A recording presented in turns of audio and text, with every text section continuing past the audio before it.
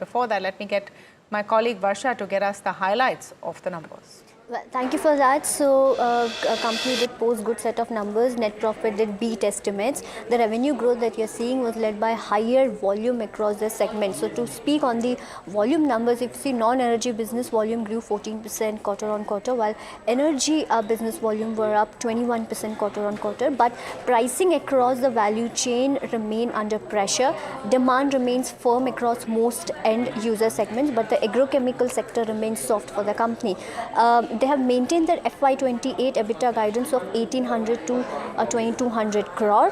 On the JV updates, both their JVs, UPL, the JV with UPL and Aarti Industries is progressing well, and their JV with RE Sustainability, the technology finalization is expected or targeted in Q1 FY26, and the resource recovery capacity when it comes to JV with RE Sustainability, the resource recovery capacity stands at around 500 tons per annum and is targeted by 2030. Just on the Concall highlights, they are targeting EBITDA range of 1800 to 2200 in next 3 years. Now the important point would be what they are expecting when it comes to FY26, because that's one year that investor will have focus on. The pricing challenges persist across product chains, especially in agrochemical, and the operating leverage and cost optimization initiative will actually drive EBITDA for the next 3 years, and the capex for FY26 is estimated to around 1000 crores. Okay. Thank you so much for that. Suyog Kotecha joins us now. He's CEO and Executive Director at Aarti Industries. Mr. Kotecha, thank you so much for your time with us today. Let's just talk about some of the metrics that have looked good and some which haven't. Of course, net profit is a beat on estimates, but you're seeing a downtick there. So is the margins. Is this the agri-chemical business which is putting in pressure? Well, I think if you look at the numbers from, I think, two lenses to look at it, quarter on quarter versus year on year. Of course, quarter on quarter, if you look at second to third and third to fourth quarter, has been improvement on all metrics, including net profit, including EBITDA. On year, definitely, the last year, previous financial year, fourth quarter was very, very strong. So compared to that, you will see some amount of downtick, especially when it comes to net profit. From an overall business point of view, demand remains firm. Even in ag, I think we are starting to see very good demand recovery coming across the board. And that trend is expected to continue. But as some of your previous speakers were highlighting, I think the pressure on the margin persists. We've practically bottomed out in terms of margin, so we don't see much downfall from here on the margin front. But the recovery is expected to take time. What is the outlook on the margin recovery and the time frame that you're thinking of? Right now, I think if you take our next 12-month outlook, I think we are mostly budgeting based on volume-led growth.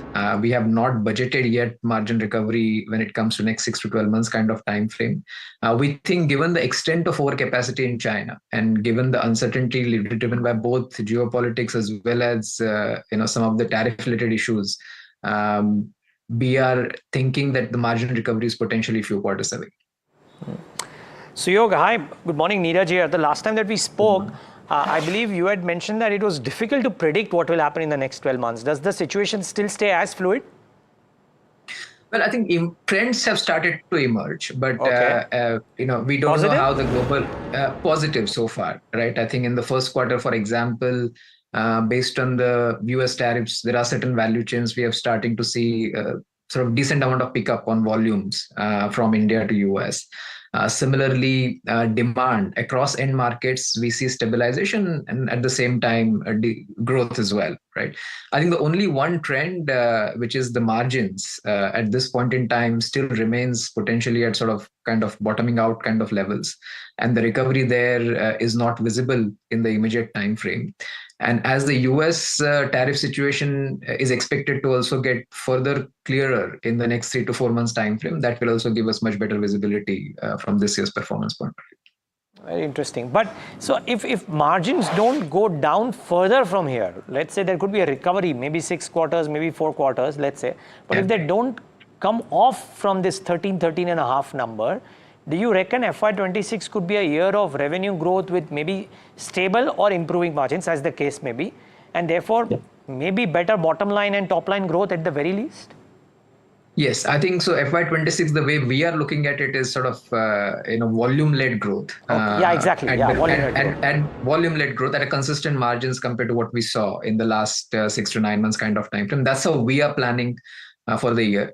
And of course, we remain in the market. If there's opportunity to capture the margin uptrend, then we will do that.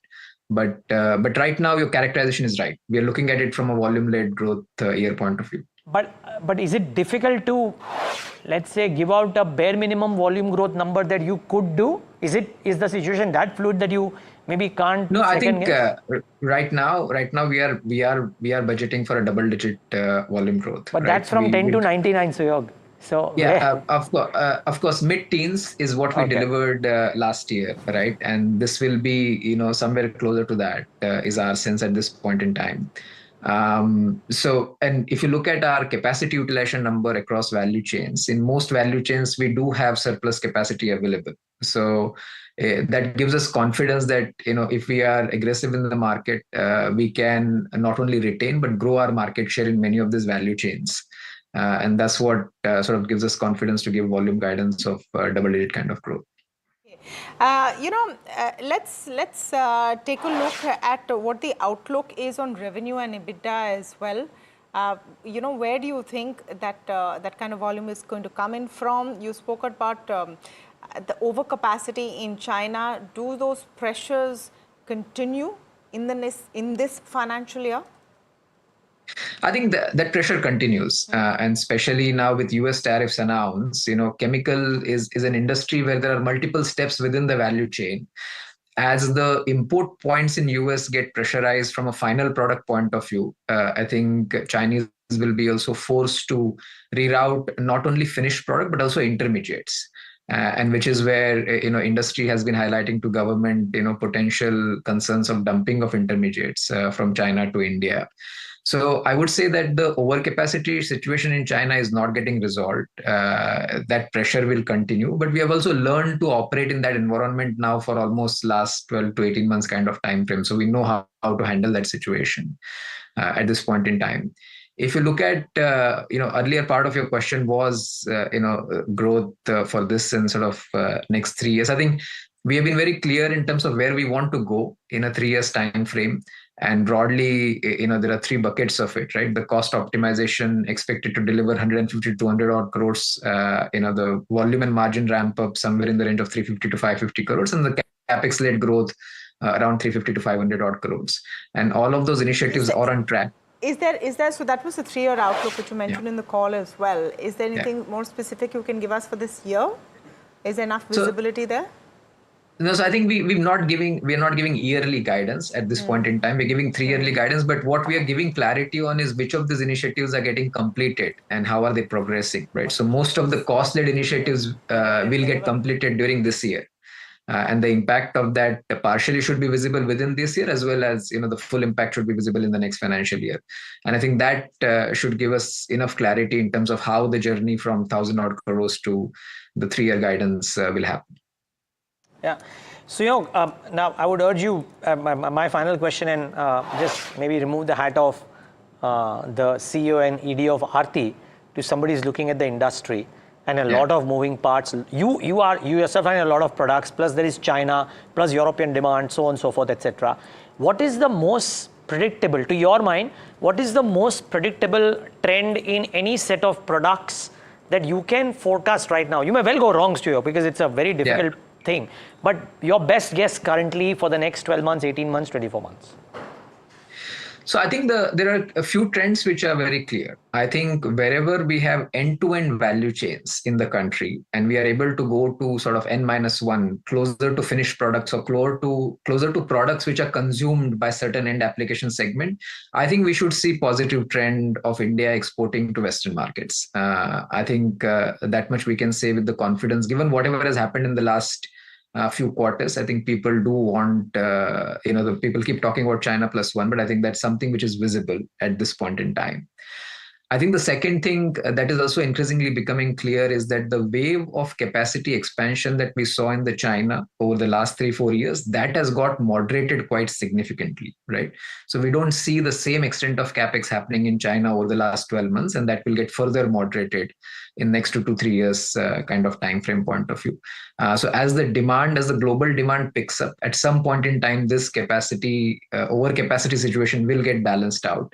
And in that context, the margin profile should start looking much better compared to where it is today. And third is that even most of the Indian players, right, I think did invest quite a bit over the course of last 3-4 years. And they are also now in this capex realization kind of mode. So from a financial metric standpoint, especially from a balance sheet standpoint, I think we should see improving trend over the course of next 2 to 3 years. So Suyog, just one final question. Where the first part of your answer that you gave, closer to the end product, etc., what are those? What are those products? I mean, could you just tell us, because it's a difficult sector to understand otherwise. See, for example, if you take ag, right? I think if you take ag, then export of technicals should see positive momentum from India to US, right? Because that's where US imports are happening as of now. Or if you take example of polymers, right? So wherever you are doing N-1 polymer intermediate or even polymer in some context, there you should see increasing exports happening from India to the Western markets. Yeah, well, cross fingers for all of that. But wishing you all the best for the 3-year journey and also for maybe a positive surprise in FY26 itself. Suyog Kotecha, thank you so much for speaking to us today. Thank you. Thank you for having me. That's Aarti Industries, 2.5% up today after the results, but the market itself has done so well. But one of the surprise to me, as we said at the start of the trading day as well, is and maybe a positive surprise, maybe the market tailwind is happening, is what's happening to Pharma. Yeah. There are no large cracks. Sun Pharma is down 4, so it's recovered from the opening lows. And some of the others, Nifty Pharma is in fact in the green. This could also be a reflection of easier said than done. Clearly that. Because Donald Trump coming and saying, and actually the intent is noble and it's good. High retail prices of drugs in the United States is a core issue. Yeah. But not everything can be solved with a magic wand and an executive order. So you say today that no matter what, this is how much we're going to charge, and then the rest of the world will see higher prices. How do those supply chains really matter? Maybe that is something that is being kept into mind. And then, which is why you're seeing very specific ones like a Sun Pharma, which are cracking. Even a Divi's, Glenmark, Biocon. It's not that there is no crack, but you're absolutely right, Neeraj, in relative Reddy's, terms. 4% higher, Tamanna. But the numbers were good. We gave it a thumbs up this morning. That was our call. Numbers, was a beat on all levels, and they seem well poised for the rev limit, post-rev limit area as well. Perhaps why? But yeah, I can see the smile on Neeraj's face. That's good to see. That's what I think most of the market is feeling as today. well. Yeah. But what do? We give you the specific inputs after this. Stay tuned as we wrap up India Market Open. From Neeraj, me and the team that put the show together, thank you so much for watching.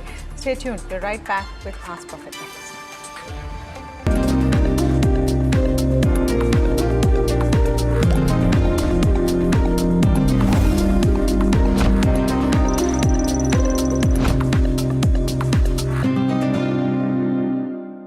Gold plus optimistic reflective glass लगाओ, धूप की गर्मी को दूर भगाओ और बिजली का बिल भी बचाओ।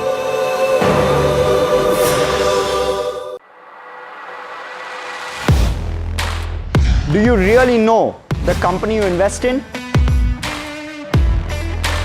What is the real picture behind presentations and claims? Is the outlook as rosy as the company claims? Know Your Company, powered by NDTV Profit Research, shines a light on the biggest stock market movers.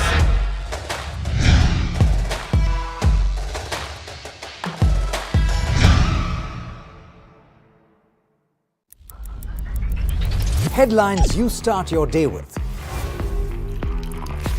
What matters worldwide is now in the palm of your hands.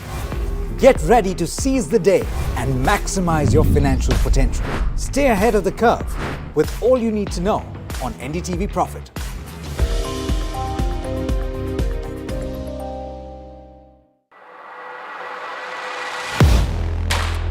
Do you really know the company you invest in? What is the real picture behind presentations and claims? Is the outlook as rosy as the company claims? Know Your Company, powered by NDTV Profit Research, shines a light on the biggest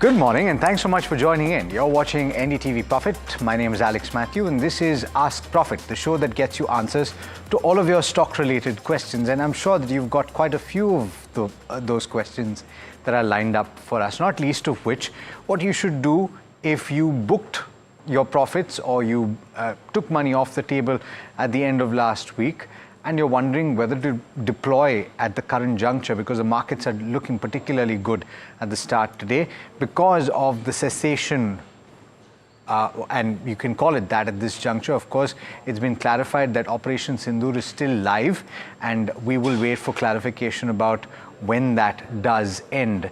But as things stand right now, the equity markets are celebrating the semblance of return to normalcy, and you have the Nifty 50 that's very close to the high point of the day, up about 3% or so, and 24,700 has been hit on the charts. I was looking at when 25,000 was last hit, and that was in October of last year. And remember, the kind of drawdowns that you saw over the course of several months for the benchmark Nifty 50 started at the end of September and went on for 5 months straight. So it's looking good at this juncture. Broader markets are actually looking good as well. You have the mid-cap index that's up about 3.2% or so, and you have the small-cap index that's up about 3.7% or thereabouts. And it goes without saying, the market breadth very firmly tilted in favor of the advances. But there are a few stocks that you should watch out for. Let's first take a look at the contribution on the Nifty 50, and you have just about a couple of stocks in the red. Sun Pharmaceuticals on the back of the update from the US, the possibility of implication for pricing of generics in that market, that is having a bearing on Sun Pharma at this point, and it's losing quite a bit of ground. But it's not really moving the needle too much for the benchmark Nifty 50. ICICI Bank, which was down about 3% in trade on Friday and proved to be a little bit of a drag for the benchmark, is up there in terms of the contributors. HDFC Bank as well, Reliance Industries. So the big heavyweights are moving the needle quite substantially for the benchmark Nifty 50, which is up, as you can say, about 700 points or thereabouts at this juncture right now. But let's talk about a few stocks in the news. And you have Birla Corp, which arguably is the stock of the day. A very strong set of numbers for this company, and it's at upper circuit right now because you have a strong performance on the EBITDA front, and if anything, the PAT number was a little affected by a rise in the interest cost, and that's certainly something to watch out for. Navin Fluorine is just about flat at this point. It was up about 3% or 4% earlier on in the session, but it is given up those gains. Another strong set of numbers for this company. But I find interesting that ABB is up and about today, despite the fact that some might argue Q4 was not the best quarter for them. It's up about 4% or so. You have Dr. Reddy's Laboratories that is bucking the trend in the pharmaceutical space, and it's up about 3.8% or so.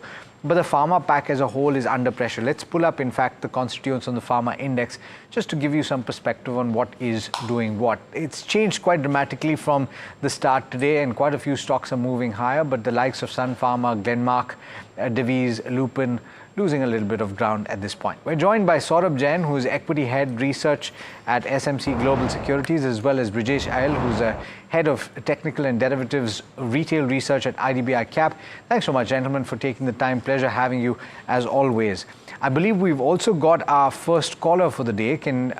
Okay, so let's first take WhatsApp while we get our callers in. And we've got Jagdish who's writing in, Jagdish Madishetty, who's asking about Shipping Corporation of India, I believe, and he's bought at levels of 331, so elevated level. The stock is up about 5%, as is, I think, quite a raft of shares, but he's got 514 shares and he's wondering what to do at this point. Should he book?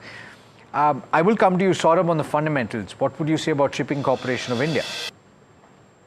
Hi, good morning. Thank you, Alice, for having me on the show. See, if you talk about the Shipping Corporation, the numbers in the last quarter was good. I mean, on the valuation side, it is quite comforting. I would put this stock into the value basket. I don't see further downside for the stocks, but if you hold for the long term, I think you may get your price. So my take would be a hold. Okay, so hold is the view coming in on Shipping Corporation of India. Our next counter that we're talking about is Balaji Amines. Rajiv Jitendra from Qatar is writing in. He's bought 200 odd shares at 2304 a piece, sitting on a loss of around 2 lakh odd rupees right now. Wants to know as to what should be the next course of action for him. Should he sell, hold, or downward average? Brijesh, very good morning to you. I'll come to you on this one. What's the view like on charts for Balaji Amines? Yeah, morning. So basically, the long-term charts are not that great. The stock has been correcting and it is making a lower low. So more or less, I believe this can slide little bit further. Maybe the demands on what I can see right now is somewhere close to 1,000 mark. So if this person can hold this position, then it is advisable to hold. And sooner or later, whenever it comes close to 1,000, I would suggest to do some averaging and then review the trend, because on an immediate basis, it looks weak and there can be a further downside in this counter. Okay, so that's the view on Balaji Amines. Watch out for the levels that have been pointed out by Brijesh. But we've got our first caller of the day. We've got Ishwar calling us, I believe. Morning, Ishwar. Where are you calling from and how can we help you today? Yeah, I am calling from Andhra Pradesh. Okay, good morning. Yeah, good morning, good morning. Please go ahead. I am holding Jyoti Lab shares of 3,000 shares at 370 rupees. Okay. So yeah, there are two results of these Jyoti Labs limited today. So what I need to do is that any negative results, if there is any negative results from Jyoti Labs limited from today. Okay. So you want to know based on the fundamentals whether to hold on to Jyoti Labs or not, right? Exactly, yeah. Okay. All right. You bought at 370. When did you buy this, Ishwar? Yeah, I recently bought yesterday, Friday or Thursday. Like that. Okay. All right. Saurabh. Okay. Saurabh, if you're watching Jyoti Labs and you're watching for the results, what would you look for and would you hold based on the fundamentals? I think he should certainly wait for the results. It's a very good company. This time around, we have already have announcement of a good monsoon, and good monsoon generally boosts agrarian economy and the purchasing power, and these companies are surely to benefit. Among all the FMCG players, it is not that on the valuation side, it's not that pricier. I'm quoting it 7 times to book value. The point is that market is unhappy because in the last quarter, the earnings were not that great. I mean, there was some kind of a degrowth both quarter on quarter and year on year. I think he should wait for the management commentary. The results are likely to be announced today only. I think wait for the management commentary and then take a call. As of now, it's a hold. Hold is the view coming on Jyoti Labs. And Saurabh, you rightly mentioned the earnings are today, so we will wait and watch as to how the commentary comes out in terms of how rural and urban is panning out for Jyoti Labs as well, because they're more concentrated towards the rural markets. All right, the next question is from Pratap, who's writing in from Delhi. His question is on Birla Corporation. He's bought 4,000 odd shares at 890 a piece. The stock is locking up a circuit today. He wants a fundamental view on this one. Saurabh, I'll come to you. Overall, great set of numbers in terms of earnings. It was a beat across segments in terms of what the street was expecting. Revenue was up 6%, EBITDA up 13%, net profit up 32%. Margins also have significantly improved. What's the view like? And fundamentally, from a longer period perspective, should the person continue to hold? Long term, from the fundamental perspective, I think that, we have a constructive view on the infrastructure as far as cement sector.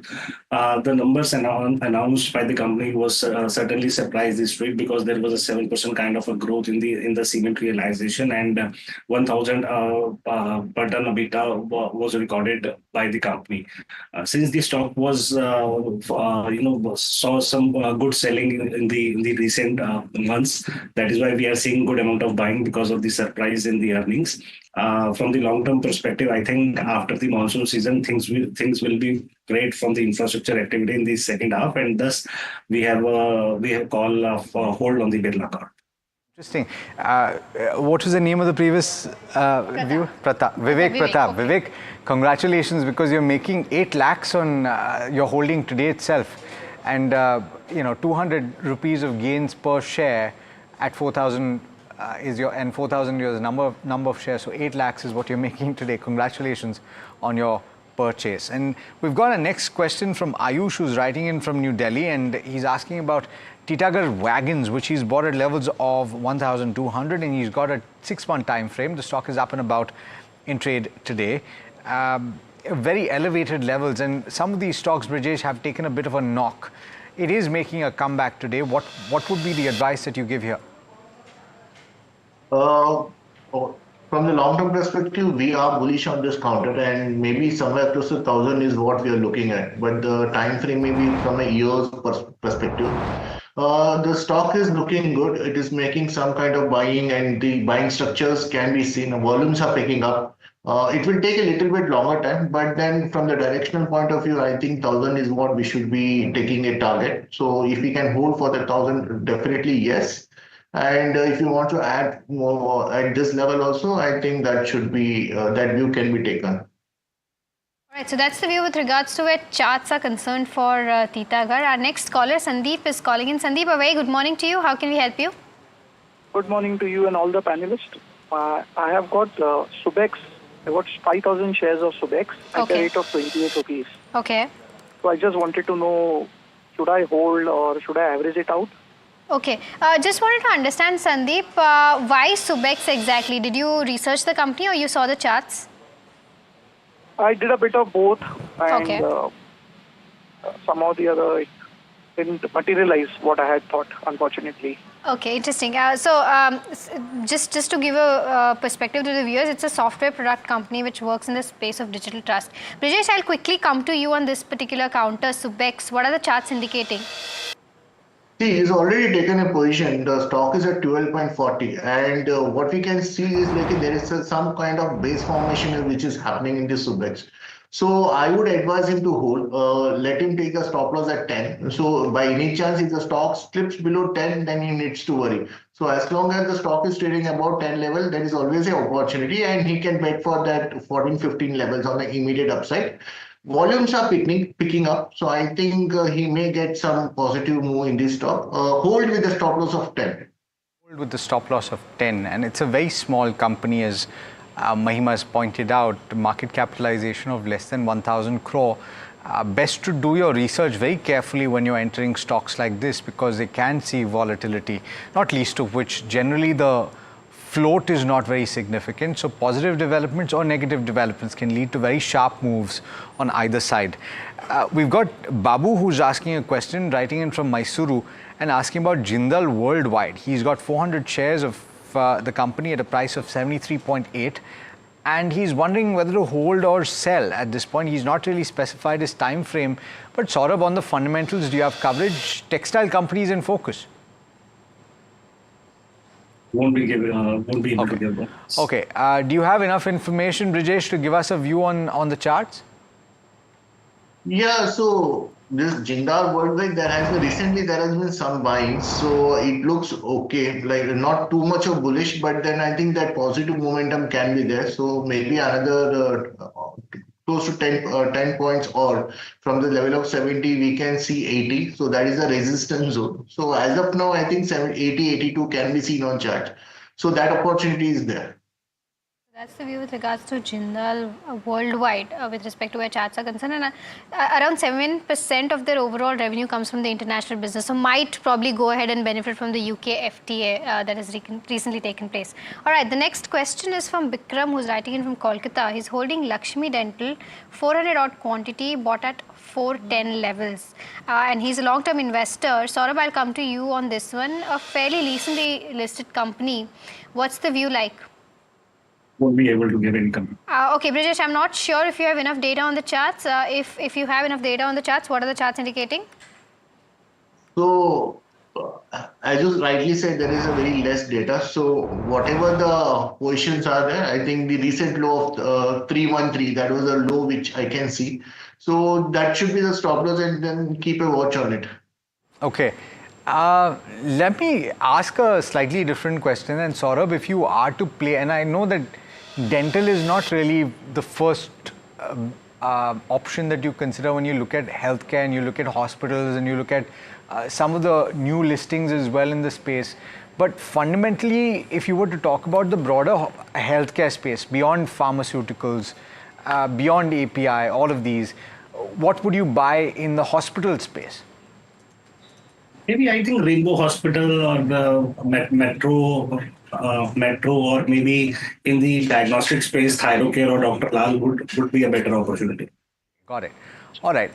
Hopefully that gives you some perspective if you're looking to play the healthcare space. Of course, it has been watched very closely, and understandably, healthcare inflation is going up quite substantially in India. HDFC Bank has been in focus, and it's a stock that has gained quite considerably. It is up and about in trade today as much as 3.4%. If we can pull up the slightly longer term charts, in fact, let's look at the year-to-date performance of HDFC Bank, and it's been pretty good. If I remember correctly, there you go. So it's up as much as 10% this year, and from the bottom that it hit in, I think, end of Jan this year, it has moved up quite substantially.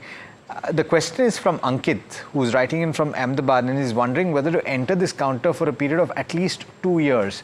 So therefore, because it's a long enough time frame, Saurabh, I will ask you, and you've seen quite a few earnings come through from the banking space. HDFC Bank, would that be your pick? I mean, surely it is a bellwether and should be in your portfolio. And for the next 2 years, I would say rather the next 5-10 years, it should be a good. It should do work good in your portfolio, considering the fact that the problems with the merger are behind us, and this time also in the earnings, the banks has positively surprised the street. I feel that 14-15% kind of a CAGR return you can expect from investment in this bank. Okay, so that's the view with regards to where HDFC Bank stands. Our next question is from Kiran, who's writing in from Hyderabad. So the question is that monsoon is coming, and is this a good time to enter something like a Rashtriya fertilizer and chemical stock? It's a PSU stock. Brijesh, I'll come to you on this one. What are the charts indicating right now for the counter, and is this the right time to enter, or should the person wait? Yeah, I believe this can be one of the opportunity, and looks good on chart. Maybe we can talk of 20-25 points move in this counter. So 163 is the level where again the 200-day moving average is there, and recently there has been a good amount of buying which we can see in this stock. So definitely yes, 128 is a stop loss, and we'll talk of 160, 165 on the higher side. Okay, Kiran rightly points out that it was conferred with the Navratna status. That was in August of 2023. Kudos to you for doing your research, Kiran. And I'm glad that you're looking at all of the updates here. We've got our next question on Galaxy Surfactants. Not a stock that we look at every day. And I'm glad actually that people are going broader with the purchases that they're doing. Siddharth has already bought at levels of 1,900 and he's in the green. He's saying that he's a long-term investor, but he's wondering whether he should book some profits at this point. Saurabh, on the fundamentals, what are the prospects? I think if you look at the financials, I think there was a meager growth in the operational metrics. On the valuation front, it is quoting around 3 times to book value, which gives a bit comfort. Basically, it produces detergent, and the raw material cost is, in my opinion, has come down because of the slide in the crude and the chemical prices. I feel he should wait for the quarterly numbers to come and management guidance. Till then, it is a hold. Okay, so that's the view with regards to where Galaxy Surfactant stands. The next question is from Meenu, who's writing in from Kerala. Is this a right time to invest into Thyrocare is her question, and she's looking from a longer term perspective. Saurabh, any view on this one? Yeah, I mean, we have a constructive view on the Thyrocare. I think the competition in this segment has abated, and in the last few quarters, we have seen a good amount of growth coming in for the players in the industry. Thyrocare is expanding smoothly in different geographies, and the margins are also improving. In my opinion, it is a hold. Okay, all right. As an interesting question, and this is quite the question. Prakash from Chennai has recently bought BSE at a price of 3,800. Let's pull up the chart and see where it's trading right now. He's wondering whether he should book profits now and pay STCG, which is short-term capital gains tax, or should he hold for the long term and pay LTCG? Is it worth holding with an eye on that tax gain? Honestly, you shouldn't be making your purchases and booking profits based on how much tax you're paying. That isn't really the right approach. But I will go across to Brijesh on the technicals just to give you some perspective on the key levels to watch out for. Brijesh, on the charts, BSE.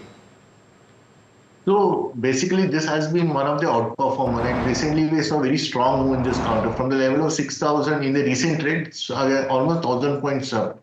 So the structure is positive, and he's already making a profit. So in a situation like this, it is always advisable to take some profit and protect its capital. So I would suggest to book some partial profit booking should be done, and the momentum should be right on. So on the way up, I think 7,500, 7,800. That's the monthly outlook view. So I think that can be seen in BSE. But having said this, partial profit booking is also advisable. Okay, partial profit booking is advisable on BSE where charts are concerned, is the view coming in from Brijesh. The next question is on JP Power, that is your Jayaprakash Power. Vikram is holding around 12,400 odd shares, bought an average price of 14.8. He wants to have a technical view on this particular counter. Brijesh, he's sitting on a loss of around 8,000 odd rupees right now. What's the view like where charts are concerned? Because it's a significant quantity that he's invested in. He can bet for more 2 rupees on the higher side because nearer 16 and 16 and a half, there is a good amount of supply is there, which is also supported by the 200 and moving average. So I think the level of 16, 16 and a half will see some good amount of selling pressure. So I think even if it makes one point in that particular stock after its cost, I think he should take the profits and stay away. Okay. All right. So that's the view on JP. Let's take a question on, okay, we've got, which share is, Hariom is not specified which share. Hariom, you should tell us which share you've bought at levels of 533. There are several shares that are around that price. So you'll have to tell us which stock you're talking about.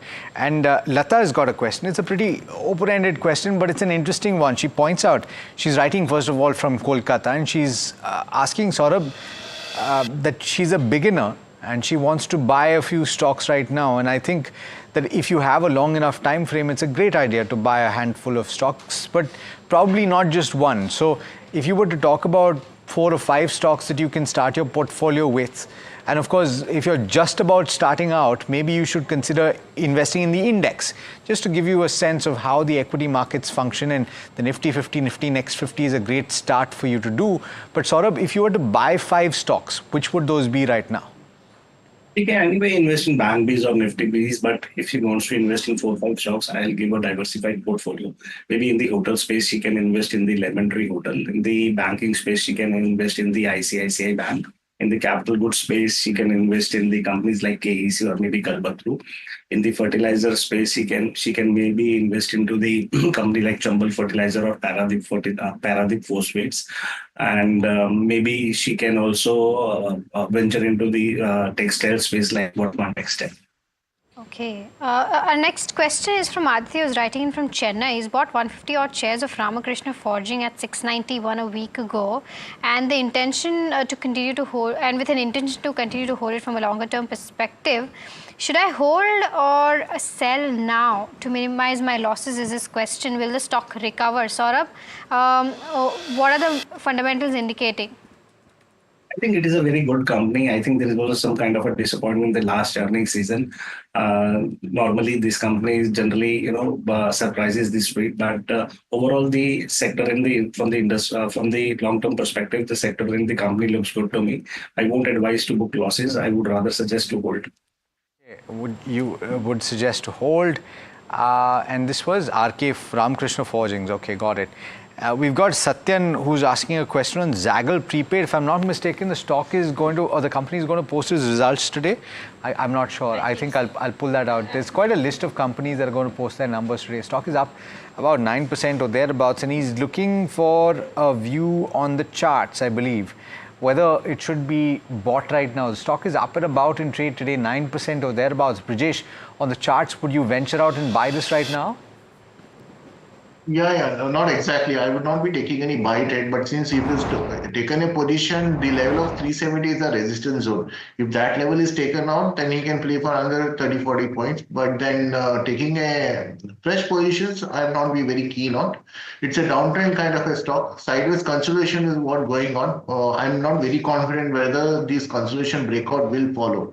Results are there. 370 is the resistance zone. If by any chance, if that level is taken out, then he can play till 400. So, but no advice on taking any fresh longs. If somebody is having a position, just hold on. So that's the view with regards to where Seagel stands, and as Alex rightly mentioned, Seagel is expected to post its earnings today, so we'll wait and watch as to how the earnings fare for the counter. All right, the next question is from Vivek Jain, who's writing in from Kolhapur. He's holding 2,219 shares of Mishtan Foods at a price of 23 odd rupees. And wants a view on this particular counter. Brijesh, I'll come to you on this one. It's a fairly small company, 500 crore market cap company. In terms of the charts, what do you think the charts are indicating? Should he continue to hold? He's been holding this since past 2 years now. We are talking about Manali Petro, right? No, Mishtan Foods. I think he's also asking about Manali Petro. Yeah, but we can take a view on Manali Petro then yeah, if he's not got a view. Yeah. Brijesh, on Manali Petro, what's the view? Yeah, so specifically on Manali Petro, I think the view is pretty strong. The stock is forming a base formation. So sooner or later, there can be a breakout. The trigger will come once the 60 level is taken out. But I'm confident that it may take a little longer time, but 60 will be taken out and gradually it should approach 70. So it's a hold, and somebody wants to add fresh longs can also take that call. So view is positive. okay, and any quick view on Mishtan Foods? The stock is locked in upper circuit today. Okay. Not exactly. I think this will see some resistance. If somebody is having a position, I think profit booking is advisable. It's a penny stock at this point, so may not be able to give you a view on that one. Guys, be very, very careful when you're buying stocks that are this value. Of course, you can make outsized gains, as some of you have done with stocks like Suzlon. This is something that has been a turnaround story, but understand that they're not as common as you would think, and you can get it wrong more often than not. Saurabh, Brijesh, do stay with us. We've got to take a very quick break. Viewers will be back on the other side to take more of your questions, so do stay tuned.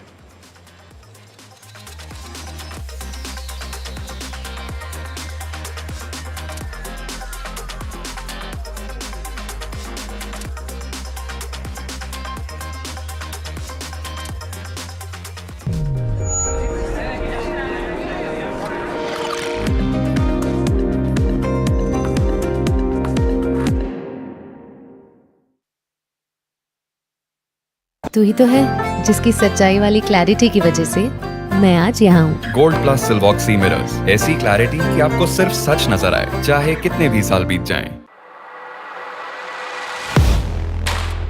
Do you really know the company you invest in? What is the real picture behind presentations and claims? Is the outlook as rosy as the company claims? Know Your Company, powered by NDTV Profit Research, shines a light on the biggest stock market movers.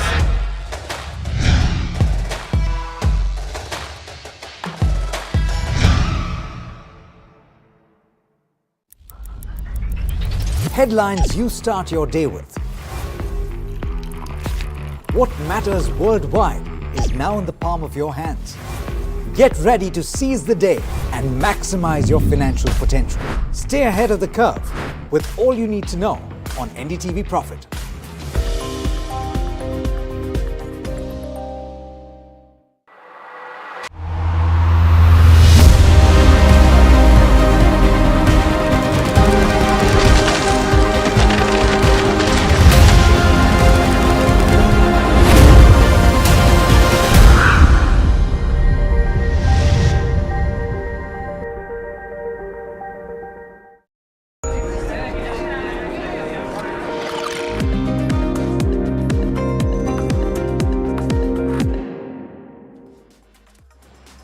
All right, welcome back. You're watching Ask Profit, and it is time to invite or introduce Ajit Mishra, who's Senior Vice President Research at Religare Broking. Brijesh has left us, and thank you, Brijesh, as always, for taking the time.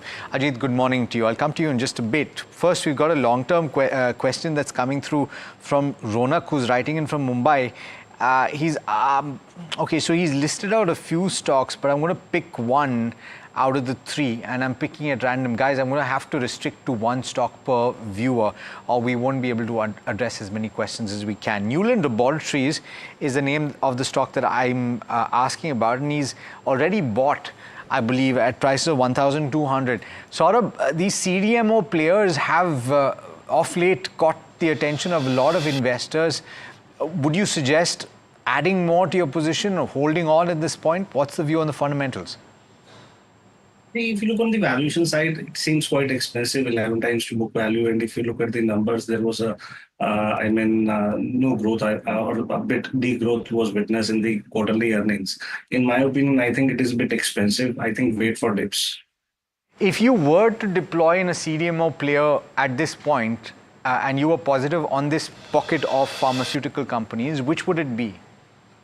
As of now, nothing is coming to my mind. Okay, all right. I do want to point out, of course, that you had Naveen Fluorine that set out today with gains of about 3% or thereabouts, but it has since then given up those gains, and rightly so. Some would argue that these stocks already have reflected in their pricing the improvement that was anticipated in the fourth quarter, and that has actually played out as well. Absolutely. The next counter also that we're talking about is on the back of its earnings, right? It's Thermax. Pradeep Kumar from Hyderabad wants to invest around 2 lakh rupees in Thermax from a 3 to 5 year perspective, but he wants to know if this is the right time to make an entry or not. Ajit, I'll come to you on this one. In terms of earnings, overall revenue and margins were largely in line, but net profit was a miss in terms of its estimates. Revenue growth was led by the industrial products and chemical segments. The stock is not doing much in trade today. Do you think this is the right time to make an entry in Thermax or wait? Yeah, good morning, Mahima. So, Mahima, yes, it seems like a good price because it's almost like 45-50% retracement from the record highs. The stock has been strongly maintaining above its major averages on the weekly charts around 3,000 levels for almost 2-3 months now. Volumes have dried up, so that indicates that sellers are also exhausted. So yes, he can consider accumulating in this range 3,000, 3,200 with a view of 2 to 3 years. All right. So we've got a question from Abhineet, who's writing in from Bengaluru, and he's got 300 shares of Varun Beverages Limited, which he's bought at levels of 544, he says. He's incurring a bit of a loss, so the stock is bouncing back just a tad bit, up about 3% at this point. And he's wondering what to do. He's not really specified a time frame, so Ajit, I'll come back to you on this one. Varun Beverages, would you hold, and what are the key levels to watch out for, both on the downside as well as on the upside? So, Alex, if you would see that the stock has been witnessing volatile swing for almost 2-3 months now, means from 580 to 420 and then again to the previous swing highs. as of now, it's trading below all its key averages. It's not a good sign, but yes, at the same time, due to the oversold position, we are seeing recovery. His buying price, coincides with the long-term averages around 540, 545 area. So if the view is short-term, I would recommend him maintaining a stop at 490 and use any recovery towards the long-term averages around 540 area. The buying price, he should review his position again. So that's the view with regards to where Varun Beverages stand. Our next question is from Venkatesh, who's writing in from Chennai. He's holding Sonata Software, 53 odd shares, bought at 436 at an average price. He wants a long-term view on this particular counter from 2 to 3 years perspective. Should he accumulate or hold is his view? Saurabh, I'll come to you on this one. In terms of overall earnings for Sonata Software, there was a client ramp down which was seen, and there were delay in terms of the overall implementation of projects as well. What's the view like? Should he continue to hold or even accumulate more at this point of time? In fact, even for the bigger companies, the same thing is happening. Discretionary spending is nowhere, and there has been a delay in terms of implementing the projects. So it's a relatively smaller company. Our view is a bit negative on the IT sector. We feel that even the bigger companies will grow at a slower pace, and the high growth IT companies will also see the similar will see the similar things. In my opinion, I think it is better to get out closer to your buy price. Question on Bajaj Finance. It's an interesting one. I'm going to ask Mahima to try and pull up the X date if it's come through. But if I remember correctly, Saurabh, it is along with the split and the bonus, if you account for both of them, you will end up with 10 shares for every share held. That is at the maths that I remember. Maybe you will have a better recollection of it. But we've got Mahalakshmi, who's writing in from Hyderabad, who's bought at an average price of 8,219. And she's got 9 shares. She's wondering whether to exit right now or wait for the corporate action to take place. And what's your view on the fundamentals as well? I think the corporate action generally favors in terms of 2-3 percentage points, because the stock price will get reduced and there will be more active trading activity. From the fundamental perspective, I think the company is putting up a good show. The numbers were improving in the last quarter earnings season. Also, the company surprised it positively. So, from the fundamental perspective, it is good to hold. But if your view seems to be a bit tactical, so in that sense, she can wait for the corporate action to pan out. So the one thing that was not liked by the street though, Saurabh, with regard to Bajaj Finance Q4 is the outlook going forward. Seemingly the trajectory of growth that this company was used to will not take place anymore, but you're talking about a higher base. You're comfortable with that trajectory of growth that they've announced?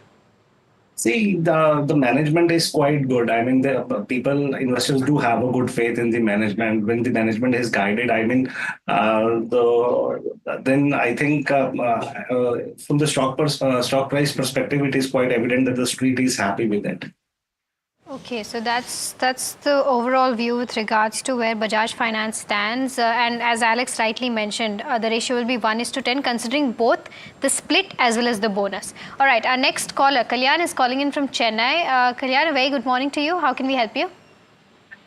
Yeah, I hold 13,000 shares of ONGC, okay, which I bought at 154. Okay. I made quite a money, but should I hold it on, or what is the short for ONGC? Okay, just wanted to understand, when did you buy these shares, because it's quite a significant quantity and you're sitting on a significant profit of 11 lakh rupees, and what was the purpose behind buying ONGC? No, at that time I bought it because it was a good share. Okay. But now I want to decide whether there are better opportunities. Okay, so you want to exit the counter, is it? I'm not. I want to evaluate, do I have a better exit option? Okay, better exit options. All right. I'll quickly come to you, Saurabh, on this one. What's the view like on ONGC? Should he continue to hold at this point of time, or should he wait for further upside and then book his profits? He's sitting on a profit of 11 lakh rupees, by the way. Yeah, in my opinion, he should book profits because the crude has come down and the outlook is not that great for the crude prices. And since the company is a producer of the crude, the company's profitability will be surely impacted. So my view is better to take money off the table.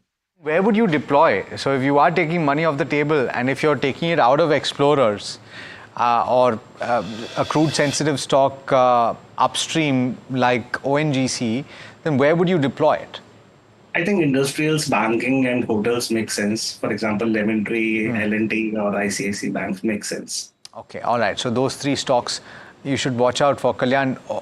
And I wish you luck, or I wish you good fortune, considering the kind of gains that you've made with ONGC and the patience that you've had with this stock. 13,000 shares being held through pretty tough times, actually, and you've made your money. All right, John's got the next question. Biocon is the name of the counter that he's holding. He's bought 200 shares at 390 rupees, and he's looking for advice for the long term. 390 is the buy price, 328. The stock is has posted its numbers already. What did you make of the Q4 numbers, Saurabh, and would you hold for the long term? In the long term, if you see in the last 10, 12 years, the stock has done nothing. So in my opinion, I think there is no point in chipping with the company. As well as pharma sector is concerned, I think the recent statement by the US government also based on the sentiments. So my take, it is better to take money off the table. I'll suggest move money to the banking or industrials. Okay, all right. So that's the view on Biocon. Take money off the table. Ashish is calling us, and we've already taken a view on HDFC Bank, but I'm still going to take this question. Ashish, what would you like to know? Morning. Good morning, sir. Actually HDFC bank में मैंने 335 quantity of share खरीदा है जी। जो 1962.30 average price है। हाँ। तो मेरा जो टारगेट है वो है 1978.90। ओके। तो मेरा जो क्वेश्चन है, एक्चुअली मैं बहुत दिन से ये होल्ड कर रहा हूँ। मैं पिछले बार भी फोन किया था इसके रिगार्डिंग। हाँ। तो ये जो टारगेट किया इस वीक में ये अचीव हो पाएगा?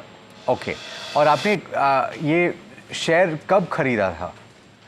पिछले मंथ शायद। Okay, all right. और ये 1978 का जो टारगेट आपने रखा है इस पे, आपने क्या देख के आपने टारगेट लगाया था? एक्चुअली मैं इंट्राडे ले रहा था। हाँ। तो उधर पे थोड़ा मेरा मिस्टेक हो गया इंट्राडे में ट्रेड लेने के लिए। हाँ। तो मार्केट डाउन हो गया, मैंने ऊपर का ऑर्डर ब्लॉक से बाई कर लिया। अंडरस्टूड। जो मुझे सेल करना था। अंडरस्टूड। ओके, तो आपको पता करना है कि इस हफ्ते में आपका 1978 हिट हो सकता है क्या? ठीक है, okay. So Ajit, you heard the question, 3.5% today itself, and it's not too far away actually. So is that possible? Yeah, Alex. So in fact, I can recall that he called us earlier also during the show, and the same target. Basically, the previous swing high, the record high, is something that he's eyeing as a target area.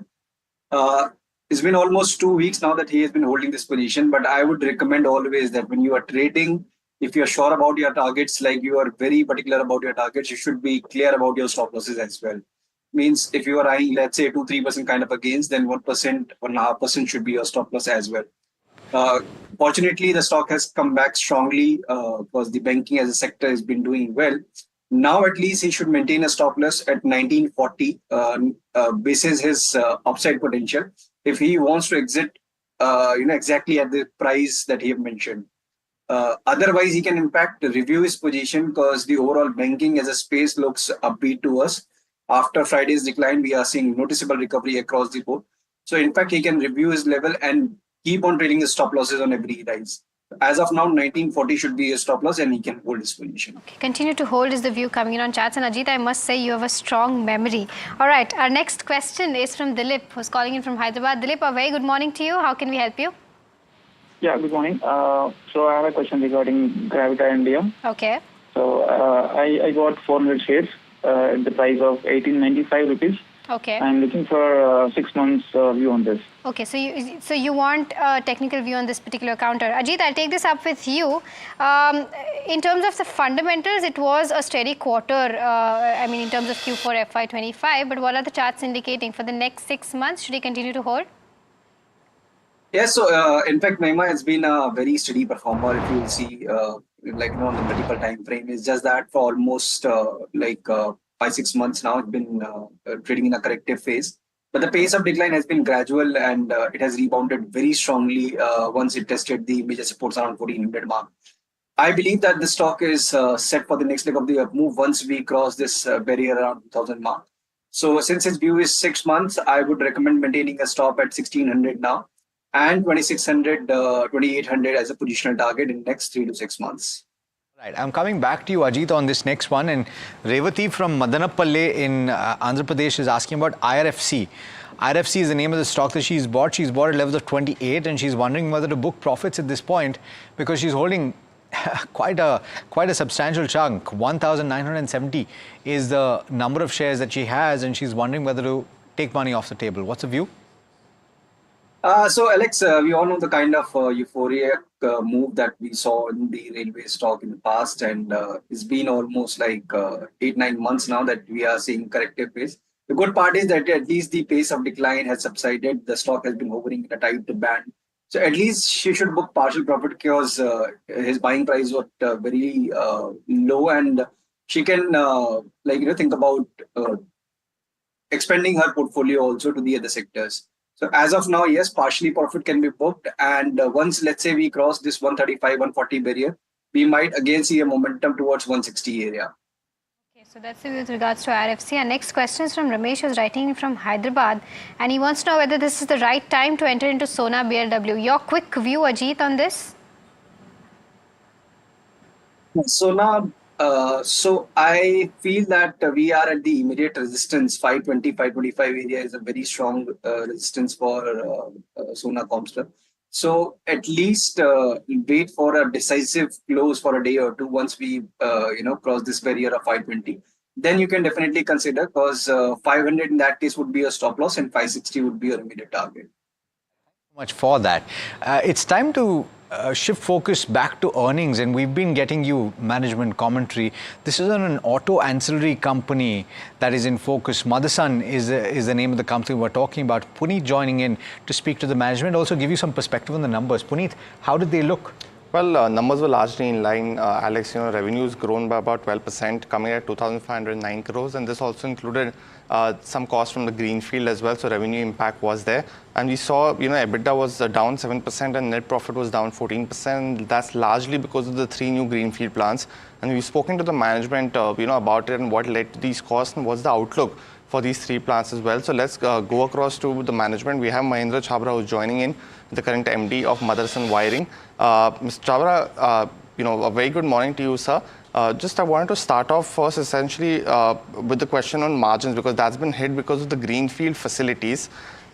In the presentation, you mentioned that one of the facilities has come on stream. Is that the Pune plant? And I just wanted to understand, is this the first full quarter for the Pune plant, or was there any partial operations in this particular quarter from the same?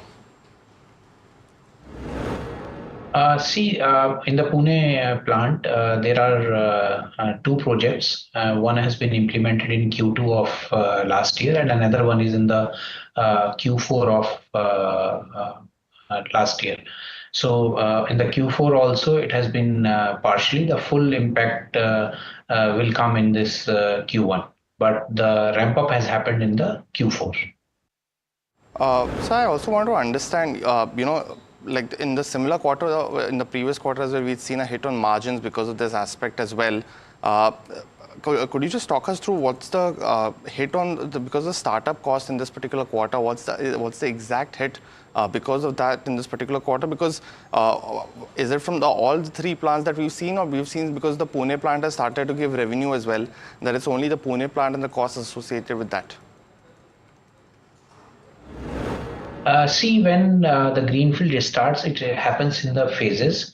If you can see that in these 3 greenfield, you have to start, once the greenfield start, you have to do a lot of pilot runs also, and you have to hire the manpower upfront to start training them so that they can, when the SOP starts happening, at that time they can give the full productivity.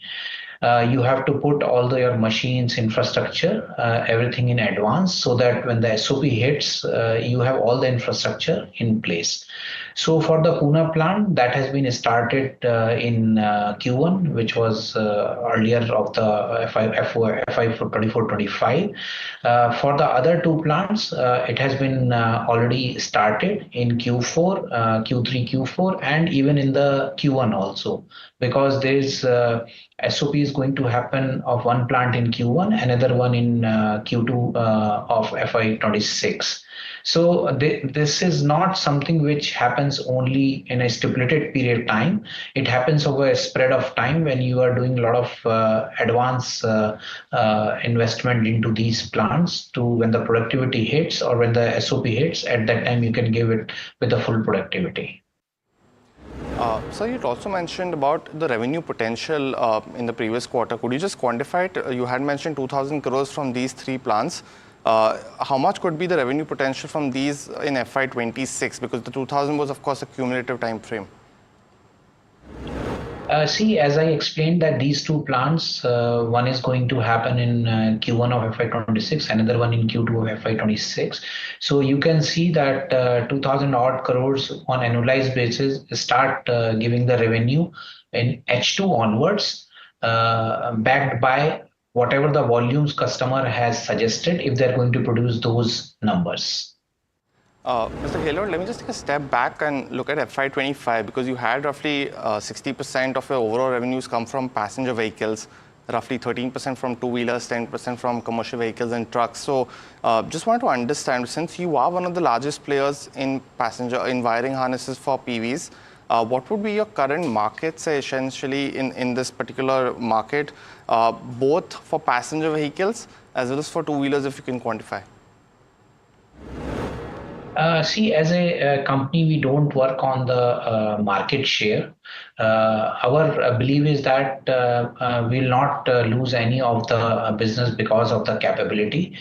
We are backed by two of our parents. One is the Sumitomo Japan and another side is Samil. Sumitomo is the world largest wiring harness manufacturer. Other side is Samil. So on the technology front, we are capable enough to handle any of the product which is going to happen. And other side, Samil, which is giving us back by all the components, the wires, and the help on the white collars as well. So we don't follow only onto the share of business. Our focus remains on to work very closely with the customer.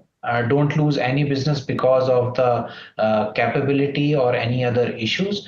And if you see that focus only makes us that we are 60% our revenue goal comes from the passenger vehicle. And obviously passenger vehicle volumes are also in line to that the ratio comes as 60% of our revenue there. Well, the question on market share was essentially because you mentioned the presentation as well that you're already supplying to 9 out of the 10 companies that operate in India, which is the largest one in PVs. So revenue growth essentially will come only from volume growth as well as the industry growth, and that has been hampered in FY25 rather than any kind of new customer addition in passenger cars. So specifically, how should we see revenue growth for you in FY26? See, if you compare of FY24-25 with the previous year, the passenger vehicle has grown by 5% around. And also, as a company, we are very much, ready to work on the customer volumes. Customer has suggested that we don't doubt their volumes at all. So we see whatever they are suggesting for FY26, we are completely ready for that. And that's what in line to that only our expansion has taken place in last financial year. So we are a future ready organization who is ready for the whatever the volume customer will suggest, we'll take care for that. And one last question, Mr. Gaylord, was on two-wheelers. That's 13% of your revenues for FY25. Now, we've seen that market outgrow and outpace the growth versus passenger cars in FY25. But the domestic share has been falling slightly for motorcycles. So just want to understand, since you mentioned that you don't give market share data, how should we look at that revenue growth? Is it expected to be faster compared to your traditional passenger vehicle wire and harness market? See, there are two types of customers in two-wheeler. One is the established customer, which are there from last many decades in the country. And on the EV front, there are new customers which are coming up. So first I'll talk about the established customer. We are working with them from last 4 decades, and we are very happy to tell you that we are proud also to be part of their journey. And we are closely working with them, all the new models also. As you rightly said, that the growth has was very good in FY 24-25, and so our revenues were also. For the EV, where the new generation customer is also coming up in the two-wheeler, we are working very closely with them.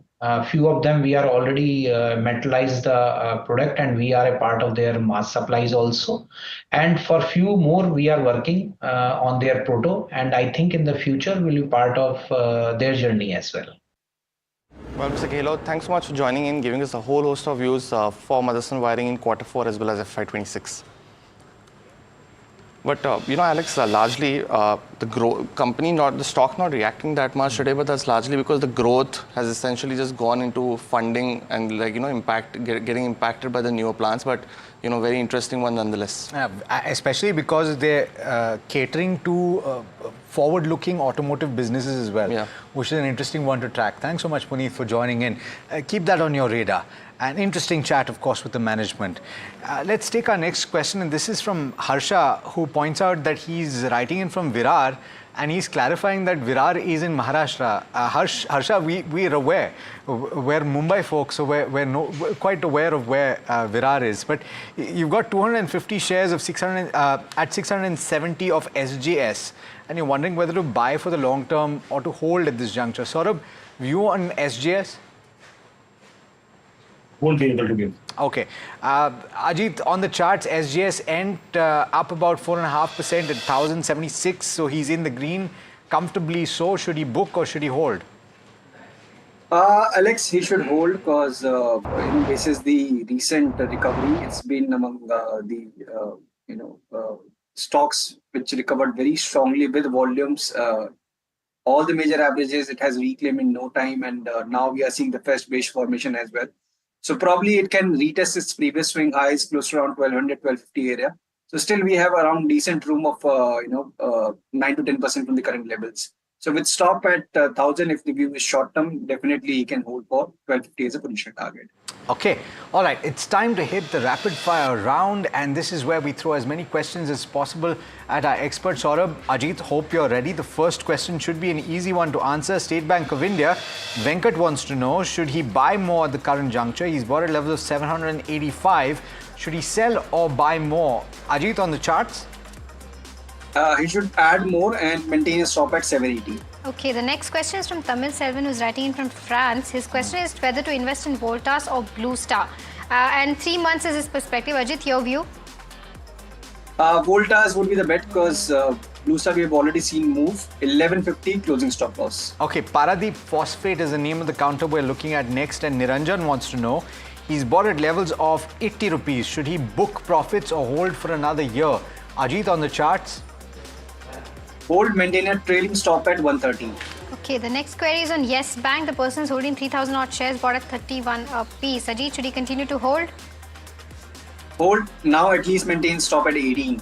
Okay, I'll give Ajit a break. Shriram Piston is the name of the counter. Shakuntala from Surat wants to know, she's bought at levels of 1,100. Should she add more at the current level of 2261? Saurabh, on the fundamentals? Hold, don't add. Okay, Abhishek from Hyderabad has bought Mazagon Dock at IPO price and part stock split as well. 150 shares is his holding and 94 is his average price. Should he book profit? Saurabh, your view? Hold. Ami Organic or Aarti Industries, which is the better pick for the long term? Avdesh wants to know. I'm going to ask you again, Saurabh, but I think you said neither, right? Aarti Industry. Okay. Okay, the next counter that we're talking about is Wellspun Living. Subramaniam from Chennai has bought 70 shares at an average price of 93. Should he accumulate more or sell now? Saurabh, your view? Hold. CESC, profit of 28%. Would you book at this juncture and switch to something else? Subramaniam wants to know. Ajit, on the charts? Hold, maintain a stop at 150 for position target of 185. Okay. All right. Unfortunately, we've run out of time on this leg of Ask Profit. Thanks so much, Saurabh, as well as Ajit, for joining us and for answering all the questions you did. Viewers, we've tried to get all of your questions answered. Of course, that is practically impossible because there are so many of them, but hopefully the stocks that we've discussed today have benefited you in some way. There is, of course, Know Your Company lined up next, and Mahima will be back along with Harsh to take you through a company that you know quite well and you use very often. That is Swiggy. Do stay tuned.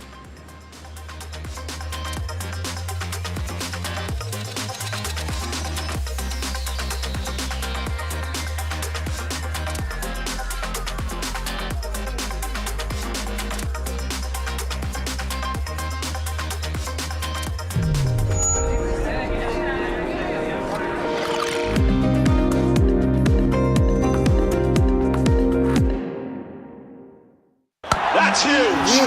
That is a biggie. It's out of gold glass clear glass, far हो या near, सब कुछ दिखे clear. Do you really know the company you invest in? What is the real picture behind presentations and claims? Is the outlook as rosy as the company claims? Know Your Company, powered by NDTV Profit Research, shines a light on the biggest stock market movers.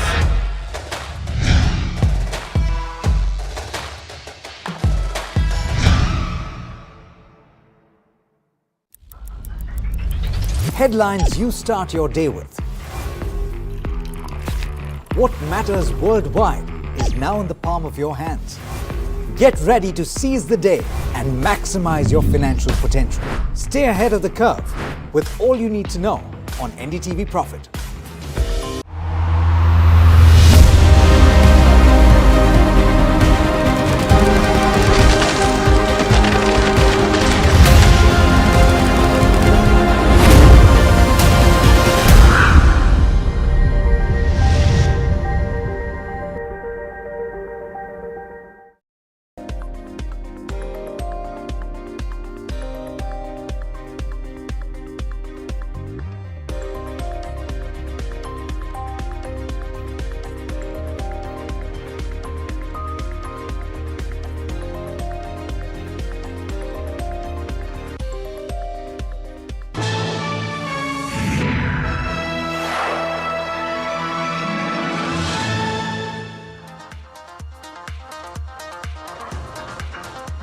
Hello and welcome to this show, Know Your Company. What we're going to try to get to today is Swiggy. The numbers of Q4 were out, but more than anything, believe that a deep down analysis of this company is much warranted. November 2024, the company listed at 390 rupees per share being the IPO price. I have Mahima with me, by the way. So Mahima Vachajani who will be helping us with this. But point being, 390 being the price at which the IPO price was for Swiggy, listed at around a 5% premium to that. Thereafter, the stock is down and currently sitting at 320 rupees a piece, despite it up being 2%. Today itself. Now, whether it's on the back of numbers or whether it's on the back of positivity, which in any case is reflecting in markets, is the question. But more than that, it's about understanding what Swiggy is about. Let me first start off by raising the questions which I want answered. Is competition the key risk to cash flow where Swiggy is concerned? Is this the one key piece? The second one is with regard to cash burn. How long and how much? This is the other key piece because there is very little visibility or clarity with regard to how much of the cash burn will happen and for how long it will happen. And thereafter begs the question that if cash burn were to continue, would further fundraising actually be required? Is it worth investing in some of the new age tech companies is one of the other parameters that I'd want to understand. And competition definitely has better cash balances than a Swiggy has. And therefore, if cash is the only piece that's going to move the needle with regard to where Swiggy's business model is concerned, there is a risk. There is a larger risk compared to how competition is placed. It's also a fast evolving business environment. as the business environment changes nearly every other quarter, you are seeing Swiggy also adapt or change its business model. When you do that, there's just very little predictability as to what will come next. Forget about FY26. We are not sure about how maybe the next quarter or two will go. And if I were to value therefore Swiggy on the basis of some numbers put out in FY27 or FY28, how am I supposed to do that? Because there is just lack of visibility on what's going to play out in FY26 itself. And that's, I'm not blaming Swiggy for that. I'm just breaking it up and trying to say that if the competition has the ability to pivot its business models quickly and has the cash, then Swiggy will also have to do so. And if Swiggy has to do so, then is there a risk where Swiggy is concerned? I'm not too concerned with regard to how competition is going to survive. I'm more concerned with how Swiggy is going to play everything that's panning out in this space. And therefore, if a further fundraise is required, whether they'll prefer debt, because right now they've just eliminated all debt from their balance sheet, and two, if a further fundraise is required, are they going to further dilute equity? In which case, if you're a shareholder, likely EPS will just get pushed in terms of both growth as well as visibility. So try and understand all of these. And before that, let's try and understand what Swiggy actually does and some background with regard to Swiggy. It's obviously one of the new age tech companies. I don't think it requires much introduction, but there will be some nuances which may be new. So let's try and get straight to it. Now, when I'm talking about just about the company purely, it was founded in 2014. It listed on exchanges in November of 2024. It's pioneered on-demand convenience platform. That's what it currently plays at, but it started off as a food delivery app, or rather it was one of the competitors or one of the first players within food delivery. Zomato actually entered after it with regard to food delivery. So what you want to see is that Swiggy does have the ability to be the first mover in terms of disruptive business models. There's no doubt about that. They did that with quick commerce as well. They did that with food delivery as well. But what about sustainability? Because on both of those, they were the number one player, and now they've slid to number 3 in quick commerce and number 2 in food delivery. And it's a duopoly. They continue to give up some amount of market share in food delivery as well. I mean, different reports will quantify it differently, but Zomato does have the lead in food delivery, and that's the bottom line with regard to market share. So something, again, something to know, and along with it, some concerns that I am voicing if you're an investor, shareholder, or a possible prospective investor. So something to look at. The other thing is they're going into events and services. Now they started off saying that we're going to build this comprehensive app, which is Swiggy. But what they've started to do is now they've started to also look at building out platforms from Swiggy. So they're not only sticking to that one single app agenda, which they started off saying that they will do. They are also pivoting from what they were saying maybe 2-3 quarters ago, which is why there could be uncertainty, but that's the other piece which they've started doing, events and services. Now everyone's going into events. Zomato has picked up Paytm's events business. They're trying to drive events through that. Other services also has plenty of competition. So in each of its businesses, there's a lot of individual and bunched up competition. Individual competition may be in delivery, where you have a Zomato alone, but bunched up competition in things like events, in things like quick commerce. There's just too much competition on all the fronts that they are competing in. So something again to keep in mind. The other piece is there's some bit of inefficiency. There's higher operating costs where Instamart is concerned. This increases losses, gives a drag to cash flow as well. Company is expecting contribution margin break-even at Q1 FY27. Earlier, the goal was Q3 FY26. There's an aggressive dark store expansion drive. This could well keep a lid with regard to how cash flows is concerned. And they've added around 1,021 odd dark stores in FY25. They continue to do this this dark store expansion at a fairly healthy clip. What they are now planning to do is around 60 dark stores per quarter is what they are targeting, which roughly translates to around 250 odd dark stores every year. That's broadly the guidance that's coming through. And that's with regard to, again, quick commerce. Now, in terms of Swiggy versus Zomato, look at quick commerce in terms of the growth. This is Q4 growth that you are seeing. This is purely Q4. Kind of gives you a summary that neither are taking a very large lead in either of these. You're seeing Zomato slightly behind in food delivery on the YOY basis number, but nothing material. Even on quick commerce, they're largely even Steven. They're largely there. This is again Q4. We'll look at the larger numbers as well, try and break those down, but this is how it's playing out. Mahima, you want to kind of take over and try to give us a breakdown of how Swiggy is playing out. Right, so in terms of cash burn also, like you rightly mentioned, the Swiggy discount has gone up to almost 24% this quarter, which is in fact even higher as compared to something like a DMart, which has been a disruptor in terms of giving a higher discount when it comes to sales of your FMCG products.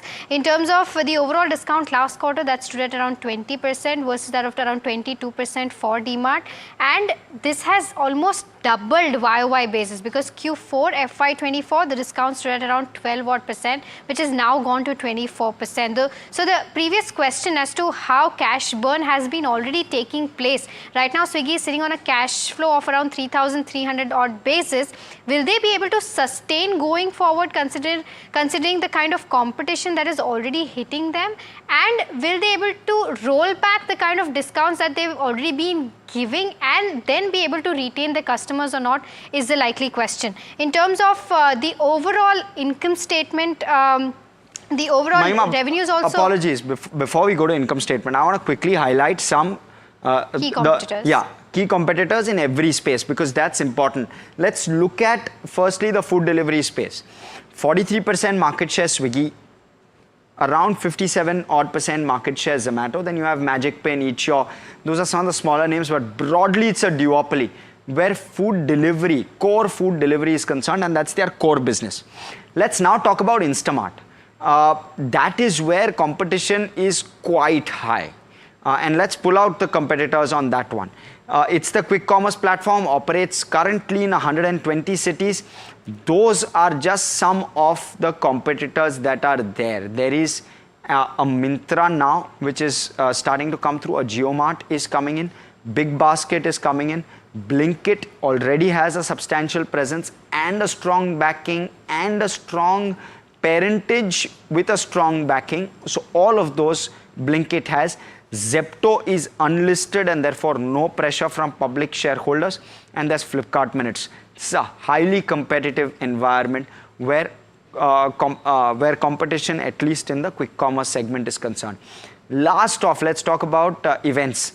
And there, events as well as other services, there you have something like an, so that's the ticket booking app. And there too, they have competition where ticket booking is concerned from a district, from a Book My Show, and from a Paytm Insider. All of those compete for the same share and the same pie. And last off, then there are other services which also Swiggy is doing at this point. So there you go through Swiggy Ping, which does professional services. Now in the professional services space, you have an urban company, which is again large, and it only does this, and therefore it can afford to sustain some amount of burn more than others. Then you have Swiggy Snack. Swiggy Snack is the 10-minute food delivery, competes with Zepto Cafe and Bistro. So all of these have a decently large-sized competition, some of them overlapping, but nonetheless, they do have quite a bit of competition. Let's list down the parameters we look at before I go to Mahima. Income statement will be the first parameter, balance sheet, cash flow, shareholding. We'll thereafter look at street cred, street coverage. We'll look at valuations. It's an interesting one. And last off, we'll look at outlook as well, what to expect And for that, we're looking at the business strategy at this point. What in terms of business strategy can we expect going forward, and what has played out as of now? Going forward is going to be tough to do. So more so, what has played out till now is what we'll focus on.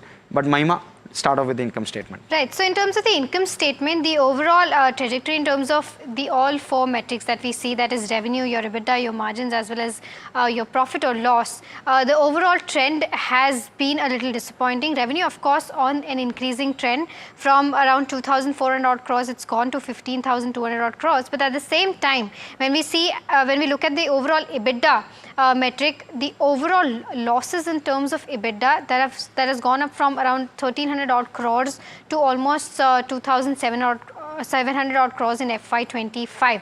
Now, in terms of the management guidance, they did say earlier that they will achieve contribution EBITDA level break-even by December 2025, but that guidance has now been pushed to Q1 FY27. And in fact, a lot of brokerages and analysts have come out and said that they do not expect Swiggy to come in and give a break-even in terms of contribution at EBITDA levels by FY28. So that's with regards to where EBITDA stands. In terms of the overall net loss, they've widened significantly from FY21 around 1,600 odd crores to 3,100 odd crores in FY25. This is on account of the higher losses is also on account of higher dark store addition that they've given this particular quarter. Even in terms of the overall discounting because the competition is rising has gone significantly up, which is overall impacting the losses of the company. Even in terms of the overall margins, the margins have slightly come down from 50% to 34%, but it's still far away from turning into a positive EBITDA margin. So that's with regards to where the overall income statement stands, Harsh. Okay, so that's where the income statement stands. Let's look at the balance sheet as well. And you want to start to see improvement where the income statement is concerned. You want to see improvement where margins is concerned.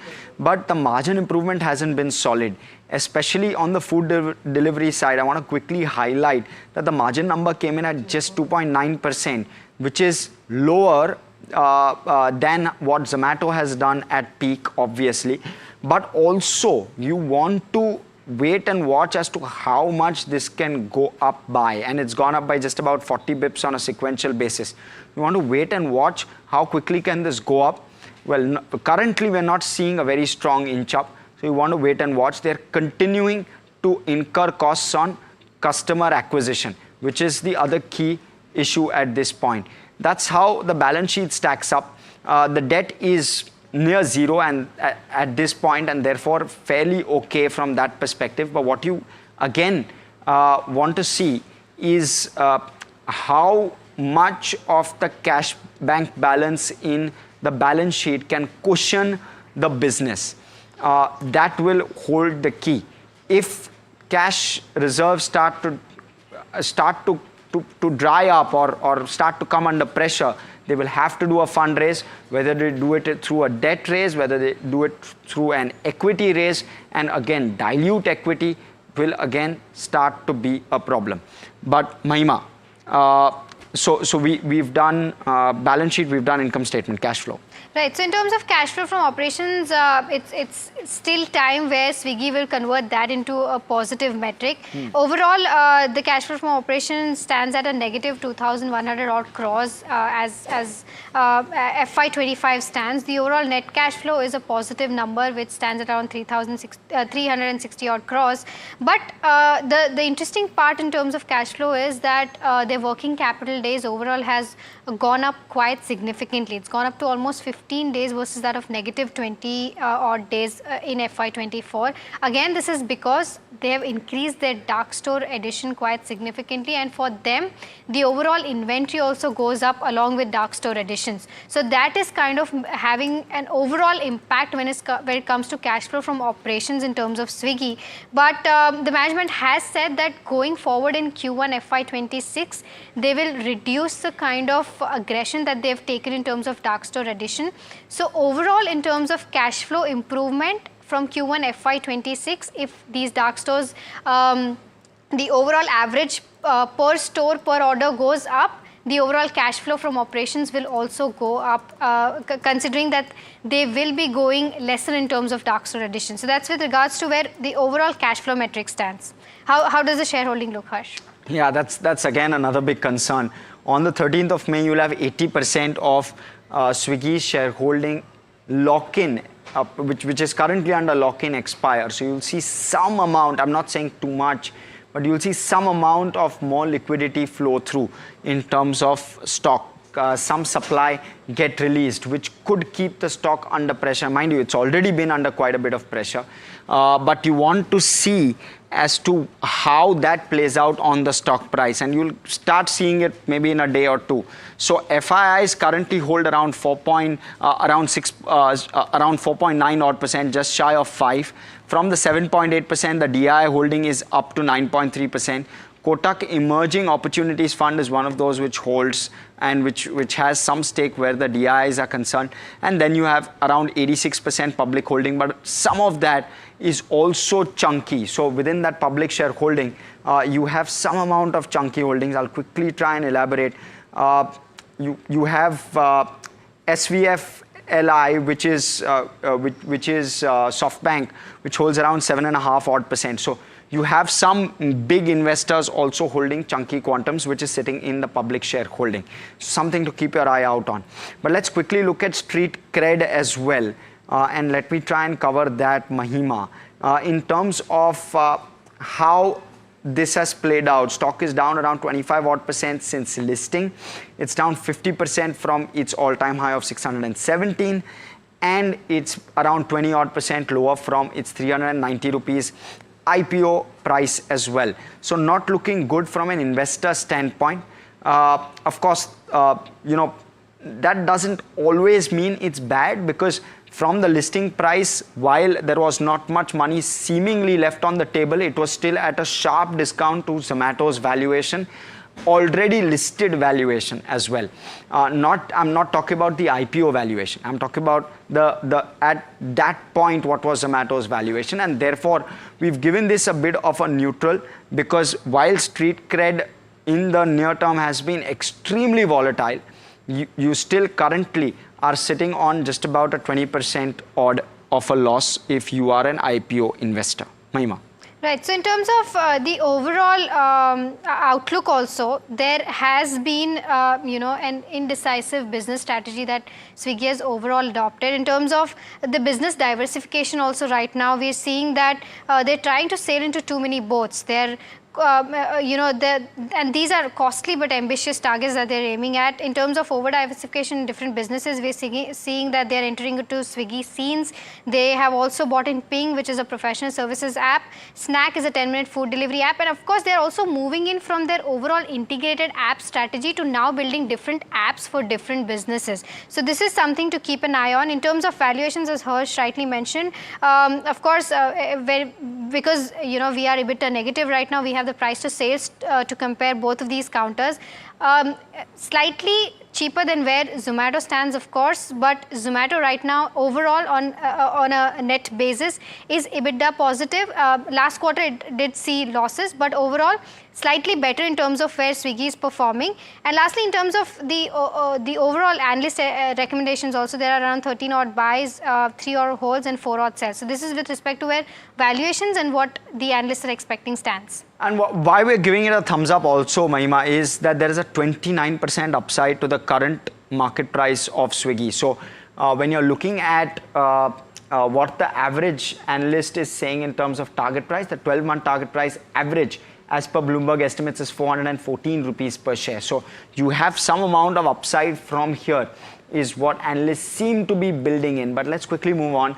Listen in to a conversation we had with an analyst earlier. We had Shobhit Singhal, who's the research analyst at Anand Rathi Institutional Equities, who tracks Swiggy closely. And we spoke about some of the risks, especially the mounting losses, and what exactly investors should do with the counter at this point and how he's looking at valuations. Listening to that conversation. If you see the results, so it's so FD business remains stable, but if you see the execution gap is widening between the two QC platform, right? So Instamart continues to lag Blinkit in terms of growth and incremental unit economics. So if you see the current Q4 quarter numbers as well for Blinkit, so Blinkit reported around minus 1.9% kind of adjusted EBITDA margin. Even they have expanded around 300 dark stores in this quarter, similar to what Instamart did. But if you see the adjusted EBITDA margin of Instamart, it has widened from 14% last quarter to minus 18% now. And company has also now saying that the contribution break even for QC segment will be next 3 to 5 quarters. So we are factoring in our numbers from FY28 only, not from 27, the profitability of QC segment. So there is a risk remains in this QC segment because the competition intensity is also high. Point taken. So you are saying that likely you're being conservative and you've pushed maybe, or you've given an additional year to Swiggy to actually deliver on that number. Is that understanding correct? All right. Okay. And is there a high level of uncertainty of Swiggy achieving that as well, just because of how quickly the business model is evolving? I want to close this point, and that's why I try to reiterate this. We don't believe that there is a risk remains on that front because it's already it's been now. So they are also a third player in QC segment, right? And there, if you see their monthly transacting users and everything, even in their dark store, so they have now reached around 1,000. So we believe that they will be a number 3 player in this segment, and they can easily achieve profitability in this segment from second half of FY27 or from FY28 onwards. Got it. Shobit, so that, yeah. So, sorry, go ahead with your point. Yeah, so that downside risk remains low. Okay. Shobit, just wanted to drive home this entire point because couple of things that the management has said in their shareholders letter as well. They've said that now they will be burning less of cash. Their dark store guidance also, they've said that they'll be doing lesser dark stores Q1 FY26 onwards. All this pointing towards, a more margin accretive model. But right now, competition is hitting hard. Zepto is burning cash. Zomato as well is burning cash, and both of them are sitting on higher cash as compared to where Swiggy is sitting in.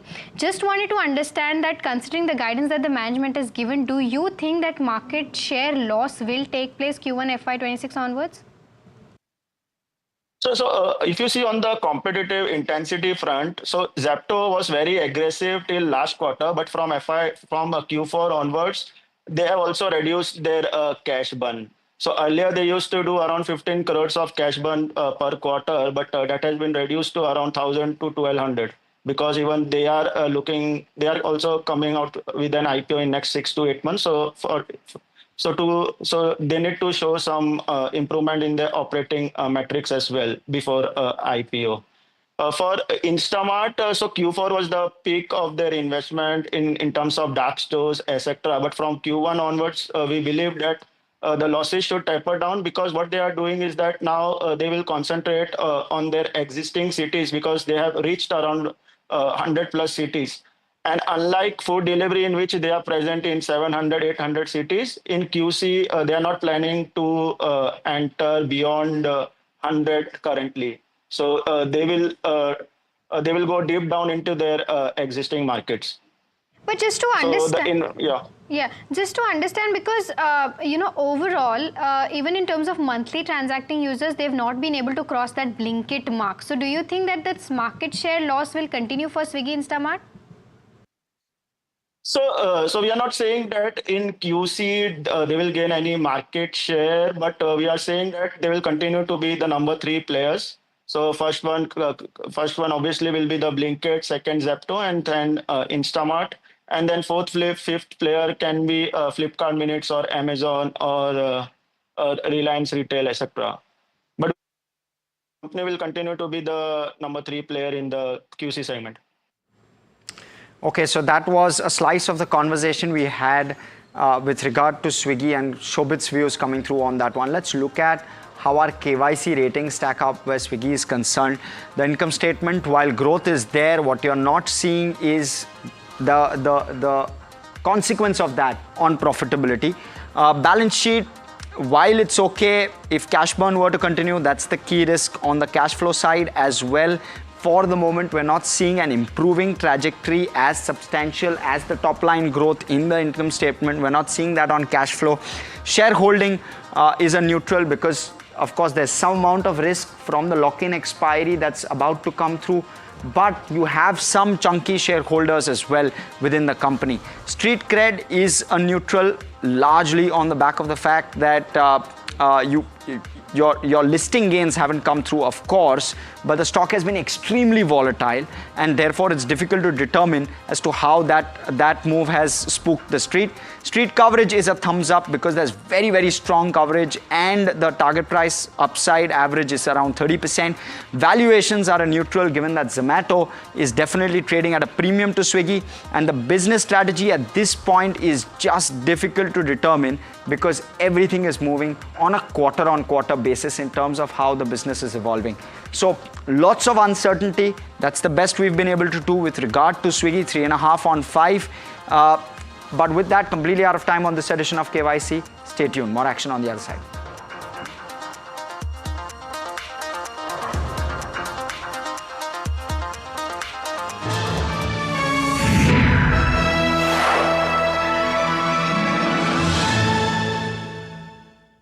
Gold plus optimistic reflective glass लगाओ, धूप की गर्मी को दूर भगाओ और बिजली का बिल भी बचाओ।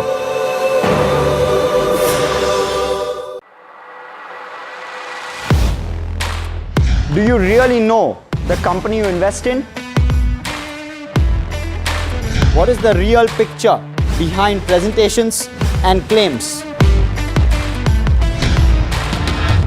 Is the outlook as rosy as the company claims? Know Your Company, powered by NDTV Profit Research, shines a light on the biggest stock market movers.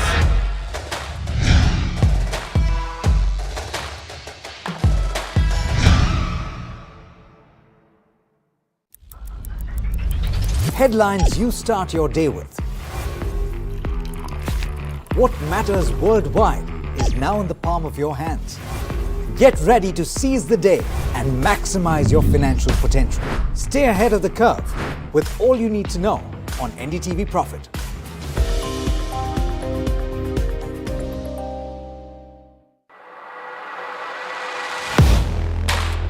Do you really know the company you invest in? What is the real picture behind presentations and claims? Is the outlook as rosy as the company claims? Know Your Company, powered by NDTV Profit Research, shines a light on the biggest stock market movers.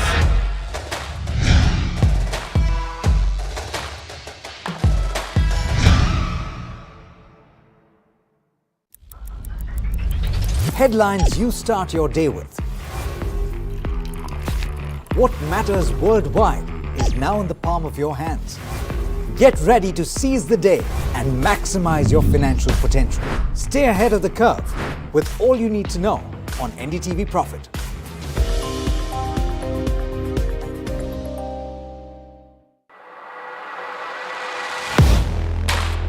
Do you really know the company you invest in? What is the real picture behind presentations and claims? Is the outlook as rosy as the company claims? Know Your Company, powered by NDTV Profit Research, shines a light on the biggest stock market movers.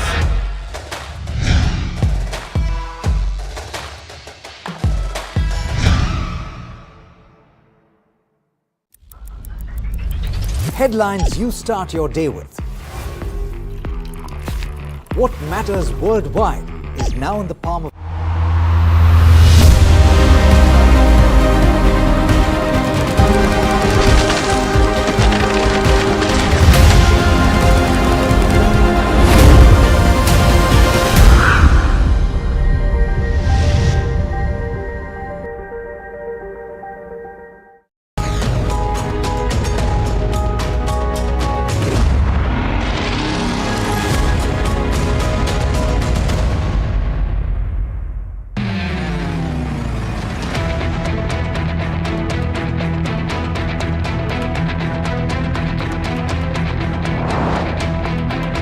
those strikes across those 9 terror hubs left more than 100 terrorists killed, including high-value targets such as Yusuf Azhar, Abdul Malik Rauf, and Mudassir Ahmed that were involved in the hijack of IC-814 and the Pulwama blast.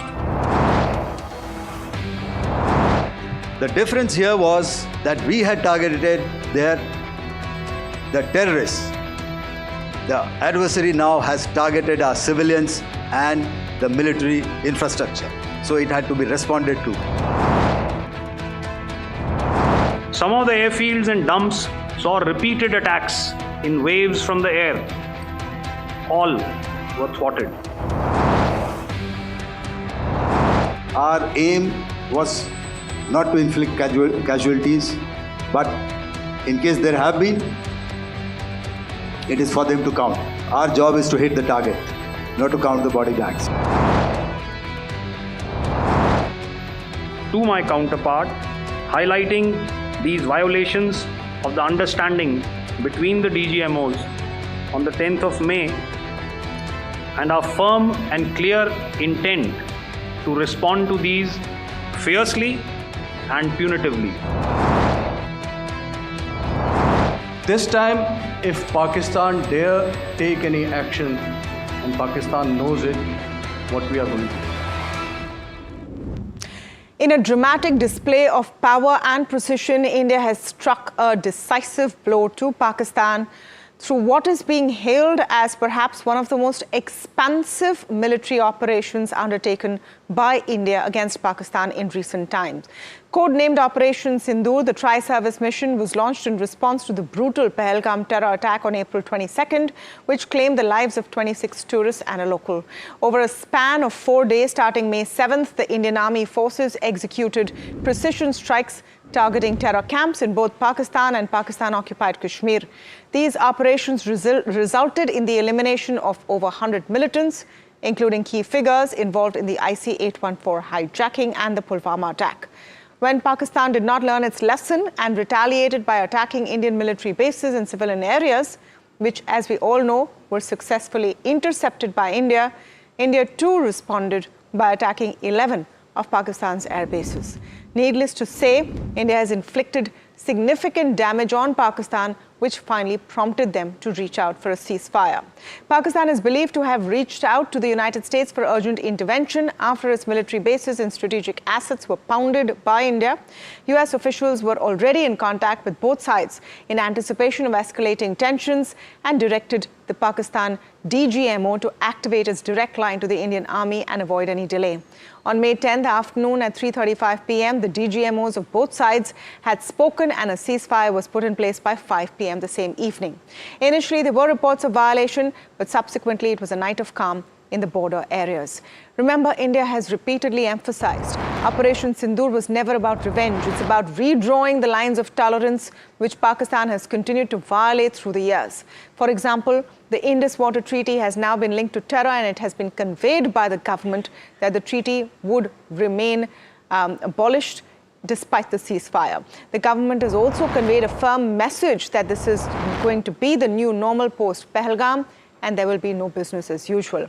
India has also exposed Pakistan as a terrorist hub globally and said that any future act of terror on Indian soil will be treated as an act of war. Now, while the military superiority has been established, war is more than just what military action entails. It's about psyops, it's about communication, it's about positioning. How has India fared there? To speak on this, I'm joined first in this special program by Harshvardhan Shringla, former Foreign Secretary. Ambassador Shringla, thank you so much for speaking with us on this very important topic, even as the fog of war and misinformation continues, because we live in an era of social media. And this is where India has to put its stance forth very, very clearly. Absolutely. I think, we have made our position very clear in the wake of the attacks in Pahalgam on 22nd of April. Our very targeted, calibrated strikes on terrorist camps, I think, made a very telling point. What is very important is that our strikes were at the headquarters of the organizations that were directly responsible, not only for Pulwama, not only for Pahalgam, but also for Pulwama in 2019. And also, of course, if you go back, it is linked to the IC-814 incident. From that perspective, I think that the terrorists who have been involved with cross-border attacks into not just Jammu and Kashmir, but other parts of India as well, have faced very just retribution in the form of our strikes under Op Sindoor. And if you see the sort of high-value terrorists who were casualties of that strike, I think we have proved that we can go to the heart of Pakistan-occupied Kashmir to strike at terrorist targets at will. And so whether it is the headquarters of the Lashkar-e-Toiba or the Jaish-e-Mohammed or other terrorist groups, I think we have been able to pinpoint them, target them, and effectively neutralize them. So that is the first objective and the first message, that terrorists, wherever they are, will face just retribution. That is what Prime Minister Modi had assured the people of India when he spoke to them in Patna, in a public rally in Patna. And I think we have fulfilled that assurance that we will get those terrorists and those responsible for those attacks, at Pahalgam. But subsequently also, and as part of that effort, there has not only been a response to Pakistani, I would say, attempts at targeting both our military infrastructure and civilian, targets in many parts of our country, right from the northern to the western borders of Pakistan. Our response has been very, very firm in that regard. Yes. We have demonstrated that we can hit targets deep inside Pakistan, in Khyber Pakhtunkhwa, in all parts of Pakistan with amazing accuracy. I think the sort of weaponry that we displayed on the 10th of May, when we hit 8 of their air bases and some radar sites, demonstrated that we had technology, we had the capabilities to penetrate Pakistani air defenses and hit them in different parts of their country with pinpointed accuracy. I think that is what really got them to intercede for a ceasefire. More importantly is the diplomatic and economic pressures that we have applied in Pakistan, including holding the Indus Water Treaty in abeyance. I think all of these are part of an effort designed not only to deter terrorism, but also to preempt future terrorist acts in India. And I think that message has gone across very clearly to Pakistan. Has that message been evenly put across the globe as well, Ambassador Sringal? Let me come back to that point about social media, about Western media narratives. And, we saw a lot of Indian diplomatic seniors come out and speak to international channels. The Pakistanis did the same. How important does that narrative also become? Well, your narrative is very critical in today's day and age, where it's a completely interlinked world. Whether it is business, whether it is economies, whether it's people-to-people contacts, or even governments, the influence of public opinion and perception, not only within your country, but on a global basis, is very important. And we need to get our communications and, our messaging across very clearly. And that is part of the effort. I think a number of our senior diplomats have gone, on various television channels and spoken out. I recall I'd done the same in 2019 in the wake of the Pulwama attack. And of course, I think it's important not only for, official representatives to be conveying the message, but essentially at all levels, at academic, intellectual levels, to be able to get this message across about our point of view and what exactly is, our sort of policy framework under which we are operating. And I think this is critical when it comes to, conflict of this nature, where everything moves very fast.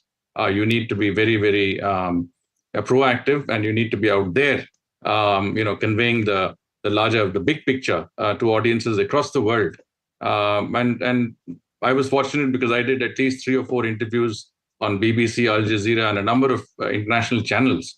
And so did a lot of other people. But more of this is needed, I think, and we need to get our messaging across very quickly and very effectively. Well, let's talk about the big T question. The announcement of the ceasefire coming from US President Trump, and then the whole, fog of war and parallel narratives about who called who has the upper hand, etc. How does India respond to all of this confusion and chaotic narrative that is being planned with clarity and determination? No, I think a lot of information is now, coming across, and things are clearer than what they were on that particular day, on the 10th. It's clear that the US had been engaged at various levels. I mean, you saw that Vice President J.D. Vance at one stage said that this is really an issue that has to be dealt with bilaterally. There's not much we can do. These countries have to resolve their issues between themselves. I did interpret that as having given us the right to self-defense and right to do what we needed to do vis-a-vis Pakistan. But later, I think, obviously, with our let us say, responding very firmly to Pakistan's escalation, we have to keep in mind that we have always said that our objective has always been counterterrorism effort, right from the beginning. And even on the 7th, the night of 7th May, when we had the precision strikes on terrorist targets, after that, I'm told a message was sent to Pakistan through the DGMO channel to say that, look, we have hit at the terrorist infrastructure. We don't want to escalate it further. But from what we see, Pakistan, escalated it hugely, both on the night of 8th and the night of 9th May, by using high-speed missiles, drones, loitering munitions, fixed-wing aircraft against targets across India. On the 9th night, there were 26 locations that they attacked in this manner, but unsuccessfully, because our air defense is very effective. But our message has always been, and if you saw the press conference on the 9th evening, the Foreign Secretary also said we are committed to peace. The onus on de-escalating lies with Pakistan. After all, they had escalated it severely to target not only civilians, but religious sites, schools, health centers, etc. Yes. And their escalation has been, completely disproportionate. So they needed to make the effort to de-escalate. And I believe after our, let's say, response on the 10th of May, on the morning of the 10th of May, when we were able to bomb 8 of their airfields and inflict severe damage, I think they realized that the game was up, and they went across and requested, a meeting of the DGMOs, and the rest is all known to us. And I think in that sense, it was a very strong message. I would say a combination of messaging, which involves both, psychological messaging, but also effectiveness on the battlefield, effectiveness of our armed forces to, I think, get our message across very, very clearly to Pakistan, that brought them to the table and got them to intercede for a cessation of fire. So, I'm just going to come back on this again, because you see the chatter and the questions in people's mind. Military superiority, no question mark. At the end of the day, is it such a big deal that, POTUS came out and tweeted it or put it on Truth Social first, and then the Indian establishment, the Indian army, and of course, came out and said that, yes, there is a ceasefire. Why are people harping on this? Does it matter that much is what I'm trying to understand. Well, let's look at it this way. The United States is a friend of ours. They've been helpful to us. And we have been in touch with them throughout at senior levels during this entire incident, right from the terrorist attack at Pahalgam to the current stage. Obviously, there were some at a later stage some efforts at bringing our two sides together. President Trump himself is quite prolific when it comes to Twitter and when it comes to messaging on the social media. And there hasn't been too much on the Ukrainian front or, on the Middle East front to talk about. But I think from his point of view, he basically perhaps jumped the gun, because they've spoken to the Pakistanis clearly, asking them also, and they would have got a sense from the Pakistani side that there has to be a move towards a ceasefire. And his announcement was made. I think there is no doubt that the US's role was a helpful role. But the fact of the matter is, this is a bilateral issue. It has to be dealt with by India and Pakistan. And this is not a matter that involves mediation or involves third-party involvement beyond some basic facts, as has been conveyed. One of the things we hear is that the US side was very clearly told at very senior levels that the only issue really now is the question of Pakistan-occupied Kashmir or the return of terrorists, to India. And there is no other issue that we need to discuss with Pakistan at this point of time. So there is obviously a fairly, from our side, a fairly correct and firm stance in the light of continued acts of terrorism, including the most heinous attack in Belgaum. Yeah. And I think this is something that we will continue with, that firm stance with Pakistan in dealing with Pakistan. Yeah, no, absolutely. And we need to talk about the new red line we've drawn, but I'm told you have to go. So thank you so much, Ambassador Shringla, for speaking with us today. But I'm welcoming on Dilip Sinha, author and former ambassador, and of course, Dr. Tara Karta, former Director, National Security Council Secretariat, also joining me now on this conversation. Welcome to both of you, and thank you so much. Mr. Sinha, let me start with that point to you specifically. The clarity that has now come and a new red line drawn, that acts of terror will be seen as an act of war. The importance of this change perhaps not percolating down yet. Explain to us and contextualize why this is key. Yes, it's very important to understand this. India has maintained that it has the right to strike inside Pakistan, not merely in the occupied territories, that's the occupied Jammu and Kashmir, but in any part of Pakistan. There were times when we felt that we could cross the line of control, but not the international border. In the case of the Kargil war, we didn't even want to cross the line of control. But that hesitation that we had all these years, that has been completely set aside. And the other point that Pakistan has been maintaining, that its nuclear deterrent is what keeps India from crossing the international border. That bluff has been called, and India has established that it will strike regardless of the Pakistani threat of using its nuclear deterrence in case India attacks. So that these two principles have been established in this very brief 4-day war that we have had with Pakistan. Dr. Tara Karta, that same point to you. So what happens hence on? How are those terms of engagement being redrawn if there is another terror attack? We're not waiting for this whole, dog and pony show. No, we didn't do it. We don't take responsibility, etc. We're going to look at it as an act of war and act accordingly. Yeah, I think that's a good question. It's also a difficult one to implement because, as we've seen, Pakistan is not going to lay off. In fact, I think you can expect another terrorist strike pretty soon because there's a bunch of people who are furious as hell. So the question is, can we, meanwhile, also bring out the fact that call for sanctions on Pakistan? I mean, the whole US position seems to de-recognize the fact that there are terrorist camps which are mentioned clearly in UN documents. In the designated list, it's all there in black and white. Street names, what is the gully name, everything is there. And that is what we've hit.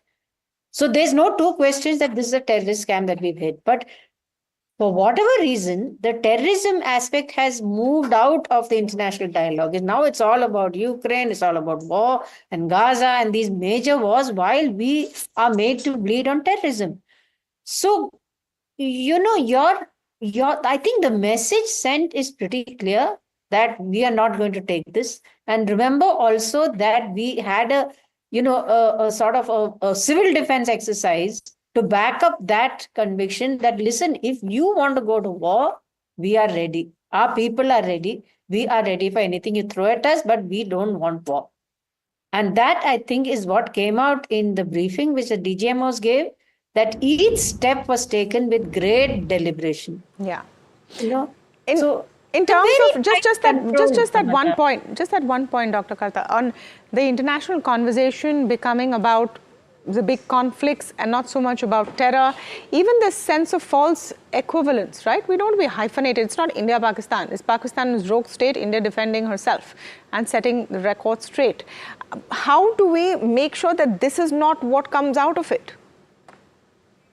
I think what the ambassador said earlier, I think is you had this whole thing of giving your version to the media outside, which we are not really doing as of now, because much of this stuff which is coming from US academia seems to reflect the Pakistan position. We had somebody, I think on your own channel, who was saying, there was this reporter who said, they don't seem to understand that these camps have existed for years. Look at the recent DGISPR, his conversation with the press. He says, jihad is what we live by. Can you imagine an army saying that? So where is this? It is not enough to outrage. We have to put this out into universities, into media abroad, and everywhere to make sure that this message with pictures, with data, and even your, the much quoted, the folders that you have shared, that's not good enough. We have to get this into a research in terms of, because this is a unique war. Remember, this is absolutely unique that you hit under the nuclear threshold, you got your objective. Yeah. Let's study this war. That's the thing, that we got our objective under the nuclear threshold. Ambassador Sinha, I'm going to come to you on that part because, in common parlance, the question, so what did we get out of this? We hit the air bases, destroyed terror camps, and ensured that a message was sent. Is there something else that we need to show? Well, the struggle continues. The struggle against terrorism is not going to be an easy one, partly because it's very difficult to control terror through military action. We have seen other countries try to do it. They have failed. So we have to understand that military action alone cannot control terrorism. And especially now, as Dr. Karta pointed out, the world's eye has been taken off terrorism and onto issues like Gaza and Ukraine and then the trade issues. So there is a bit of a problem internationally that we face. So we have to look at a longer term strategy, apart from the action that we took just now to ensure that we sent a message across to Pakistan and that it cannot sit back and feel that India will not react to a terror attack inside India, and that whatever red lines Pakistan draws, we will respect those red lines. But having said that, we have to understand that there's a longer battle ahead of us, and that is how to deal with Pakistani terrorism. And here we have to look at a much larger issue of Pakistan's policies, Pakistan's own support of terrorism, and its own the manner in which it has fallen victim to its own terrorism, especially by the terror organizations that it spawned. They have started biting Pakistan. Now we have to exploit Pakistan's internal fault lines and tell the world that the terror organizations that Pakistan claims are terror organizations like the BLA and the TTP are no better or worse than the ones, for example, the ones that Pakistan says are freedom fighters like the LET and the JEM. So if LET and JEM are jihadis and freedom fighters, so are the BLA and the TTP. And that is the message that we need to put across to the world, that the view of Pakistan in the world has to change. People have to understand what are the forces that created Pakistan. Just Ambassador Sinha, your take on why America is so indulgent of Pakistan, because Donald Trump has not minced his words in the past. And, even the kind of funding that they're getting, using it to fuel terror, why the indulgence? Well, that's an old story. That's an old story because you go back to the 1950s when Pakistan offered its territory for strategic purposes, and Pakistan has been using that all through. In the 1970s, when America wanted to reach out to China, Pakistan offered itself as a bridge between the US and China. The Pakistani army has proved very useful for the US in many ways.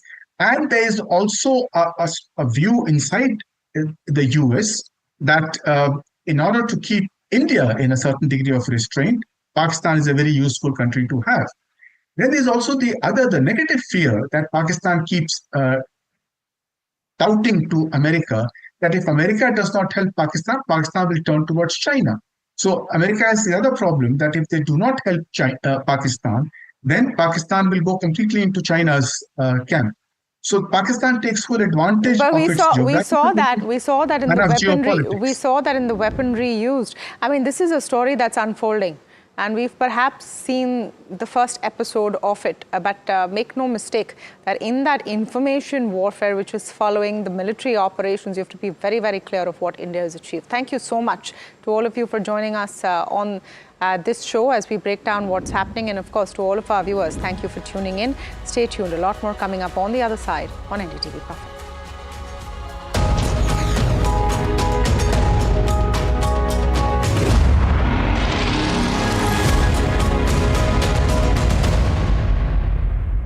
तू ही तो है जिसकी सच्चाई वाली clarity की वजह से मैं आज यहाँ हूँ। गोल्ड प्लस सिल्वॉक्सी मिरर्स, ऐसी क्लैरिटी कि आपको सिर्फ सच नजर आए, चाहे कितने भी साल बीत जाएं।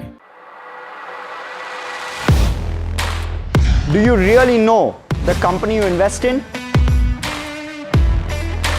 What is the real picture behind presentations and claims? Is the outlook as rosy as the company claims? Know Your Company, powered by NDTV Profit Research, shines a light on the biggest stock market movers.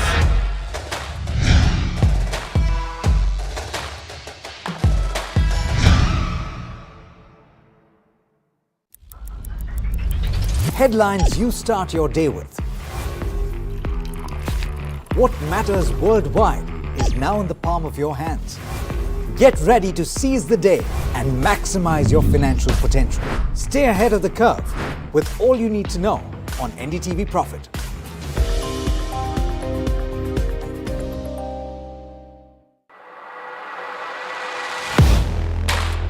Do you really know the company you invest in?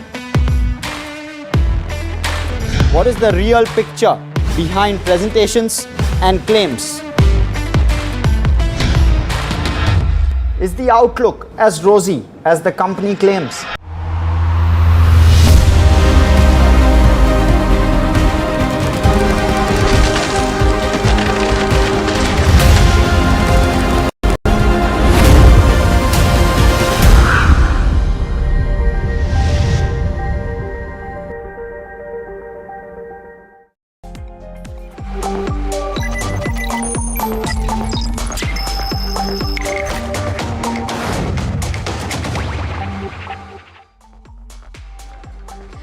Hello and welcome to NDTV Profit. You're watching Top Trades. You're watching Profit Buzzers, and I am Hiral Datia. With me is Varsha. Varsha, good afternoon. An interesting day of trade that you're watching out for, because the kind of roar that the markets have come back with is absolutely interesting. Let's quickly pull up Nifty 50 on your screens and see what that is doing in trade as we speak, because clearly that uptick is seeing a good amount of confidence. 3.5% up move coming in terms of Nifty 50 or trading at the day's highest levels. Let's quickly pull up Bank Nifty on the screens as well and see what Bank Nifty is doing in trade, because good support from there. 3.2% higher, 55,283 is what you're tracking on that front. If we can just quickly pull up all the contributors in terms of Nifty 50 and then the heat map, that will tell you more. HDFC Bank, ICICI Bank, Reliance Industries, Infosys, these are the ones which are contributing to this up move. It's mainly Sun Pharma and Indocin that's taking a beating, and Sun Pharma for obvious reasons with regards to where the pharma sector goes. Varsha will be talking in detail about the same as well. Apart from that, let's quickly look at what's happening in terms of the sectoral picture, and then we'll go to the broader markets. In terms of the sectors, you have the metal pack, which is seeing some good amount of strength today, followed by real estate, IT and energy. Pharma again was in the negative has turned into the positive as well, which is seeing gains of nearly 0.1%. So that's with regards to, you know, what's happening on the back of the border tensions, which have eased. Markets are taking an absolute breather and are coming back in a very positive way, Varsha. Broader markets are going to be interesting because that's where you did see a good amount of moves, maybe on the upside or the downside on the back of the tensions. Exactly. But today is also very interesting. Yes. So, you know... okay, Varsha, just stay. Let's just quickly first address the breaking news that we are picking up on the ticker. US to cut tariffs on Chinese goods to 30% from 145%. And this is with regards to the number of days is what we need to watch out for. But US will suspend some tariffs for 90 days. US Treasury Secretary Bessent says neither US nor China want to decouple. That's what is breaking. Let's quickly look at the tariff numbers. 10% from 125% for 90 days. That's what we are picking up from Bloomberg right now. And this is going to be interesting because this was a deal that was in the offing. Now, how it will impact the Indian companies is what we need to wait and watch and see. But clearly, the rates on Chinese goods will be reduced to 30% from 145%, and this is for 90 days.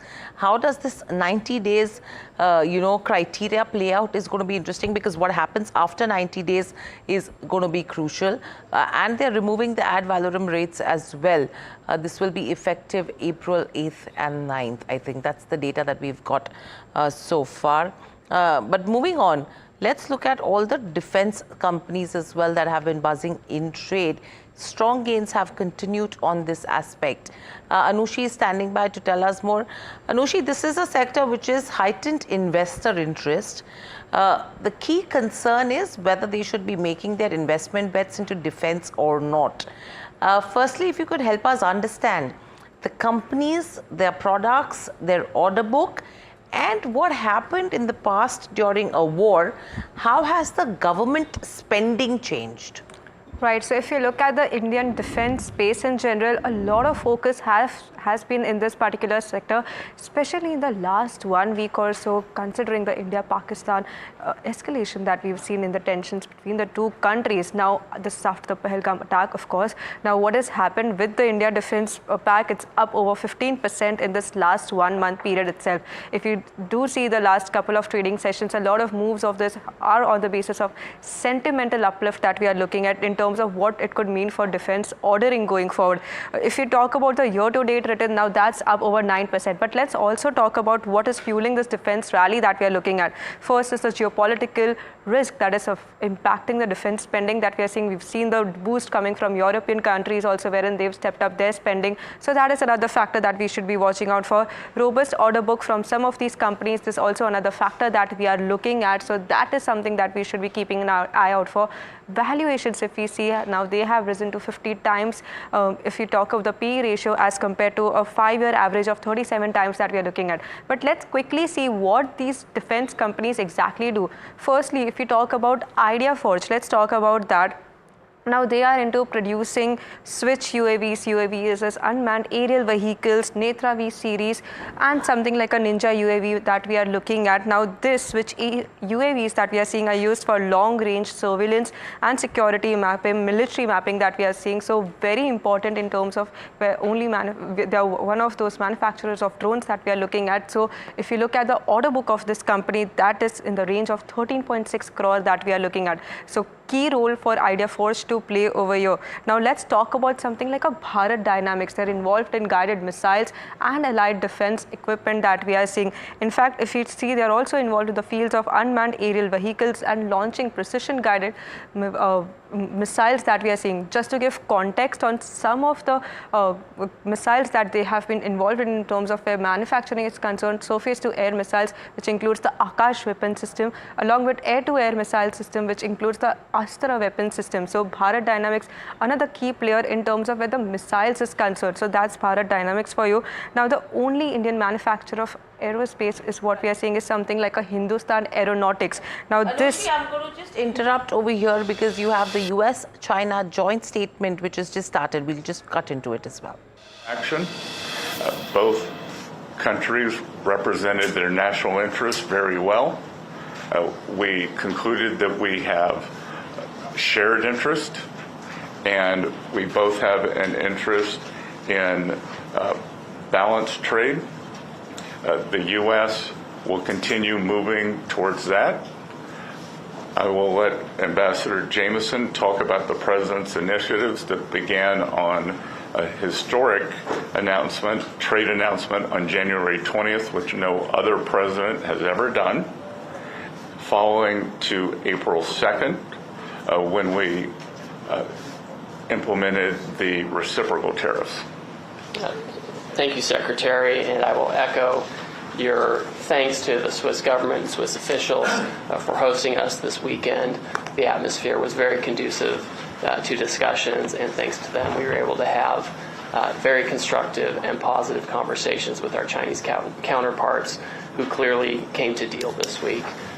The rapid nature that we were able to conduct and conclude these discussions is a testament to mutual understanding and mutual respect between the Chinese and U.S. sides. With respect to the U.S.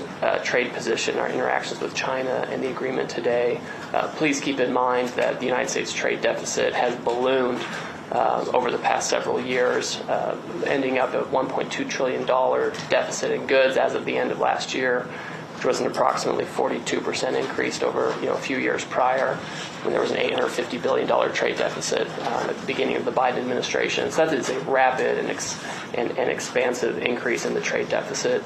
And our view is that this is driven in large part by non-reciprocal trade, among other things, and the result has been offshoring of manufacturing and other negative impacts on the U.S. economy. And so on January 20th, when the president was inaugurated, he released the America First trade policy, which was comprehensive and flagged that and actually directed agencies, including U.S. Trade Representative and others, to research this issue and to provide options, which we did, and the president elected to impose reciprocal tariffs on April 2 to address this national emergency of the trade deficit. There was a global baseline tariff accompanied by higher reciprocal tariffs for each country depending on the level and intensity of their trade surplus with the United States. In all of this, China was assigned a reciprocal tariff rate of 34%. China was the only country that chose to implement retaliation against the United States for this reciprocal tariff. All other countries, withheld and decided that they wanted to negotiate with the United States or simply not retaliate. And so we've been in detailed discussions with other countries for several weeks at this point. China, as you know, retaliated not only with tariffs but with disproportionate and asymmetrical non-tariff measures in order to maintain the effectiveness of the reciprocal tariff measures. The president increased our tariff rates to offset Chinese retaliation. And as you know, this escalated to a point where both sides had added 125% tariffs, and with the Chinese side, additional non-tariff measures, amounting to an embargo in some senses on trade, an effective embargo, which of course was not a sustainable practice for either side. And so today, with this agreement, we come to agreement that our reciprocal tariff rate will go down to 10% on the United States side, so it goes down 115%. We enter into a 90-day pause period for negotiations, which both the Chinese and the United States are very committed to. And the Chinese on their side also go down 115% to 10%, and they remove the countermeasures that they have in place. To be very clear, other measures that the United States has put in place in the past, whether it's tariff measures from 2018 or since, tariffs under other statutory authorities, tariffs related to fentanyl, those remain unchanged for now to the side. I'll just make one point, is that both the Chinese and the United States agreed to work constructively together on fentanyl, and there's a positive path forward there as well. Okay, great. So let's start with some questions. Well, just if I may make a few final remarks to give you framing and context. I think throughout the trade process, we have had a plan. We have a process in place. And now with the Chinese, after this weekend, we have a mechanism for continued talks. So process, plan, and mechanism. I would say one of the big takeaways from this weekend, the United States will continue a strategic rebalancing in many areas that were exposed as supply chain weaknesses during COVID, whether it's medicines, whether it's semiconductors, steel, we've identified 5 or 6 strategic industries and supply chain vulnerabilities, and we will continue moving toward U.S. independence or reliable supplies from allies on those. But the consensus from both delegations this weekend is neither side wants a decoupling. And what had occurred with these very high tariffs, as Ambassador Greer said, was the equivalent of an embargo, and neither side wants that. We do want trade. We want more balanced trade, and I think that both sides are committed to achieving that. We would like to see China open to more U.S. goods. We expect that as the negotiations proceed, that there will also be a possibility of purchase agreements to pull what is our largest bilateral trade deficit into balance. That has gotten out of balance, and much of this has happened through neglect over the past 4 years, as the previous administration did not engage on this issue. That was put forward to us by the Chinese, in fact, and we can see it in what happened to the Phase 1 agreement. We are only looking forward, and we look forward to very good discussions now that we have the mechanism created in Geneva this weekend for talks. Great. And with that, let's kick off questions. I'll start in the front row. Jenny, Leonard, Bloomberg. Thank you so much. Going into these talks, the president posted on Truth Social that he believes an 80% tariff on China seems right. It obviously went down substantially more. How did you end up going to 30%? Was that the president pushing you, or the Chinese not budging before you went down? And then secondly, you have a 90-day pause now, as you have with other countries. What specifically do you want to see in those 90 days? What kind of progress do you want to see in those 90 days and have agreed to by then to not ratchet up the tariffs? Because it is just a pause, right? Yes, so the tariffs then step back, basically, if you don't have something agreed upon that is substantive. So the Chinese April 2nd number was 34, continues to be 34%. I'll let Ambassador Greer answer the first question. And just like with all our other trading partners, as long as there is good faith effort, engagement, and constructive dialogue, then we will keep moving forward. I would just say, Jenny, with respect to the president's message and ultimate rates, I mean, everything is a negotiation, right? And the president, he gives the Secretary of the Treasury and I and other members of the cabinet direction and advice on how to proceed. And we ended up at a result that is very good for the United States, very good for China as well. We retain our 10% global baseline tariff, which we have on other countries. We have, in addition to that, previous measures that we've retained, which have been, frankly, effective in reducing the U.S. bilateral trade deficit with China over the past few years. So that leaves us in a very good position, all in, with respect to measures on Chinese imports, but more importantly, leaves us in a constructive path forward to have a positive conversation with the Chinese on how to rebalance and have more constructive trade. Great. In the back, Associated Press. Associated Press. Hi, I'm Jamie from Associated Press. We just heard our colleague talk about 30% tariffs. I'm just trying to understand these numbers here because they're all over the place. We were at 145 before, apparently, and 125, I believe, from the Chinese side. So can you say clearly now that, I think the question was, right now for the 90-day period, the U.S. tariffs on Chinese goods will be down to 30%? Is that correct for the 30? Could you speak? So again, this agreement is really about the reciprocal tariff which was imposed by the United States on April 2nd and the escalatory steps which followed. Those on each side, the Chinese side and the U.S. side, ended up at 125% on each other. The Chinese had additional non-tariff countermeasures. That has all come down by 115% to 10% each. The United States earlier this year imposed 20% related to fentanyl. That still exists. So if you're looking at Trump Term 2, tariffs on China, right now effective, it's 30%. There are prior measures which change by product, by sector, by level, etc.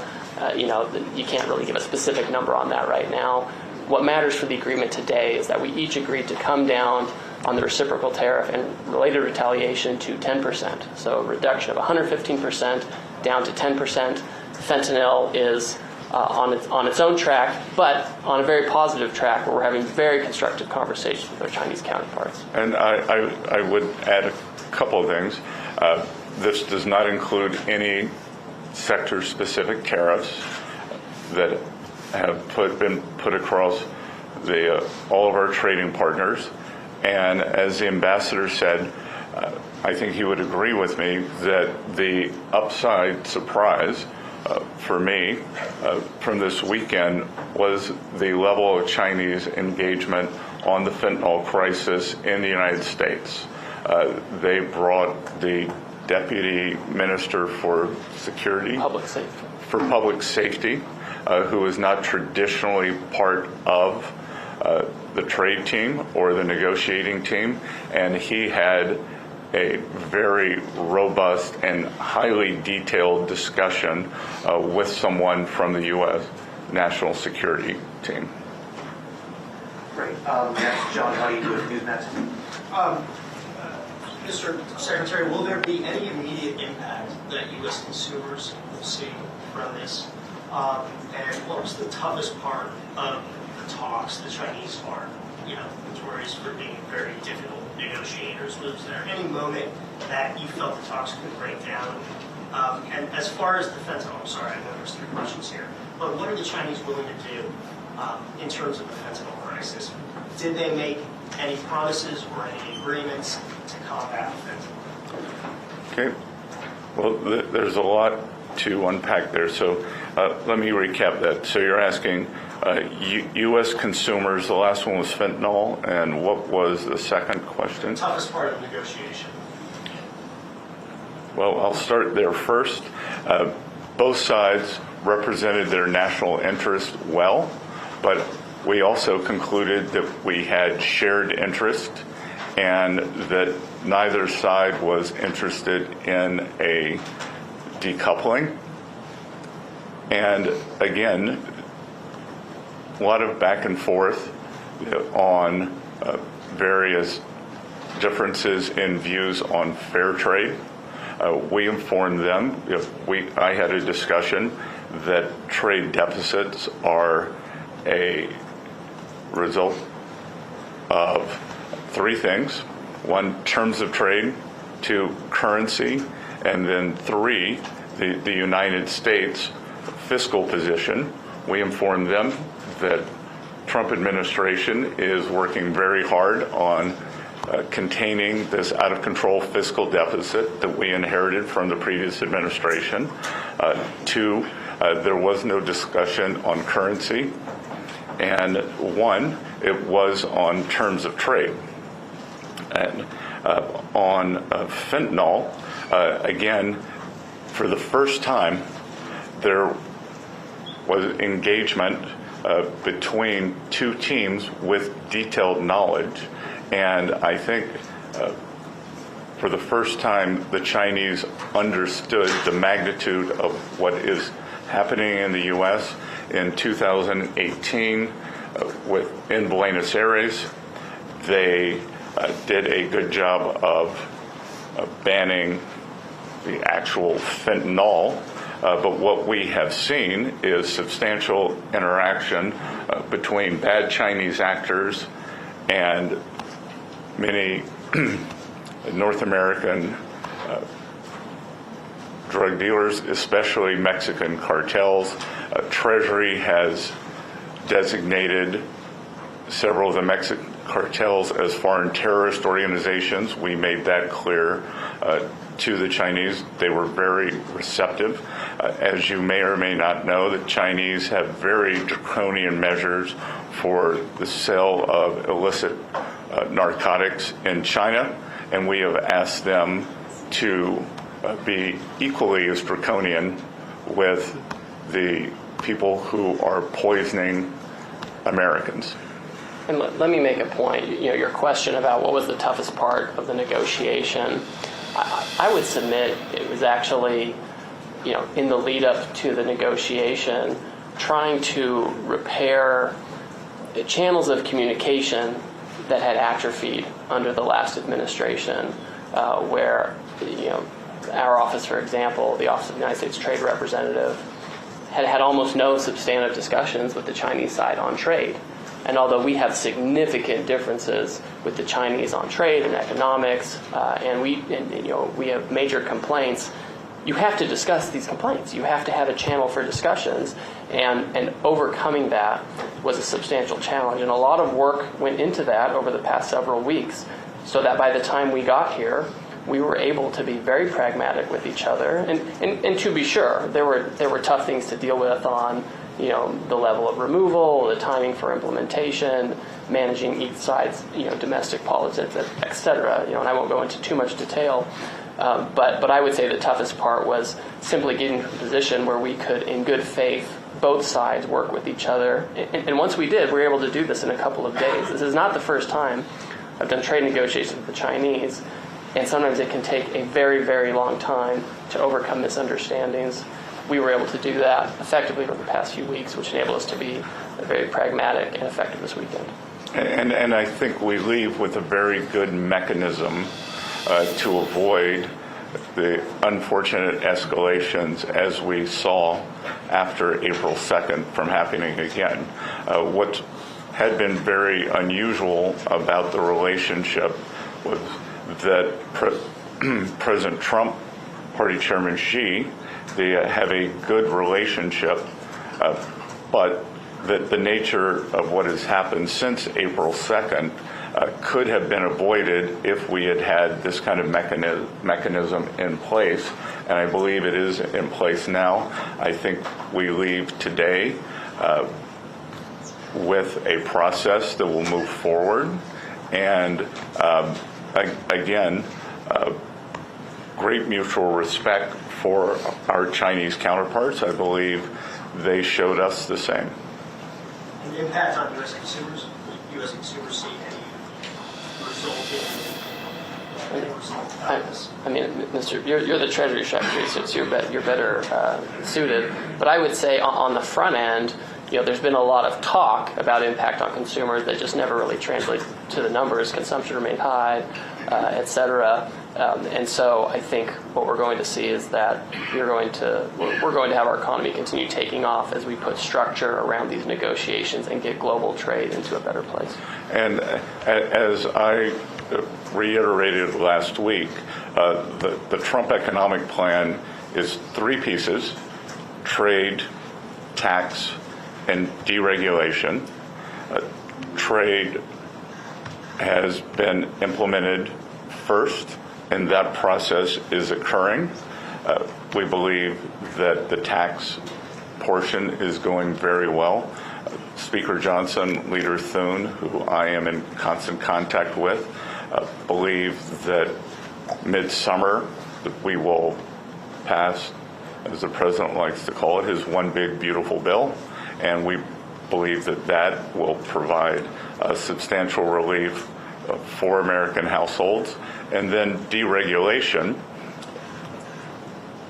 a hidden and pernicious tax on American households is regulation. We believe that the last administration added several $1,000s a year to American families' cost, and that we will be not only cutting those substantially, rolling that back, but cutting those substantially. Thanks. I think we have time for about maybe 2 or 3 more questions. The most, sorry, ma'am, name and outlet, please. Yeah, it's Engine Products, BBC.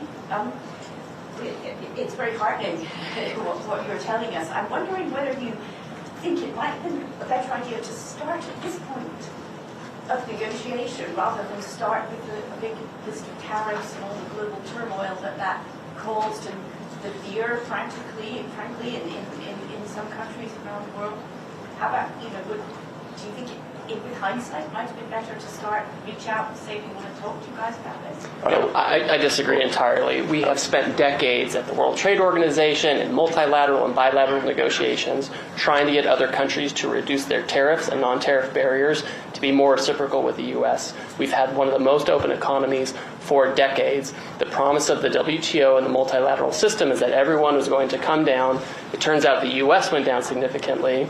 There were other economies that had low tariffs as well, but retained very high non-tariff barriers.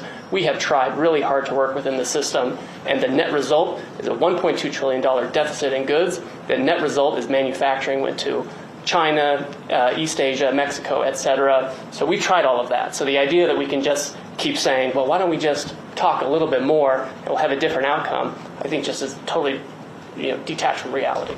And I would add a couple of things, that as our 18 important trading partners come to us, many with very good deals, as the UK, who skipped to the front of the line as our oldest ally, as Ambassador Greer and I look at their proposals, again, to lower tariffs, to lower the non-tariff trade barriers.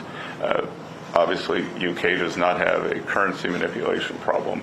And the subsidies for labor and industry, we look at these, and I think, how did we get here? How did we get here? And I echo part of what President Trump said, that he doesn't blame the other economies for taking advantage of a fluid, taking advantage of the situation when they were allowed to do it. He blames previous U.S. leaders. So we are just trying to restore a healthy equilibrium. That the U.S. economy has become very unbalanced. On one side, we have a forward-leaning, the deepest and widest financial markets in the world. We have financial innovation. We have the tech sector that is the envy in the world. On the other side, we are a natural resources economy led by energy. So it is a barbell, but in between, precision manufacturing, especially precision manufacturing, has been wiped out, and it is our intent to bring that back. So we want to rebalance, and I think that there is a big opportunity. If I think about this weekend, the Chinese, they have gone the other way. They are unbalanced in terms of overproduction in the manufacturing sector. They have stated, but have not yet rebalanced toward a more consumption-oriented economy. And there is a chance, if we can open up trade to China, have more fair trade toward the U.S., that we could rebalance together. So I reject the notion that business as usual would have worked. Great, and I think this will be our last question as we're just about out of time. That's what's out with Urs Geringer with Walsh. Yes, I have a question in regard of the setting of these very successful talks as we hear. Switzerland has been in the center for international conferences for many decades. In recent times, we've been under tremendous pressure. The ambassador of Joe Biden to Switzerland called Switzerland the hole in the donut. My question is, how high does your administration value reliable Swiss neutrality for conferences or meetings as we just witnessed this weekend? Well, I won't speak for the previous ambassador. My neighbor in Charleston, South Carolina, is the ambassador under President Trump, Ambassador Ed McMullen, who was highly respected here. He continues to engage with the Swiss American Foundation, and he has led this administration's effort to re-engage with Switzerland after the past 4 years. So we value the relationship. I believe Switzerland is now one of maybe the 6th largest investor in the U.S., which is incredible for an economy with 9 million people. We hope that Switzerland will bring some of its very robust trade training programs to the U.S. as we re-engage the manufacturing sector, because I believe the U.S. has a lot to learn from Switzerland.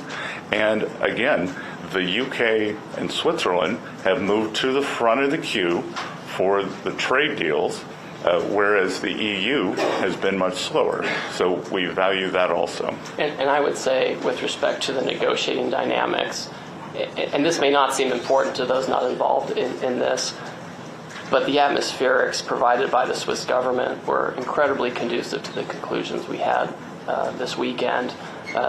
They allowed us to use the grounds of the residence of the Swiss ambassador to the United Nations, which had a very intimate internal rooms, and importantly for us, where a lot of the key negotiations happened, were outside under a large, beautiful tree on a set of patio sofas, frankly, where we had the most important discussions on the most challenging issues.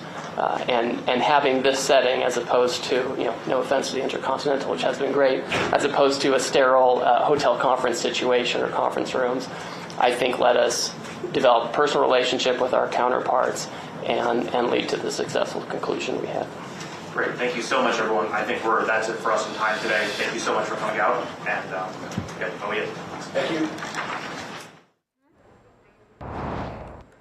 So this is an interesting move that you're picking up with regards to where the tariffs are concerned. Clearly, US-China have agreed for a 90-day pause amid the tariff war. Both countries are to bring down the tariffs.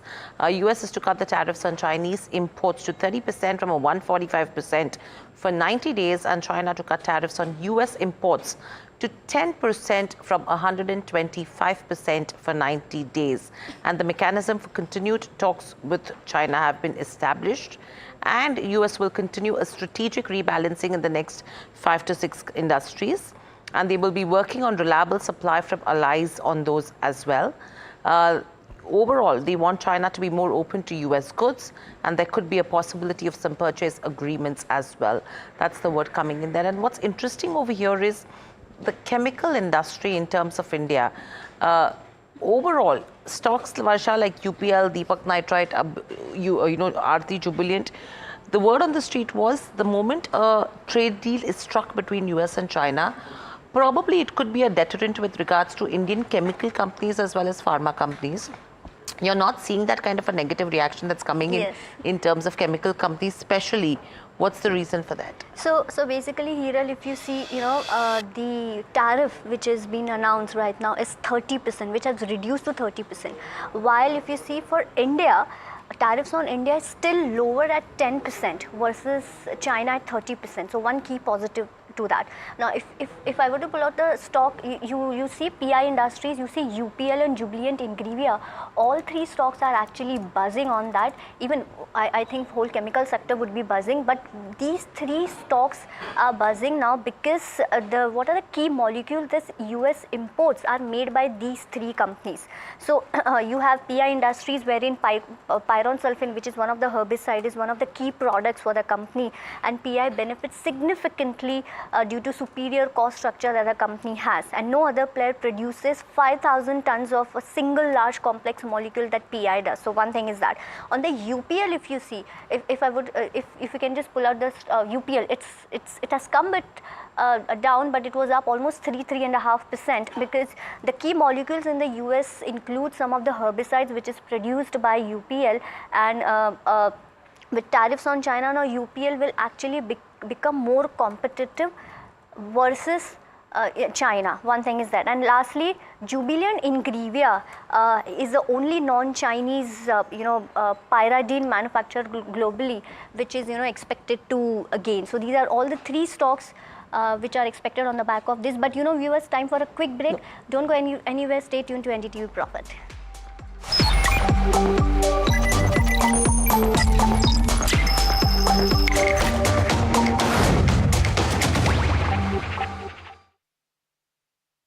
That's huge. That is a biggie. It's on. Gold plus clear glass, far हो या near, सब कुछ दिखे clear. Do you really know the company you invest in? What is the real picture behind presentations and claims? Is the outlook as rosy as the company claims? Know Your Company, powered by NDTV Profit Research, shines a light on the biggest stock market movers.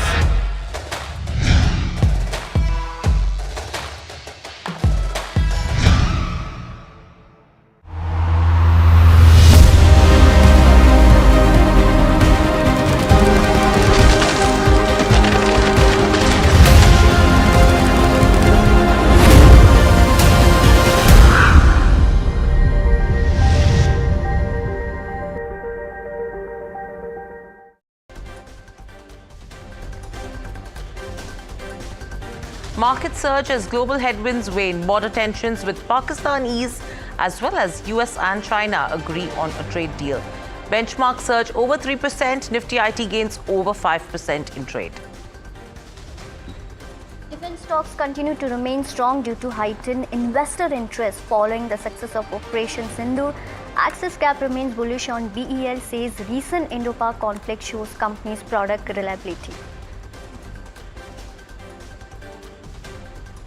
And moving on, pharma stocks, though are under pressure, this is after Trump vows to cut prescription drug prices by up to 80%. Sun Pharma recovers from the day's low to trade with cuts of about 2%. Hospitality stocks make some smart moves as 32 airports shut down due to border tensions have now reopened. Some of the key airports reopened are Srinagar, Amritsar, Shimla and Jammu. We have reached an agreement on a 90-day pause and substantially. Landmark development, US and China agree on a trade deal. Both nations agree for a 90-day pause and substantially reduce the tariff rates on imports. India's men's cricket team vice captain Virat Kohli has retired from the longest format of the game. Kohli took to social media to reveal the news. He hangs up his spikes as the fourth most successful test captain.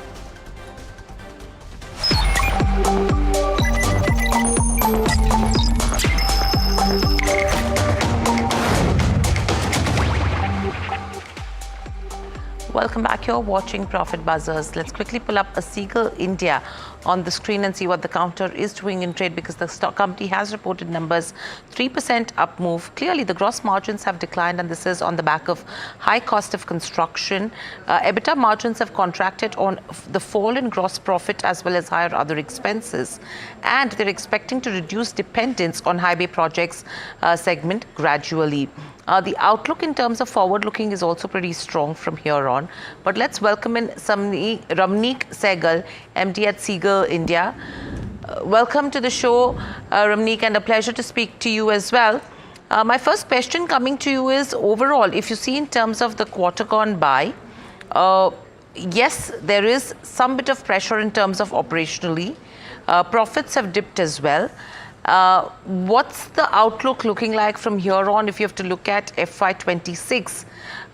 What's the improvement that we should be watching out for? First of all, good afternoon and thank you for having me over. So as we guided, our revenue has increased from year on year. It's more than 14%.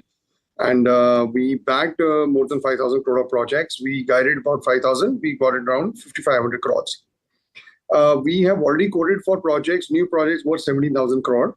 And near future, we can see a lot of good projects coming in next year. And going forward, as we already have 3.2% of the order book value, which is about 10,800 crores. So revenue is not a challenge with Seagel. It's just sometimes we don't get the ADs on time. So we already have started a new project, which is Southern Ayodhya Bypass, and we are targeting to start Northern Ayodhya Bypass. Both the projects together are about 2,500 crores. And we're targeting to start 2 projects in Punjab and 2 projects in Jharkhand. So eventually, the size of 2 projects is 2,900 crores and about 1,900 crores. So revenue is not a challenge. And we always guide that we should have a revenue year-on-year growth about 10 to 15%. That is achievable. And we always target to achieve more. So last year, PAT margin, the only reason was, in Punjab, there was a lot of problem because of these, Kisans. And the land acquisition was not done on time, but now things are on track. And whereas if you talk about pond ash availability was also a challenge in Punjab. We've already done DRB and we've already won DRB awards, which is more than 150 crores. And we have claims pertaining to this, which we target to get in a year and a half more from here. So once we get that kind of money, that money will be the straight bottom line. But you also know it very well, claims and arbitration take at least 3 to 4 years or even 5 years. So we have not taken it into our PAT or our balance sheet or our EBITDA till the time we get it in our account. So things are very good. Once we get these claims, as I said before, more than 150 crores DRB awards have been already in our favor. So it has gone to arbitration tribunal. So we are really expecting in the next coming 2 3 years, this money will be coming into a PAT straight away. Thank you. Hi, Mr. Seagel. This is Anushi joining in. While you've given a clear picture on what the revenue growth for the company is for the years coming forward, a 10 to 15% growth for FY26, it's the margin picture that I want to understand. Now, if we see the fourth quarter, there has been a considerable dip that we have seen. So just want to understand what's the sustainable margin range that you're looking forward for FY26, and also if there is scope of improvement further from FY26 levels that we're looking at. So, a good question. We are targeting a beta of 11 to 12%, which is a plain vanilla EPC beta. And above that is bonus, claims, and royalties. So, with that, of course, the beta increases. But EPC plain vanilla is 11 to 12%. We try to get better on these numbers. And revenue, as I said before, we have a guiding towards the investors that we will be having a between 10 to 15% revenue growth also. Mr. Seagel, now this is the margin picture you've given along with what's happening with revenues. Now, if you're talking about the order book, now that is where the main story is. If you talk about the order book that currently stands at 10,806 crore, a majority of the order book that we are seeing is from the highway project. That's about the 80% mix, and the company plans to diversify into other segments. So just want to get your sense on this overall order book, the kind of inflows that we are seeing from next year onwards. What is the kind of mix that you see between highways and the other segments that are there? And what are the kind of inflows that one should expect for FY26? So, we are a young company, and I always say this, after IPO, we become 2.0. where we have grown from Punjab to about 11 states. We are currently working in 8 states. So geography-wise, we have spread ourselves very, very well. And in terms of verticals, we have about 9 verticals, which we are planning to take it to 11 verticals in coming 2 years. So we have metro division, which is about 70% of order book value. We have 3 metro cities, which is Kanpur, Agra, and Bhubaneswar. And going forward, we were already doing a runway in Halwara, which is about to get completed. And then we have tunneling. We are now into full-fledged tunneling. We've quoted for a underground tunneling metro, which is in Kolkata for about 1,400 crores. We are expecting the tender to be opened in next 2 months. And in highway also, if you see, 60% of order book value is from elevated specialized structures. We are building one of the longest pole and elevated in Bihar, which is about 2,000 crore. And we've already achieved 27% of the progress in that project. We are ahead of schedule. And we have completed a 6-lane elevated of more than 11 kilometers on Delhi Saharanpur. That too also in about 20 months' time. Okay, Mr. Seagel, if we see FY25, now you've given a clear picture in terms of what the outlook could be for orders, but if you can quantify the number for us where you see this order book standing at the end of this fiscal year, considering we are looking at around a 2 to 3 times of an order book to build ratio, if you can, because this is given the backdrop that FY25 in terms of where NHAI was ordering was particularly weak. So just want to understand the kind of tender pipeline that you have and what's the success rate that you built from this. So very good question. Our target was for the last year was 5,000 crore. We achieved 5,500 crores. This year our target is 5,500 crores. And particularly on the question of NHAI ordering, we have won 3 orders last year worth 2,500 crores is Yodhya bypass, northern and southern, and 923 crores from the southern Ludhiana bypass. So after all this also we have achieved almost 3,400 crores of order from NHAI in last year. Okay, and Mr. Seagel, in terms of now, there's this order picture that we have. What's the kind of improvement that we are seeing in terms of where the net working capital is? And also, if you can give us outlook in terms of where the debt is going to stand at. So our debt equity ratio is one of the finest and best in the industry, about 0.35%. And going forward, the debt which we are taking, either is it for the short-term mobilization advances, or we take it for our HAM projects at the console level. And those console level debt is purely safe. Why? Because our first asset is already AAA rated. The money of the annuity is to come from NHAI, which is again AAA rated. So I mean, that way, those projects, once they are sold or put in an InvIT, right now we're getting a equity IRR more than 15%. For the first project, which is AAA rated, is more than 19-20%. So overall picture and scenario of the company is very strong. Executing these HAM projects is doing a ring fencing of the company, where we have already put equity close to 400 crores. Right now also, a month back, we have put about 120 crores equity in this Yodhya bypass project. That's an interesting take coming in there as well. The stock though has cooled off from the day's highs. But thank you so much for joining us on the show at NDTV Profit. Always a pleasure to speak to you as well. And thank you, Anushi. Pleasure having me over. Thank you. Always. Thank you, Anushi, as well. But moving on. Travel stocks, they have been seeing a good amount of surge in today's session. Let's quickly pull up all the names from an Indigo to a SpiceJet to even if you have to talk about the Thomas Cook. All of them have been seeing some strong moves in today's session. Plus, you have the hospitality names also that are buzzing in trade today. My colleague Mahima is standing by with the details in terms of Mahima. Strong surge in terms of travel-related stocks and hospitality stocks. Today, what are you picking up? Right, Hiral. So all of these tourism stocks are buzzing on the back of the news. Of course, first that now the India-Pak war de-escalation has taken place and it should not further continue, hopefully. And second, the Airports Authority of India has also announced that the 32 airports that were shut for operations because of the India-Pak conflict are now open for civilian flights. In terms of what are these 3 airports? Well, they are major airports like Amritsar, Bathinda, Bhuj, Chandigarh, as well as Jaisalmer, Jammu, Jamnagar, Jodhpur, etc. So there are 32 airports which are now open for civilians to travel. In terms of the alert, government of course had suspended these flight operations and 25 overall air routes till 5:30 a.m. on 15th of May, which has now been lifted. Now, tourism stocks have been in focus on the back of that. If we check the overall performance as to how this overall these stocks have fared since April 22, since the Pahalgam attack, Indian Hotels was down 8% Lemon Tree was down 7%, SpiceJet was down 6%, Indigo has remained flat, down by about 0.5%, and Thomas Cook was down 6%, and all of these stocks have recovered to those levels that did see a downtick on 22nd of April. Since then, today the Indian Hotel stock is up 7%, Lemon Tree is up 5.6%, SpiceJet up 8%, Indigo also is seeing gains of about 8%, and Thomas Cook also seeing gains of about 8%. In terms of Indigo, they did come out with a statement saying that they are progressively starting operations on previously closed routes, but they've also said that May will still see few delays and last minute adjustment in terms of flights. So this is the overall view as to why tourism stocks are buzzing in trade today. Thank you so much, Mahima, for getting us the details. Let's also welcome in Gaurav Sharma.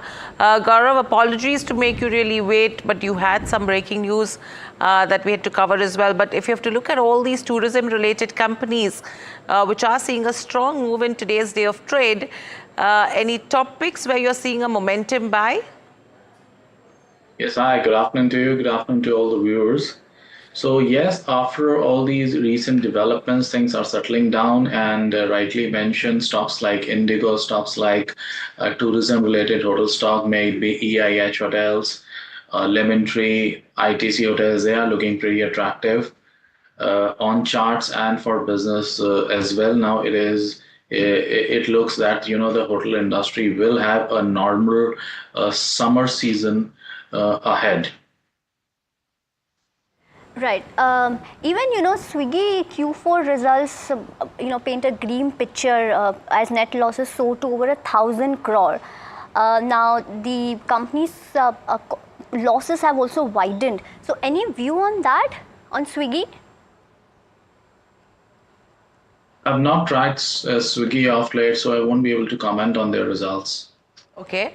So, leaving aside a Swiggy, another stock that is in focus today is clearly in terms of what's happening with Tata Motors as well. Last few sessions have been really strong. A good up move today as well. The stock is up 1.5%, and it's mainly the US-UK agreement that has been signed as well. Gaurav, what are charts indicating with regards to where Tata Motors goes? Tata Motors is looking really upbeat on charts. Good and healthy reversal signs are visible at current levels, trading somewhere around 720. I feel that this stock is all set to test 760, 770 odd levels in the near term itself. So short-term traders can consider a buying position here, keeping a tight stop below 700 and look for 760, 770 zones in a week's time. Okay, so that's 760, 770 in a week's time on a Tata Motors. What should the stop loss be on this one, Gaurav? I think 695 should be enough. Okay, so that's a 695 on that one. Apart from this, you have the chemical stocks that are in focus in today's session as well. Strong up moves seen on this one. What are charts indicating, and do you think this is a time to exit, or this is the time to pick up a chemical stock? No, I think chemicals have yet not, some of the chemical stocks have not performed in the past, so no point, booking them at this juncture. It is better to hold on to it, wait for some more time. I think in a quarter or two, some more traction can be seen in this space. So for that matter, UPL is looking good, and a level close to 730, 740 is pretty much possible in a week or 2 weeks time frame. When we talk about Pidilite also, this stock is also looking good, and another up move towards 3,200 odd levels is pretty much possible. Any view on pharma sector? It was down in trade today after the executive order which was announced by Trump. So any view on that? I'll stick to a very stock specific approach when we talk about pharma. From my side, I feel Oro Pharma is one stock which is all set for a fresh up move towards 1250, 1225 zone. So that one stock is on my radar. Yes, some minor hurdles are there which are placed around 1220, but I think the stock will comfortably surpass those, and 1275 is the immediate target that I'm looking at. Once that is taken out, the stock will head towards 1350 levels. Okay, so that's with regards to where Aurobindo Pharma goes. Let's quickly pull up a few of the other Nifty 50 companies today as well, because if we can just get the components in terms of Nifty 50, because you have a HDFC, which is one of the biggest contributors in terms of today's gains, ICICI Bank, Infosys and Reliance. Gaurav, let's look at HDFC, ICICI, Infosys, Reliance, which are actually contributing to Nifty 50 today. Anywhere where you're seeing strength, or anywhere you're seeing a sign where it probably is a sell call today? If we look at the two large cap banking stocks that you've talked about, HDFC Bank and ICICI Bank, if we leave apart the past two sessions, they were trading at their highest point. And now when the things have come back to normal, a ceasefire is in place, things are getting back to normal gradually, they are again heading towards where they were trading earlier. So yes, they are well placed. Apart from this, I would prefer to extend the view till the other two of the larger private sector banks, namely Axis Bank and Kotak Bank. They are also very well placed, and they can, when we talk about banking space, they just cannot be left alone. So if someone is eyeing at a trading position, even Axis and Kotak can be in that kitty. Right, so that's with regards to where banking names are concerned. But thank you so much, Gaurav, for getting us those views in terms of individual stocks, but completely out of time. With that, it's a wrap on this edition of Profit Buzzers from Varsha and myself. Thanks for watching.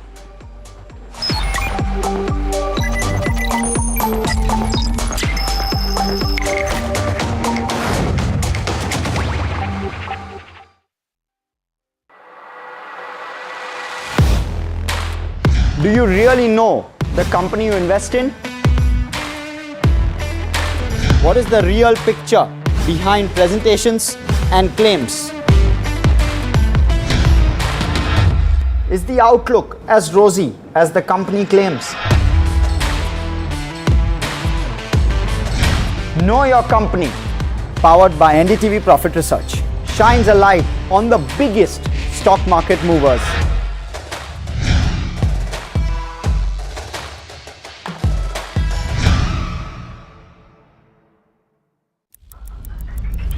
Headlines you start your day with. What matters worldwide is now in the palm of your hands. Get ready to seize the day and maximize your financial potential. Stay ahead of the curve with all you need to know on NDTV Profit.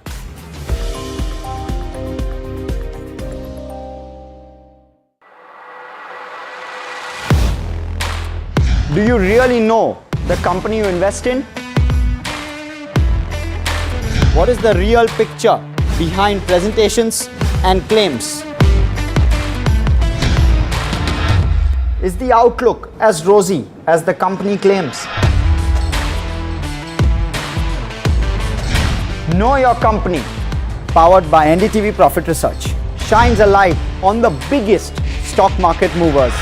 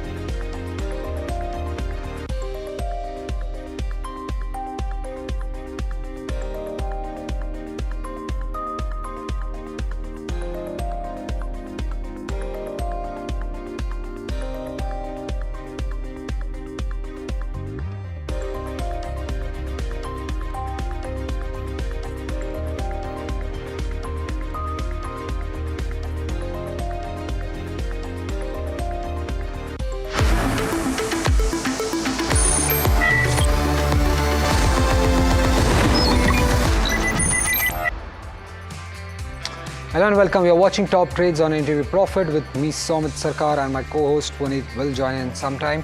Nifty, if you look at it, it's gained more than 800 points in the day. It's crossed comfortably above the 24,800 level.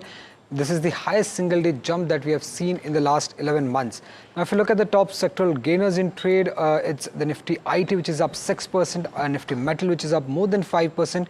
Both these sectors are really sensitive to the global news flows, and given the fact that the India-US-China trade deal settlement has happened, this is one of the biggest reasons why Nifty IT and Nifty Metal Index are up in trade. Apart from that, if you look at Nifty Real Estate Index, is also up 5% in trade. The small cap is gaining 4%.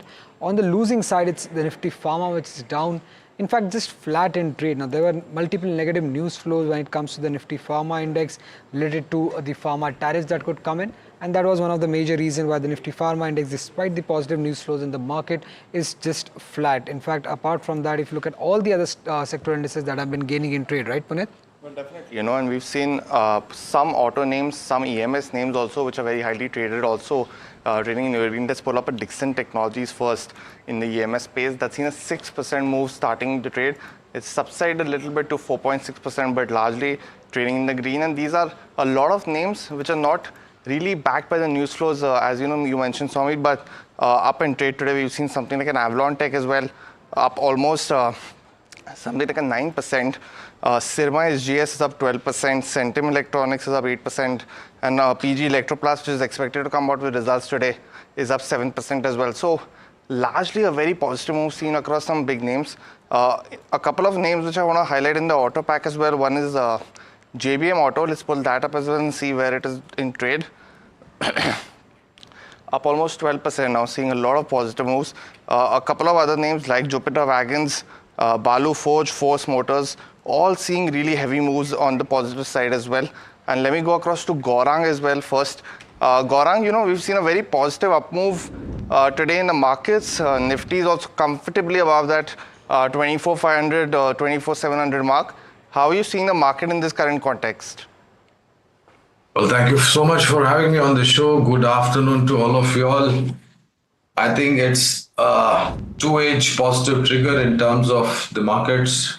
And most importantly, I think the levels are very crucial. 24,840.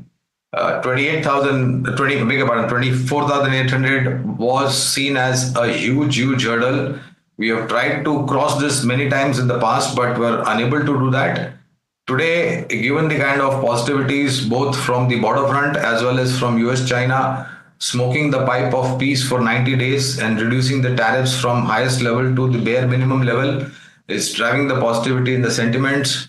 I hope that we don't get any unpleasant surprise from across the border, and hope that common sense and wisdom will prevail upon those counterparts across the border, not to do any kind of further misadventure which may lead to escalations to the next level. And as far as China and US is concerned, I think the news is positive, but we need to read the fine print, which is not known to me at least, but that is driving the markets on the positive side. In case if there is again tailwind positive, maybe tomorrow, day after, I think taking over or crossing over to 25,000 would not be very difficult.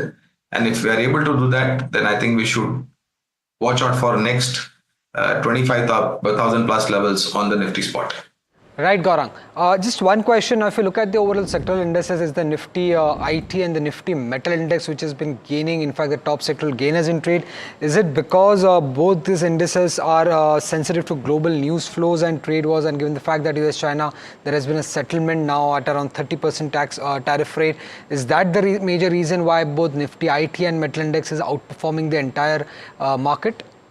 It is one of the major and only reason. Right. Thank you. Otherwise, there is no news flow which will excite me to get so excited up in these, and especially metal than IT. I mean, it is not too long ago, right? 2nd of April last month when the tariff was announced, 7th of April, correct me if I'm wrong, you can look at the charts also.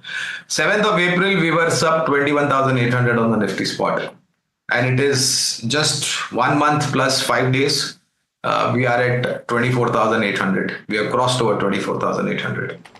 So I think it's very much commendable. It is heartening to see this kind of moves on the market. But IT and metals are purely because of the news flow from China and US.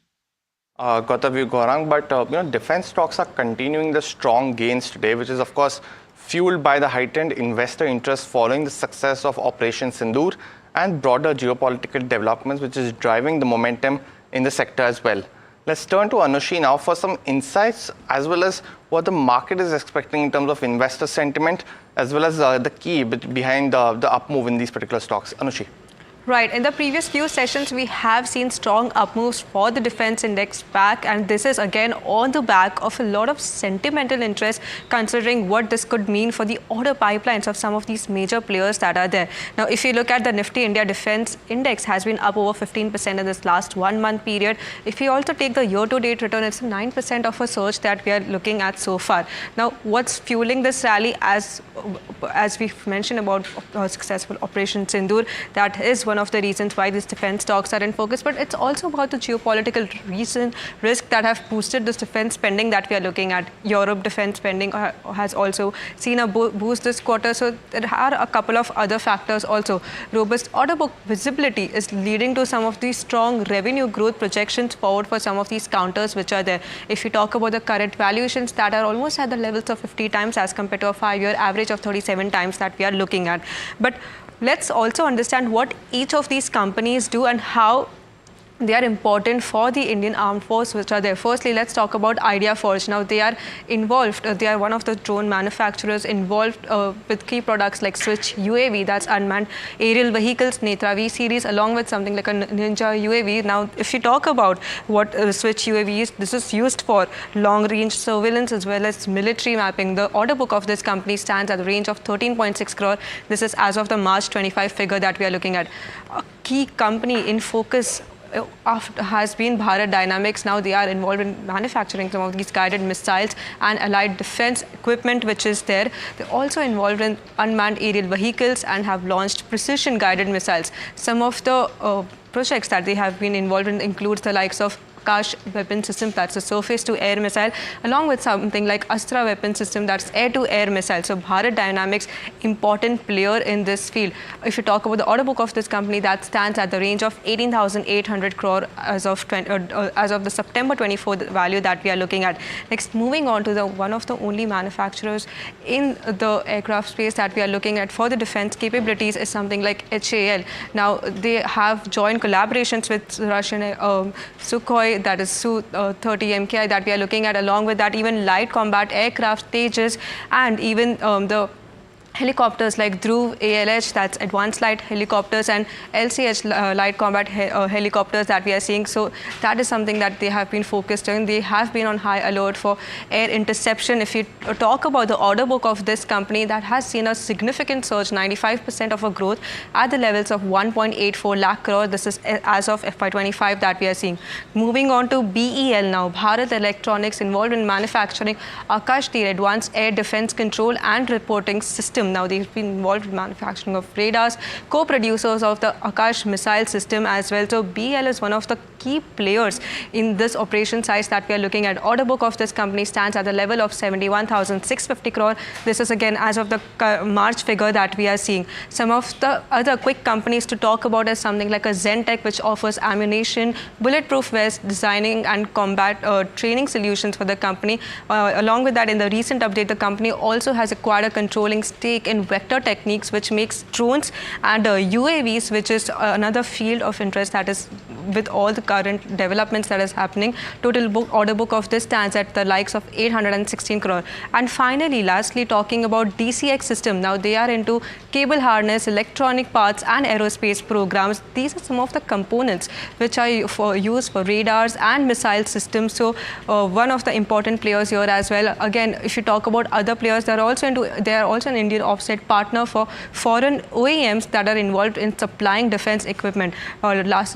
The order size of this, they currently have an order size of 3,360 crore. This is as of the December 24 that we are looking at. So these are some of the key players in the defense space, what all that they do and how we are seeing more interest coming in. In fact, if you look back to the 99 Kargil war that had happened, initial defense budget was around the likes of 45,696 crore. But because of the war situation, that had seen about a 6% of an uptick at the levels of 48,504 crore. So the question now is, if you look at the FY20, if you look at the latest union budget, we've seen about a 6.81 lakh crore of an allocation, and for this, the defense capex in the was at the likes of 1.8 lakh crore. So the question is, would we see a revised higher growth number for this year, by the year and as well, because of the higher defense ordering that is being there? So defense stocks and defense sector in focus.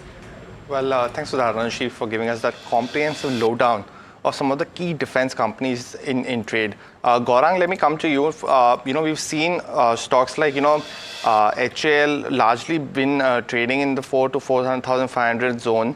And while it is known of their capabilities, any outlook that you have on stocks like HAL, stocks like Zentech as well in the privately owned defense companies, and what are your top picks? So let me give a brief idea about what our thought process is. Firstly, yes, we are positive on the defense pack, and it looks extremely, extremely robust and strong in terms of growth opportunity.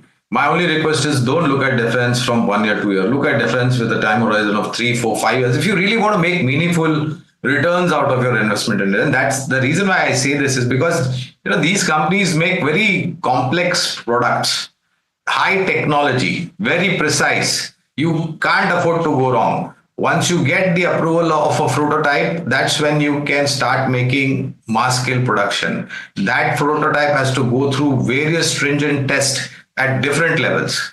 We are extremely positive about companies like Cochin Shipyard, BEL, BHEL.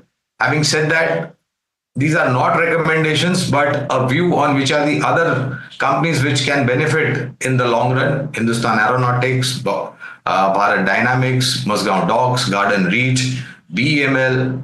These are also some of the companies government owned which can create wealth given the outlook of orders intake as well as execution run rate. Right. Anushi, stay with us. I guess Axis Cap has come out with this note on Bharat Electronics where they have upgraded or hiked their target price on the stock. What is the rationale that they have given you?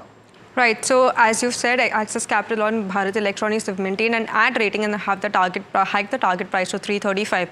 A couple of reasons that they have see firstly the potential upward revision in the India defense capex that we are looking at. Current figure, if we see, stands at the likes of 1.8 lakh crore. But considering all that is happening in terms of India, Pakistan, if there could be an uptick in ordering is something that we should be watching out for, especially in areas where Bharat Electronics have a key role to play. Proof of product effectiveness is also likely to improve the medium-term local to export growth prospects of the business. So this conflict has shown BEL's product reliability and boost to its prospects going forward. Now, in this, if we see India's surface air-to missiles have played a key role to counter these unmanned aerial systems from Pakistan. So BEL being an important player in this is something that we should be watching out for. Quickly, just going through the order inflow of what had happened, that order inflow was at the guidance was given at the likes of 25,000 crore. The BEL had clocked in about 18,000 of order inflows. The expectation for next year is for somewhat about 50,000 crore of order inflow. So interesting to watch out on how this would shape as a year for BEL, as they have planned orders for QR-SAM orders, that's quick range surface to air missile and next generation corvettes. These are some big ticket orders that we are seeing. So that is something to be watched. It's something that we need to take a note of. So BEL then focus on the back of this. Well, thanks for that, Anushi. But President Donald Trump has announced that he will sign an executive order later this evening to reduce the prices of prescription drugs in the US by between 30 to 80%. Now, this could spell trouble for some Indian pharma companies who have high exposure to the United States. Let me go across to my colleague Varsha to get in more details on this. Varsha. Yeah, thank you for that. So yes, this is one of the reasons why pharma index was under pressure since morning, wherein Trump has announced new executive order to significantly reduce the drug prices or prescription drug prices basically in US, and the plan aims for a potential reduction of 30 to 80%. Now this pricing is based on most favored nations policy principle, wherein the agenda is to link US drug costs to lowest prices paid by the other countries. Now this will provide immediate relief from high medication cost in America to ensure fairness for American citizens, according to Trump. Now the order would primarily affect drug administrator in doctor's office, and this will apply to medications covered under Medicare Part B, which involves treatments like cancer treatment, and this will save trillions of dollars for patients. Now this is according to Trump. Now this proposal is expected to face opposition from drug manufacturers, because drug manufacturers previously also blocked a similar plan, and they argue that it would undermine innovation. Now, just talking about US Medicare prices versus peer nation, if you see your blood clot drug is priced at $249 in US versus $45 in other nations, while your type 2 diabetes drug Jardiance is priced at $204 in US versus $35 in other nations, and your Stellara or your Entresto, which is a heart failure drug, is priced in US at $314 versus $64 in other nations. Now, which all stocks to be will be impacted? One is Sun Pharma because of the specialty portfolio that the company has, and of course DVs will also be impacted because the drug which I mentioned, Entresto, DVs make API for that drug. The other stocks which will be in focus is Aurobindo Pharma. You have Zydus Life Sciences, Lupin, which has 40 to 45% of exposure to US. Now, why these generic companies are in focus? Because the order is for executive drug or prescription drug or innovator drug. Because if your innovator drug prices are reduced, then generics, which already sells at a very lower prices, will hit more, and these are the reasons why these stocks will be impacted. Well, thank you for that, Varsha, for giving us the lowdown of what impact these could have on a couple of stocks. Gaurang, let me come to you. We've spoken about pharma companies which have a higher exposure to the US, the stocks like Gland Pharma among others. But just on Sun Pharma and Divi's, on this particular news flow, how are you viewing the impact of this US move on reducing the price of generics, something that they've spoken about in the past, but now it looks like the action is now on the way? How are you viewing what should investors do with these stocks if they're holding it? I think first of all, it has happened before, Varsha was mentioning. This is not the first time, but the lobby is very, very strong over there. When it is the gun run lobby or whether it is to do with pharmaceuticals, the lobby is very, very strong. And I think the stakes are very, very high. So while there are aspirations and thoughtful thinking from President Trump, whether it is going to go through and finally see the ray of light at the end of the tunnel, one will have to wait and watch. Today, because of the news flow, you are seeing impact on the entire pharma universe, including Divi's and Sun Pharma. But on both these companies as a disclosure, we do have a positive coverage. And we are also maintaining coverage on other pharmaceutical stocks like Cipla, Aurobindo Pharma, Natco Pharma, etc. Thanks for that, Gaurang. But another stock that's buzzing in trade today is from the cement space, and that's Birla Corp. Now, that's after the company came out with its Q4 earnings. They did beat estimates by a mile this time. Revenue was up roughly 6% at 2,800 odd crores.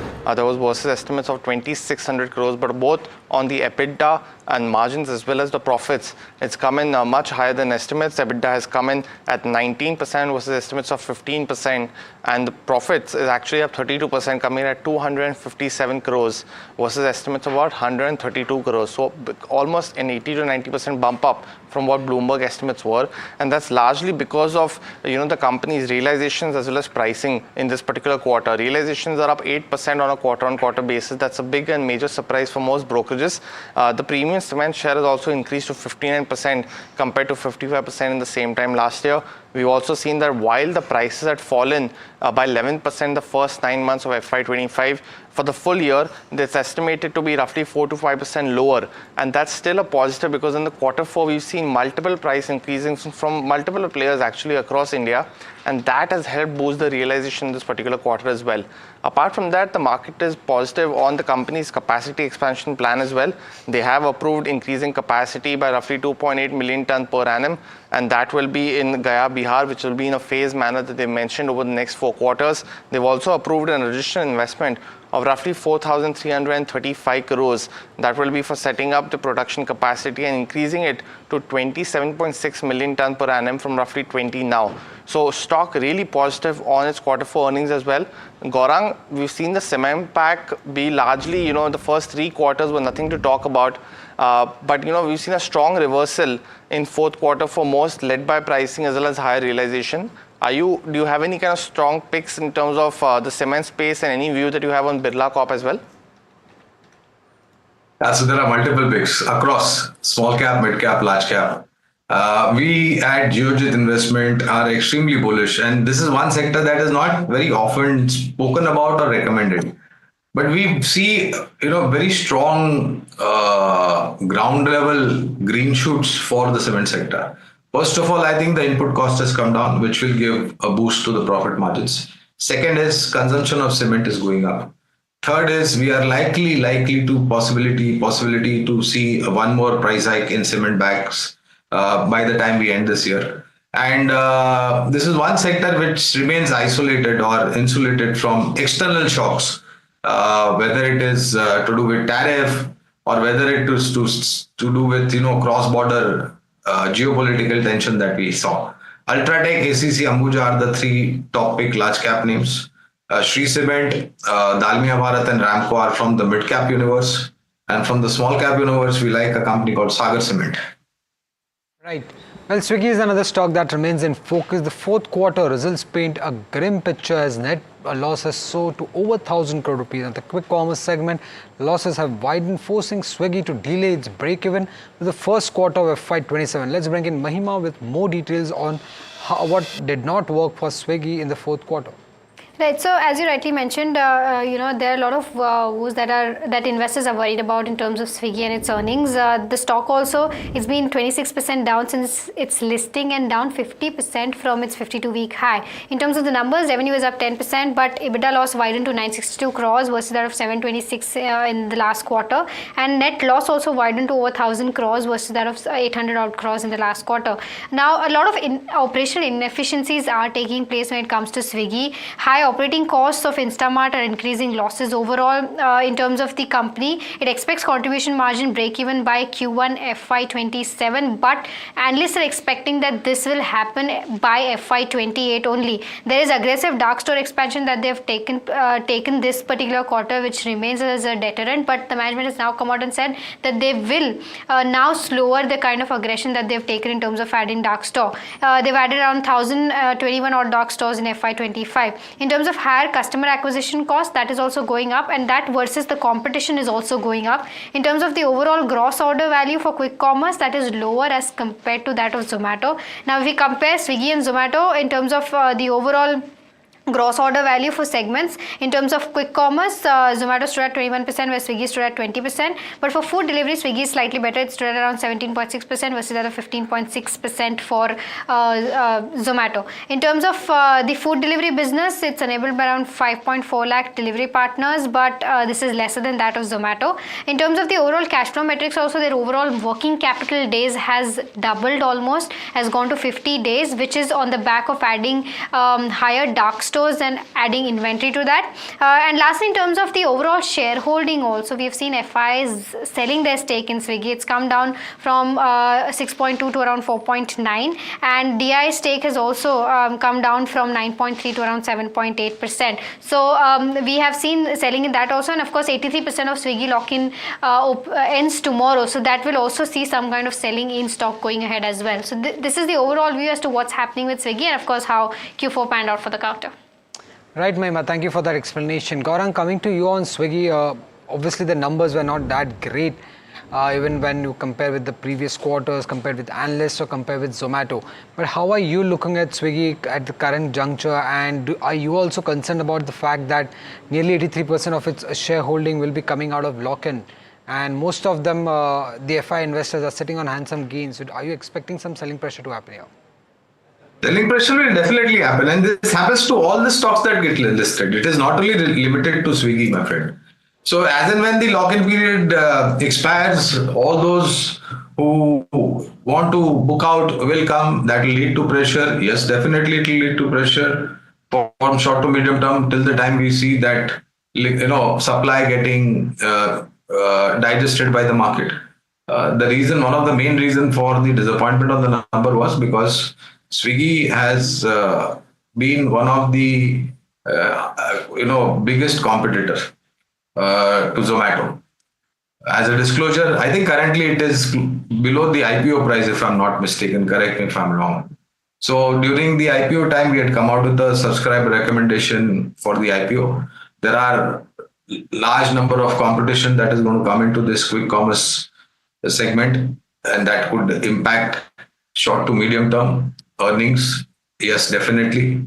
But from a long-term point of view, if I have to keep that IPO note as a base of my recommendation, then you can stay invested for long term. Got the view, Gaurang. Thanks so much for joining in, giving us a whole host of views across sectors and companies. We wish forward to our next conversation. But viewers, that's all the time that we have on this edition of Profit Top Trades.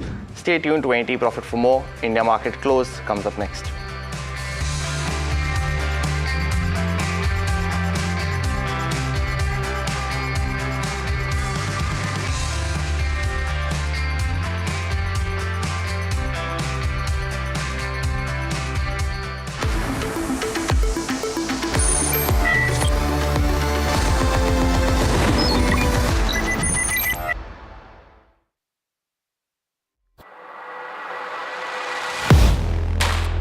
Do you really know the company you invest in? What is the real picture behind presentations and claims? Is the outlook as rosy as the company claims? Know Your Company, powered by NDTV Profit Research, shines a light on the biggest stock market movers.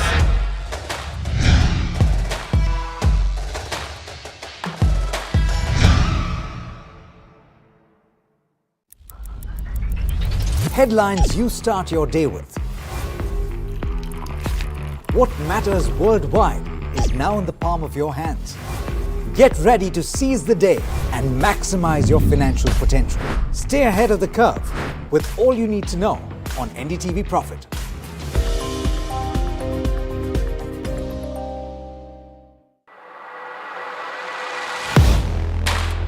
Do you really know the company you invest in? What is the real picture behind presentations and claims? Is the outlook as rosy as the company claims?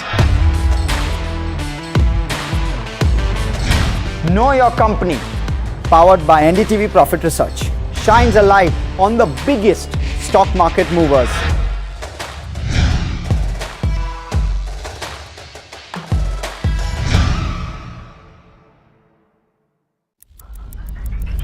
Headlines you start your day with. What matters worldwide is now in the palm of your hands. Get ready to seize the day and maximize your financial potential. Stay ahead of the curve with all you need to know on NDTV Profit.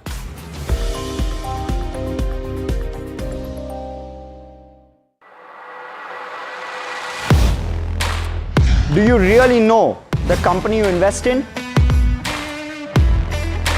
What is the real picture behind presentations and claims? Is the outlook as rosy as the company claims? Know Your Company, powered by NDTV Profit Research, shines a light on the biggest stock market movers.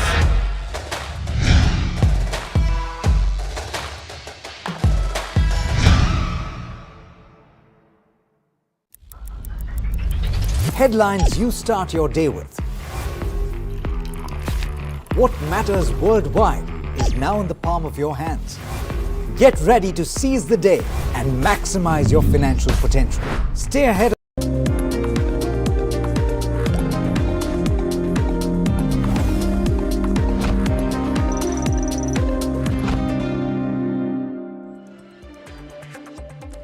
Hello and welcome to India Market Close here on NDTV Profit. I'm Harsh Saita, with me is Neeraj Shah, and let's look at how the Nifty is doing. A fantastic start to this week, expectedly so, 3.5% higher. Not too many people could have called an 800-point rally on the index today. Let's look at it intraday, and we've gone from strength to strength even on the intraday index. Look at that, and continuously clocking the day's high, going from strength to strength, and very, very close to the day's high. The day's high, 24,853. We're just about 10 points away from there. 3.5%, where is that coming from? Let's pull up the contributors. 100 points from an HDFC Bank, 100 points from an Infosys, nearly an ICICI Bank and Reliance, all those four delivering nearly 350 plus points on the index. So fantastic day from that perspective. Losers far and few, but Pharma pack in focus on the back of, at least within, on the back of everything that's happening around the announcements in the US. And of course the Pharma pack therefore sulking in trade. Let's look at the heat map. But outside of Pharma, outside of that basket, maybe and outside of Sun Pharma within the Nifty, you're largely seeing a very solid set of moves.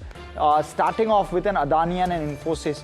Adani Enterprises up 7.5%, Infosys up 7.5%, Shriram Finance also up roughly 7.5 odd percent. And honestly, wouldn't have expected this either. The top or the bottom gainer on the Nifty 50, I need to reword that, bottom gainer is up 1.1%. Not too many times that we've seen that kind of a move.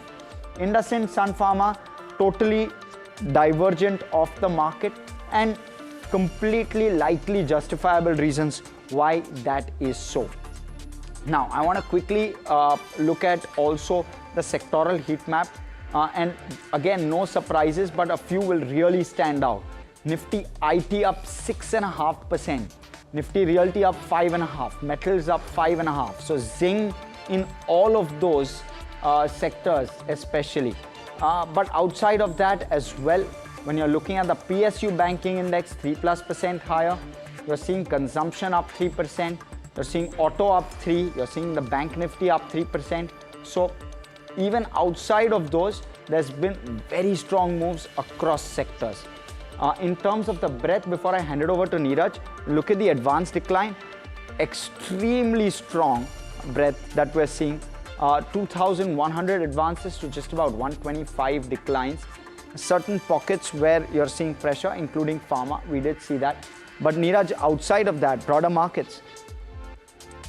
In some pretty strong gains and some very good result reactions as well that have come in, right? So you look at, for example, a Birla Corporation, some extremely strong show. And since the start of the trading day, it's actually been that way, right? So up about 20% for that one, 19.99% and counting.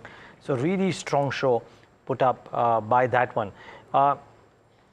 Not every result, I mean, so others which had a decent number was Borosil Renewable, Make Money Organics, etc. Not all of them have had the kind of reactions that Birla Corp has had, naturally so. But 2.5% for a Borosil Renewable.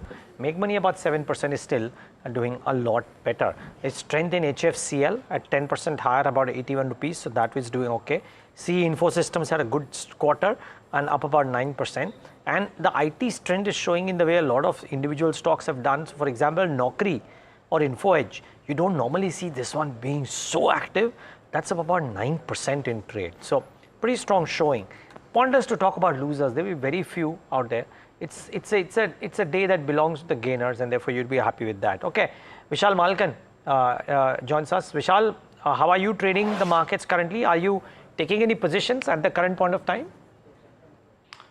Yeah, hi. I think there is a strong move which we saw today, and it's sustaining those gains since the morning. So I think we are done with the war part now, and we'll look at the fresh updates coming from maybe next month would be monsoon. And overall, it's made a higher bottom. So I think it was already showing so much resilience in the last week itself when things were going around. So that shows that Nifty has a strength to go to 25,200, 300 as a next target.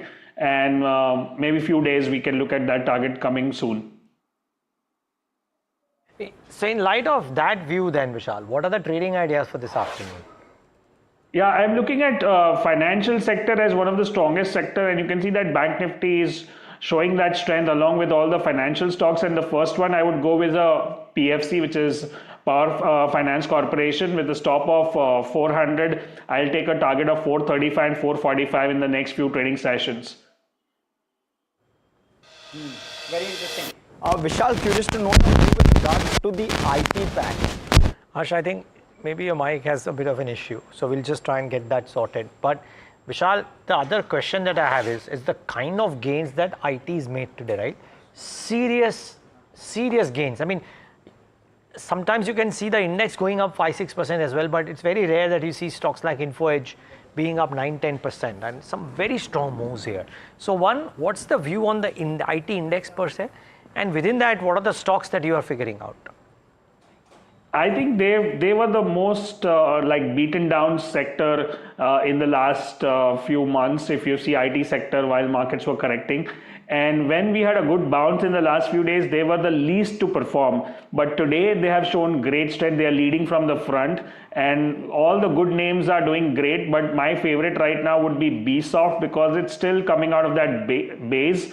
And with a stop of 410, we can look at targets of 450 and 475s. And overall, IT sector looks like a good pick for a value buy from this point of view. Okay. Okay, Vishal, I want you to take a view on PVR as well in a moment, but let's first get in the management to try and understand how is it that they view what the year thus gone in FY25 has thrown up, and what is it that the outlook ahead could be like. Sanjeev Bijli, ED of PVR Inox, and Saurabh Pant, VP Finance and Investor Relations at PVR Inox, with us on the show. Gentlemen, good having you. Thank you so much for taking the time out and being with us. For a lot of people and a lot of businesses which are entertainment, travel focused, what's happened over the weekend is a relief as well. But Mr. Bijli, for you, maybe not so much of a concern with regards to geopolitics, but how would you summarize what's happened in the quarter and the year? And is it possible to hypothesize if FY26 can be materially different than FY25? Yes, of course. I think we believe so very strongly because we know exactly why the last quarter in FY25, or even for that matter, FY25, the entire year, was muted and didn't go as expected because of underperformance of a lot of Bollywood films. And that came because our major superstars like Shah Rukh Khan and Salman Khan and Amir Khan, there weren't any films from them. Plus, there was a huge drop of Hollywood releases. Our cinemas are basically spread across the country, and they are situated in demographics where a demand for English movies is very high. The metro, South India, Bangalore, Delhi, Mumbai. And because of the Hollywood strike that happened post-COVID, a large number of Hollywood movies, including Mission Impossible 8, which is now releasing on the 17th, got shifted. So since our chain is dependent a lot on Hollywood films, plus there were fewer Hindi movies, that is the reason why there were muted admissions. But this year, everything seems to be back on track, be it Hollywood, be it Hindi film, big films, and also regional films, which continue to contribute to our box office. And Mr. Pant, let me come to you. Harsh also joining in. What is therefore the reasonable number in terms of growth that you would expect to clock for FY26? Yeah, hi Harsh. I think in terms of while we don't give any forward-looking guidance on admissions or growth, our internal estimates are that this year should be materially better than FY25, and directionally it could be better than FY24 as well. So in FY24, we had done about 151 million admissions. In FY25, we did about 137 million admissions. Our internal estimates are that it should be directionally better than FY24. So obviously significantly better than FY25. And Saurabh, I'll stick with you. What is the outlook with regard to debt? You've reduced debt to a certain extent, but net debt stands at roughly 950 crore, if I'm not wrong. That's correct. How quickly does it go to debt-free?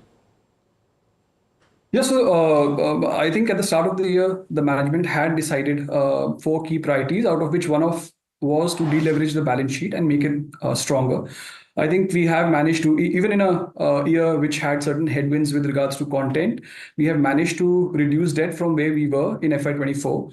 If you look at a 2-year trajectory, we have managed to reduce our debt post-merger by almost 482 crores. And as you correctly mentioned, we currently stand at about 950 odd crores.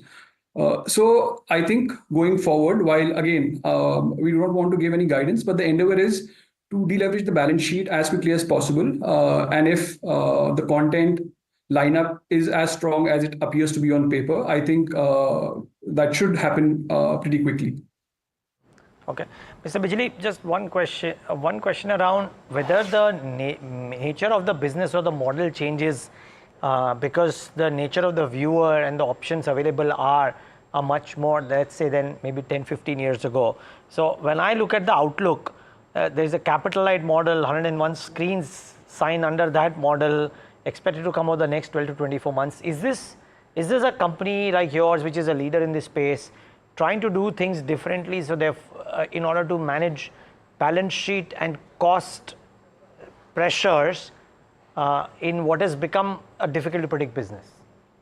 No, absolutely, you're right. I mean, I think, while the endeavor is to go back to the admission levels pre-COVID, we are also very conscious and have decided strategically that we must look at our cost structure, be it fixed costs or variable costs, and we're basically attacking both of them and trying to reduce them as much as possible.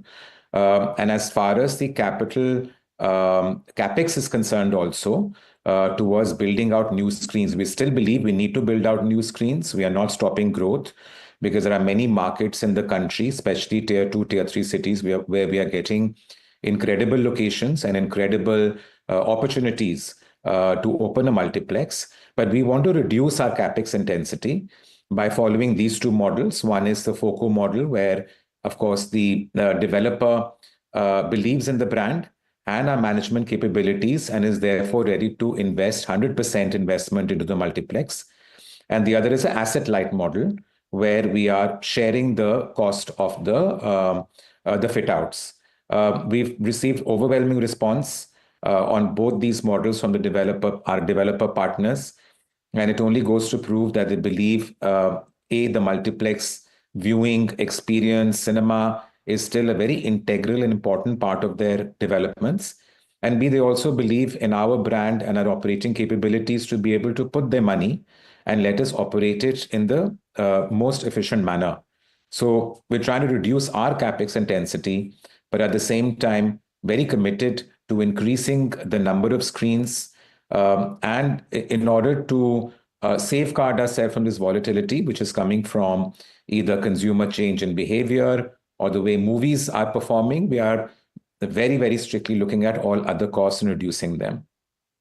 Right. Mr. Bijli, what's the outlook with regard to new screen openings for FY26? One is, how many are you planning to close from a perspective of eliminating a bit of inefficiency? What's the chop and change going to look like?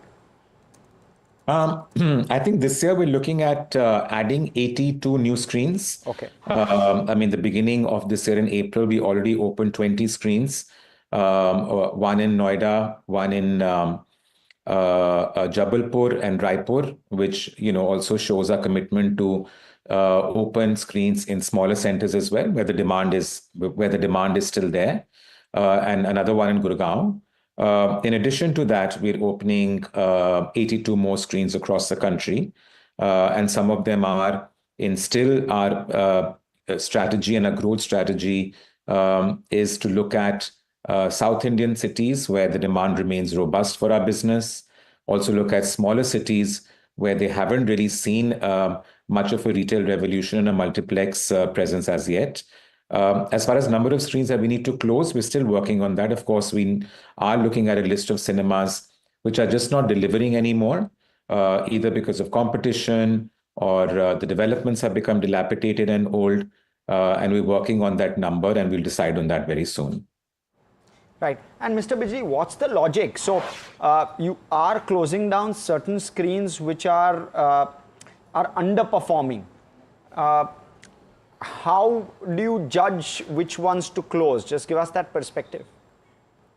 I mean, first and foremost, it's a financial performance. If those properties haven't been performing well consistently for the last 2-3 years and have been delivering a negative EBITDA, and we feel there isn't much that we can do to revive that, then that's one criteria. Second, of course, you must understand that some of these properties are very old now. They've been housed in malls or shopping centers which opened about 20 years ago. And there's always a product life cycle as far as these developments are concerned. They become dilapidated, infrastructure becomes very poor. Some other tenants, which are anchor tenants, leave, and they all go to newer malls. There are newer malls and newer developments coming across the country every year. And other tenants also tend to find those more attractive because they are new and fresh. And therefore, the chances of success there for us or a retailer are even higher. And out of the 82 screens that are expected to open, Saurabh, let me come to you. How many of those under the capital light model, or all of those will be capital light? How does this work? Sure. Harsh, we'll open approximately 100 to 110 screens this year in all. We have already opened 20 screens in the past couple of weeks, and another 80 odd to go. Just to put this in context, about more than 50% of these screens will be under the capital light model. It will be either a management screen or an asset light screen. And Mr. Bijli, what's the pressure like from competition? You have some of your competitors reducing prices in the food and beverage space as well. Are you seeing a bit of a shift with regard to your viewers opting for competition over you due to that? Are those trends at all playing out, or are they worrying you? I haven't seen any major price reductions across the sector. Honestly speaking, I haven't seen anyone else dropping prices. I've checked the prices for other cinema chains as well, at least the bigger ones, that are out there and operating and doing a great job in the cities. I really haven't seen much of a price drop at all. But at the same time, we're very sort of conscious of what the consumer wants. And we have done many promotions and many strategies to actually counter any of this. We have on the pricing side also, we have 99 rupees on Tuesdays. We have a Cinema Lovers Day, which comes out every quarter. Even on F&B, we have special offers which are coming out every couple of days. So if you actually look at our website and our app, there are a lot and many more promotions that are out there, which we feel should not hurt the customer. And therefore, we are committed to making the whole experience as palatable as possible. And Saurabh, what's the sense like with regard to Karnataka capping prices at 200? Is there a risk that other states would follow, and what would the impact of that be with regard to your numbers? So when this announcement was made a month or so back, we made a representation to the state government and outlined the heavy investment that we have made in the state over the years because the prices were deregulated. Since then, the budget has been announced, but there has been no government order on pricing. So it is status quo. There has been no change. The pricing is still deregulated. And I think other state governments are also following suit in keeping the prices deregulated. There are only a couple of states left in India now where the prices are regulated. The likes of Tamil Nadu, Andhra Pradesh, and largely these two states are now having regulated pricing. Otherwise, it's deregulated all across. Point taken. Okay. Thank you so much, Mr. Bijli, as well as Saurabh, for joining us. Great having perspective on consumer trends as well as, of course, the numbers for PVR Inox and breaking that down. Let me go across. Vishal still with us. Vishal, what's the sense like? PVR Inox, do you like it? How is it looking on charts? What are the levels you're looking out for? Yes, I think PVR Inox has made a higher bottom in the last few days, around 900, after making the final low around 830 in the last month. So that's a good sign, which is showing improvement in the buying. And we can look at a target of around 1000, 1030, which is the next resistance. So it's like a short-term buy with a stop of 900 for targets of 1030 and 1075. Overall, looks like it has made an intermediate bottom, which could be we can even look at short, like a medium-term investment. Then the targets could be around 1200 plus. I want to take a couple of top gainers as well, Vishal, and Adani Enterprise and Infosys to start off. What's the view like on a couple of those counters? 7.5% is no mean move.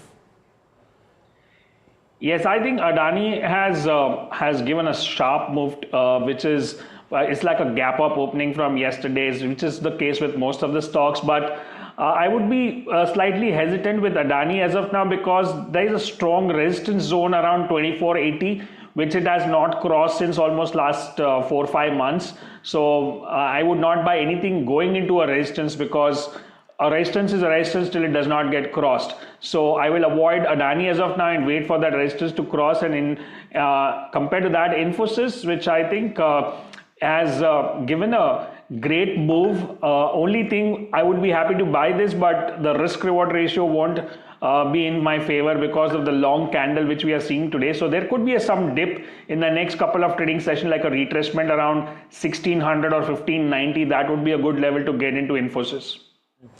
Just quick disclaimer, NDTV is owned by the Adani Media Network, so something to keep in mind. But outside of that, those are independent views coming in from Vishal Malkan on a couple of those names. Vishal, what's the pocket that you feel at this point is looking most bullish?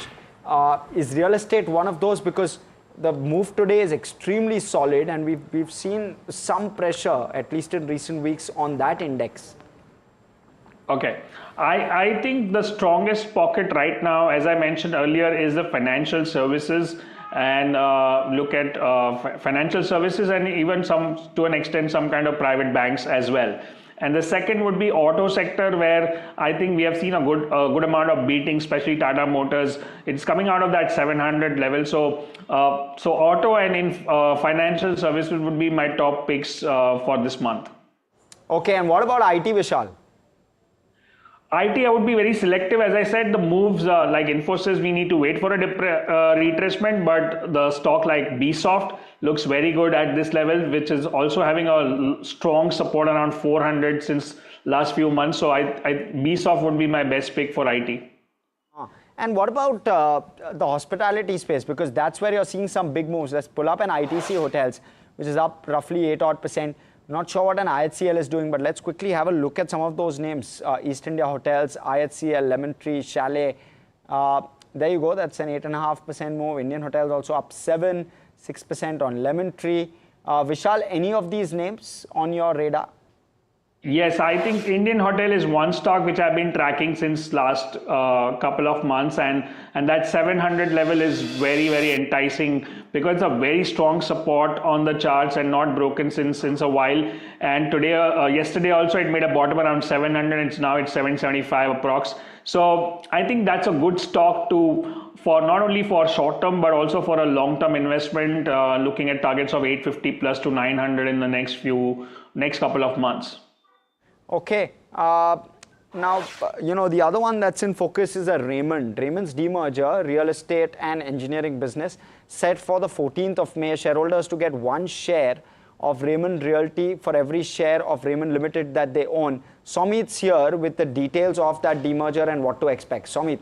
Well, yes, Raymond will remain in focus not only on the back of the results, but also given the fact that the demerger date or the demerger record date is nearby. It's on 14th of May. Now, this demerger is related to the real estate unit and the engineering business of the company. Now, 14th May is the record date, which means that the last day to buy shares for any investor or any shareholder to participate in this demerger is May 13th. Now, if you have shares of Raymond as of May 13th, or you buy shares on May 13th, then you will get 1 share of Raymond Realty for every 1 share that they are holding in Raymond Limited. Now let's look at how analysts are valuing Raymond Limited as of now. Now Aryan Capital has given a target of close to 2,450. Antique Motilal have a target of close to 2,300 to 2,400. Incred have a target price of 2,255. Systematics has a target of close to 2,047, which means that the average target price for Raymond comes at close to 2,295. Now let's look at how both the businesses are valued. Now analyst or the street is giving nearly 76% of the value coming in to the real estate business and nearly 24% of the value to the engineering business. So at the current market price, the real estate business share price comes at close to 1,107 rupees, while that of engineering comes at 349.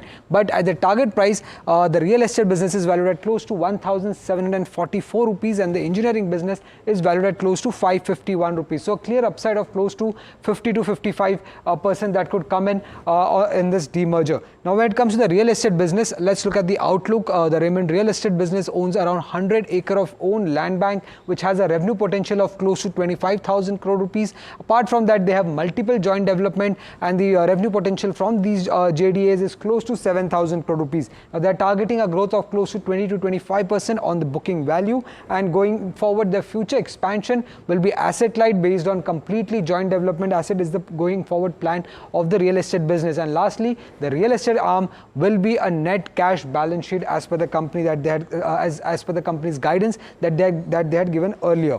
Now when it comes to the engineering business, now that operates in auto and EV space, aerospace, defense and various other tools and hardware. Now if you look at the 9-month financials, revenue stood at close to 1300 crore rupees, EBITDA stood at close to 160 crore rupees. That means the margin at close to 12% odd for the engineering business. And when it comes to the opportunity, analysts believe that there's a huge opportunity when it comes to the electric vehicle and the defense segment. And apart from that, the aerospace growth is also expected to pick up with the resolution in production issues that we had seen earlier with Boeing. So all in all, a good prospect coming in for the engineering business as well.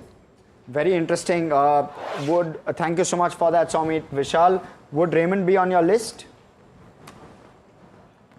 Yeah, I think Raymond has moved a good move today, but it is hitting into that 1600 levels, which is a strong resistance. So I would be only interested if it closes above 1600 on a daily and a weekly closing basis. Then we can see the upside opens up to 1800. Okay, and what about a Raymond Lifestyle, Vishal? I know you'll have a very, very limited chart there, but do you have a view there? I would avoid giving view on that, looking at the charts, the way it is placed right now. So I'll skip that one right now. Point taken, point taken. So, okay. All right. Vishal, thanks so much for joining us this afternoon. What we'll do is we'll also slip into a very, very quick break. On the other side, we'll get you all the chatter behind dealing rooms, heard on the street. Somit will bring us that, and we'll talk specific stocks. Stay tuned.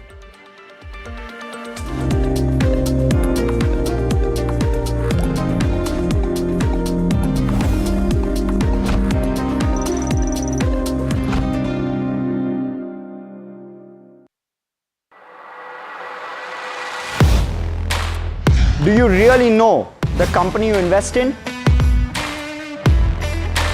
What is the real picture behind presentations and claims? Is the outlook as rosy as the company claims? Know Your Company, powered by NDTV Profit Research, shines a light on the biggest stock market movers.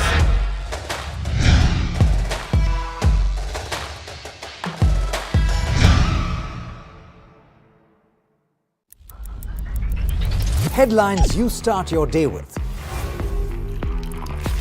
What matters worldwide is now in the palm of your hands. Get ready to seize the day and maximize your financial potential. Stay ahead of the curve with all you need to know on NDTV Profit.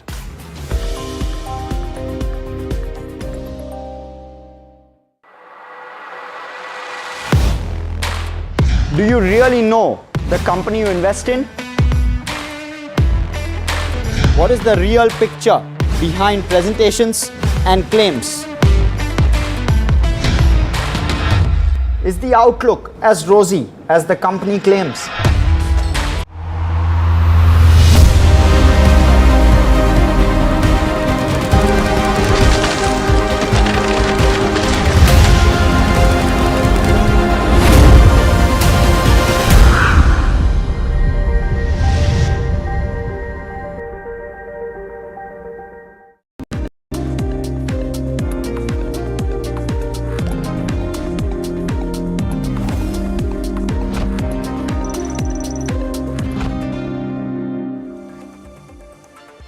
Welcome back. Thanks for staying with us. You know, that time of the show where we go to Somit, who gets us all the chatter from dealing rooms. Somit, what are you hearing today? Definite zing, at least on the street. Yes, a good 900 points rebound that we have seen when it comes to Nifty, but stock-specific action that we are seeing firstly is on IndusInd Bank. Dealers are indicating that large HNIs have been exiting the counter on anticipation of a higher than expected provisioning that could come in the MFI segment in the fourth quarter earnings of the company. Apart from that, there is Paytm, Jubilant Food and Apollo Tyres buzzing on the back of block deals. Now, Paytm is something that we had indicated last week as well. The latest update that is coming in is the fact that this block from Ant Financials could come in the next couple of days. Moreover, dealers are also indicating that there could be a potential block deal in Jubilant Foods and Apollo Tyres as well. In Jubilant Food, the promoter could go ahead and pair some stake is what the buzz is, and in Apollo Tyres, it could be Warburg Pincus is what the dealers are indicating. Third stock on the list is the fourth stock on the list is Ganesh Housing. Now, it's a Gujarat-based real estate company, and some large influential investor interest has been seen in this counter, and they're expecting multiple positive developments to come in for Ganesh Housing. When it comes to Indigo, dealers indicate that foreign institutional investors have been selling their shares at higher levels. The stock was up at one point of time around 8%. When it comes to Titan, dealers indicate that there has been buy flows on the DII desk in trade today. And lastly, when it comes to SRF, last week there was a strong buy buzz when it comes to SRF. It was strong buying interest on the institutional desk. But right now what I'm picking up is that smart investors have been exiting or have been selling their shares in this counter, and hence we have seen this share price shares in fact fall from 3% high to just now flat in trade. Thank you for that, Samit. Interglobe definitely one stock on the radar today as the markets are just firing up. Good afternoon, folks. 24,900 done and dusted, huh?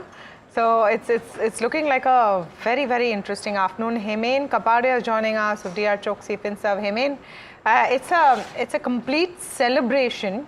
But this is clearly something more than, of course, we have a lot of reasons to celebrate.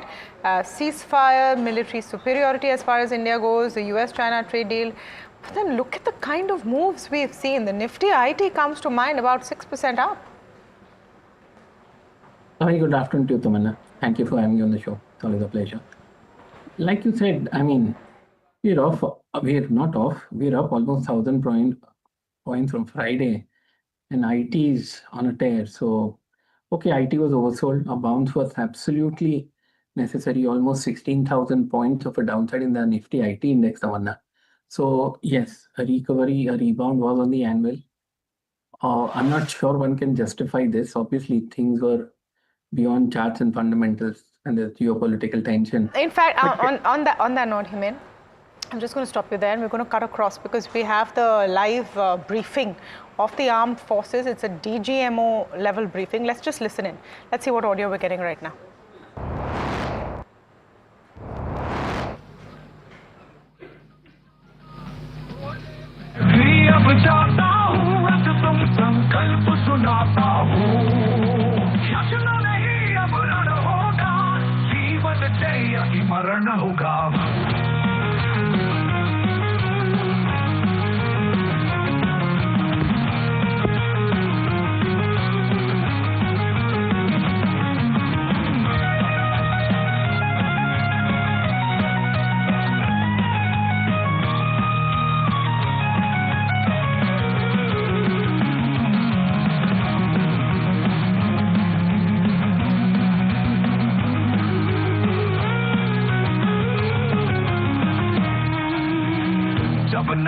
मनुज पर छाता है पहले विवेक मर जाता है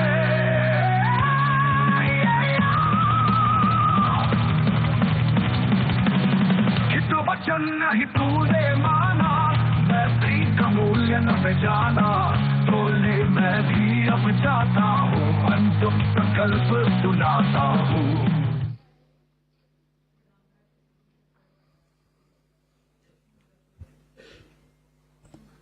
Good evening, ladies and gentlemen. Jai Hind. Welcome to this special press conference on Operation Sindoor. Like yesterday, we'll have the opening statements by the three senior officers who are here with me. You all know them well now. However, for those who were not here yesterday, let me introduce you to them. In the middle, we have Air Marshal A.K. Bharti, Director General Air Operations, who will provide insights on the air domain. To his right is Lieutenant General Rajiv Ghai, Director General Military Operations. He will cover the land aspects. And to my immediate right is Vice Admiral A.N. Pramod, the Director General Naval Operations. Following these briefings, we will be having a few question and answers. May I now request the DG Air Operations to commence the proceedings.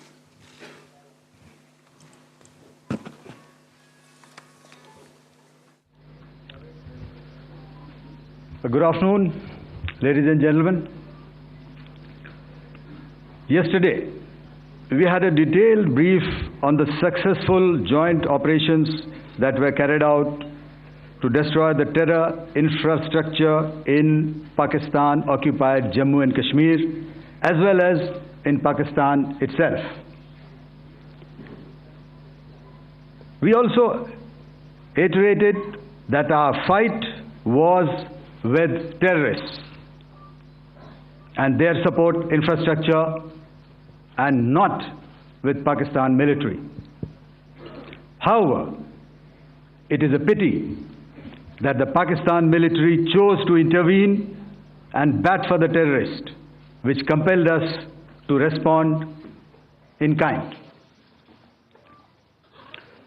दोस्तों, हमारी लड़ाई आतंकवाद और आतंकवादियों के खिलाफ थी। इसलिए 7 मई को हमने केवल आतंकवादी ठिकानों पर ही हमला किया था। पर अफसोस इस बात का है कि पाकिस्तानी सेना ने आतंकवादियों का साथ देना उचित समझा और इस लड़ाई को अपनी लड़ाई बना ली। इस परिस्थिति में हमारी जवाबी कार्यवाही अत्यंत आवश्यक थी और इसमें उनका जो भी नुकसान हुआ वे खुद इसके लिए जिम्मेदार हैं। हमारी तरफ से हमारी एयर डिफेंस सिस्टम्स देश के लिए दीवार की तरह खड़ी थी और इसको भेदना दुश्मन के लिए नामुमकिन था। This brings me to the point, how have Indian forces managed to minimize the damage to both civilian and military infra in the country, in spite of the unrelenting efforts by the Pakistani forces? Most of you and the majority populace within the country have had a lot to say about the layered and integrated air defense systems put in place by the Indian Armed Forces, which includes the assets of the Indian Army, the Indian Navy, in addition to the primary air defense assets of the Indian Air Force.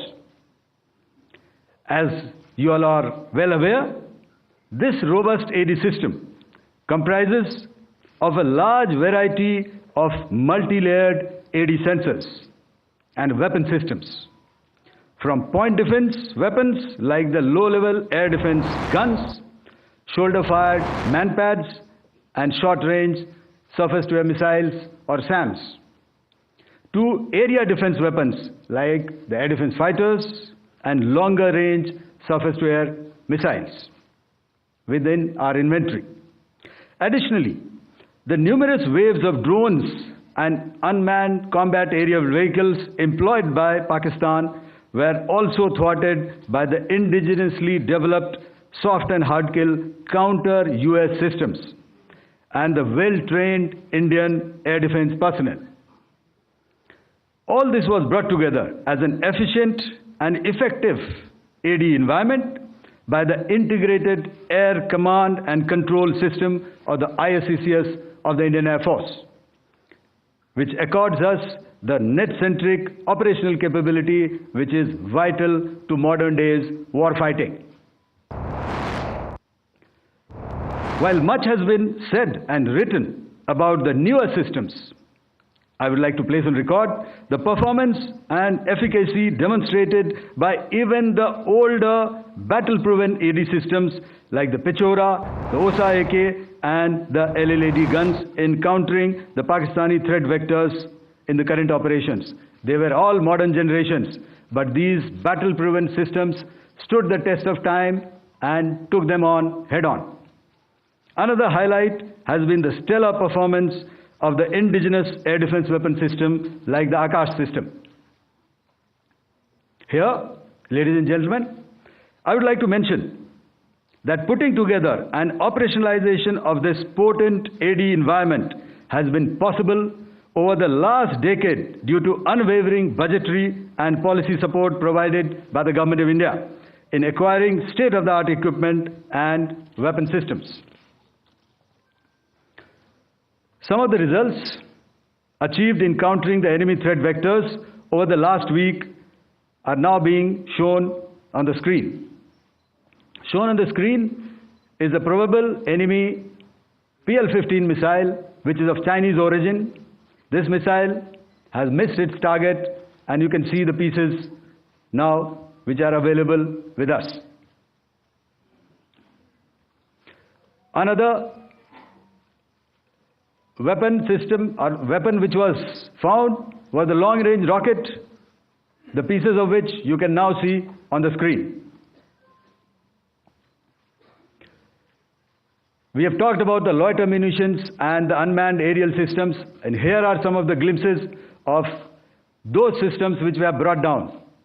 To your right, with the right undercarriage or the wheel, you can see is the Yeeha system, which is of Chinese origin with Pakistan.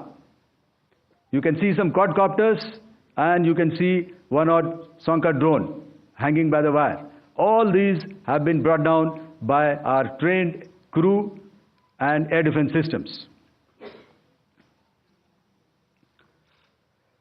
As far as our offensive actions are concerned, yesterday I had already shared some details about the targets engaged by the Indian Air Force. The composite picture of the Indian Air Force targeting so far is now shown on the screen. As you can see, we have targeted the length and breadth of the adversary. I'm sure most of you would have already seen the effect of these strikes on ground, courtesy the large number of videos and photographs being circulated in the media. A few representative examples from the open source are now being shown to you on the screen. In fact, two of them. This is the strike on the Noor Khan Air Base. And you can see the effect. I'm sure most of you have seen the video. I have also picked it up from your sources only. And this is the aftermath of our strike at Rahim Khan Air Base. You can see the massive crater that it has left on its runway. And you can see the pinpoint accuracy of our weapons.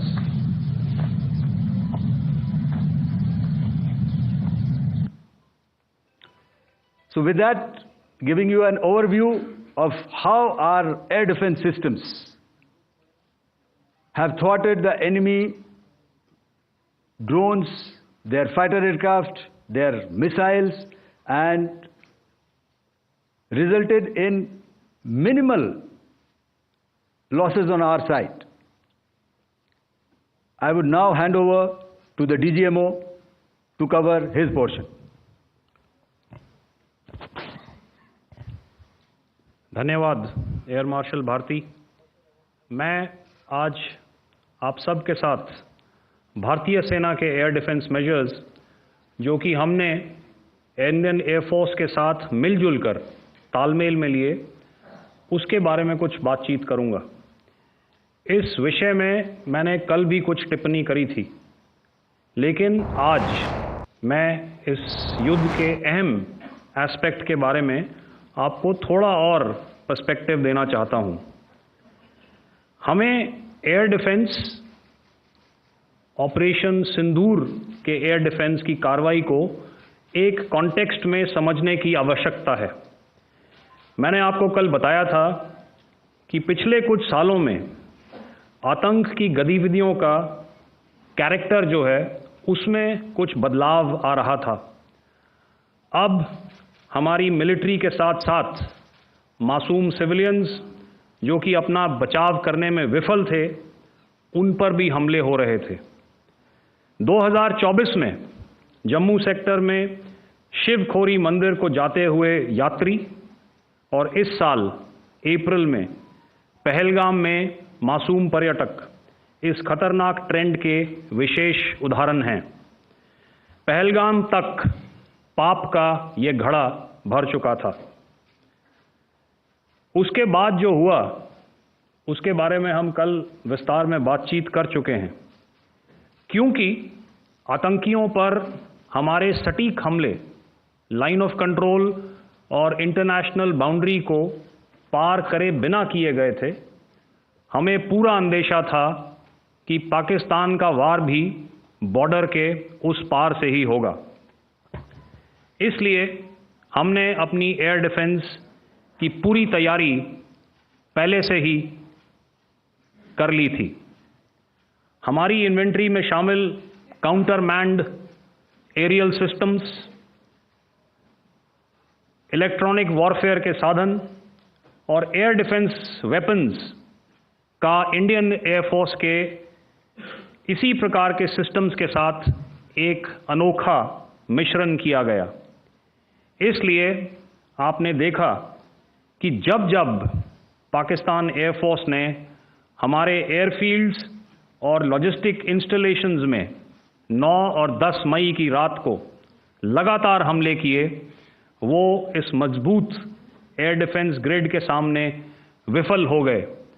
आपके सामने इस grid को एक तरीके से दर्शाया गया है। आप देख रहे हैं कि इंटरनेशनल बाउंड्री से कितनी layers, radars, counter unmanned aerial systems, उसके पीछे शोल्डर फायर्ड वेपन्स, हमारे विंटेज एयर डिफेंस वेपन्स जो कि काफ़ी सालों से हमारी सेना में हैं। एयर मार्शल भारती ने भी उसके बारे में बात करी। और लास्ट में हमारे modern air defence weapon systems. तो कोई मौका नहीं था कि पाकिस्तान एयरफोर्स ये मल्टी टीयर डिफेंस को पार करके पीछे हमारी एयरफील्ड्स या लॉजिस्टिक इंस्टॉलेशंस को टारगेट कर पाए। ये जो डायग्राम आप अपने सामने देख रहे हैं, ये मुझे एक इंसिडेंट की याद दिला रहा है।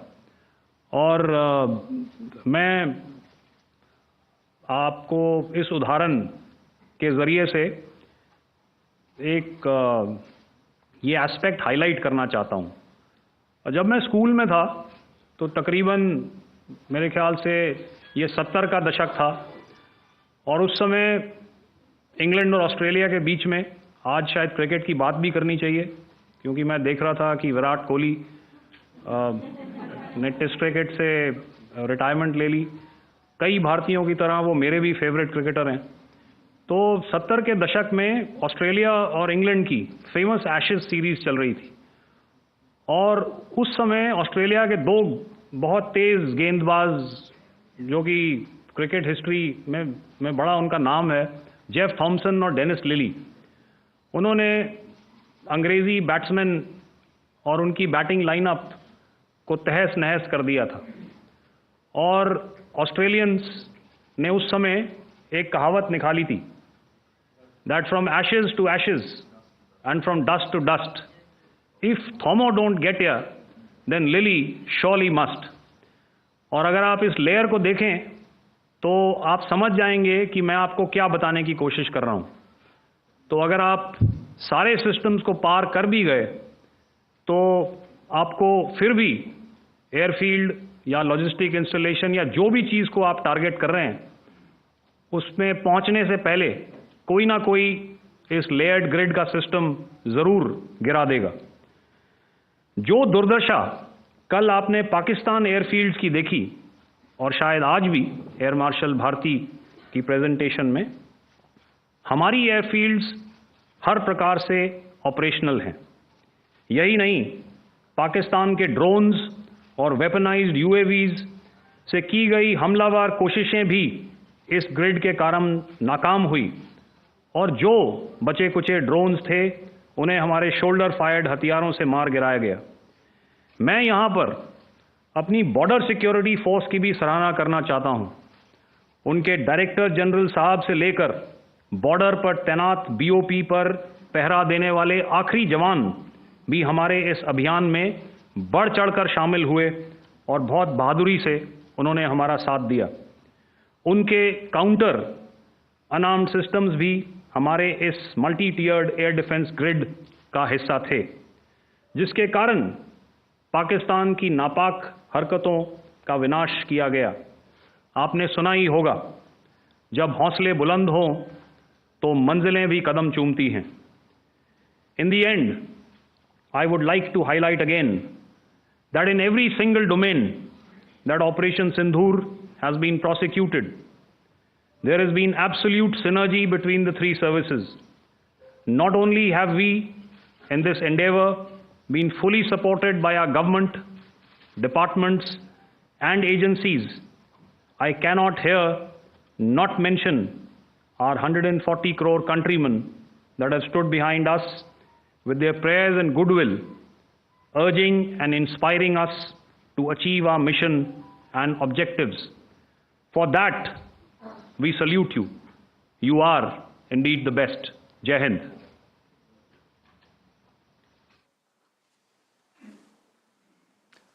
Good afternoon, ladies and gentlemen.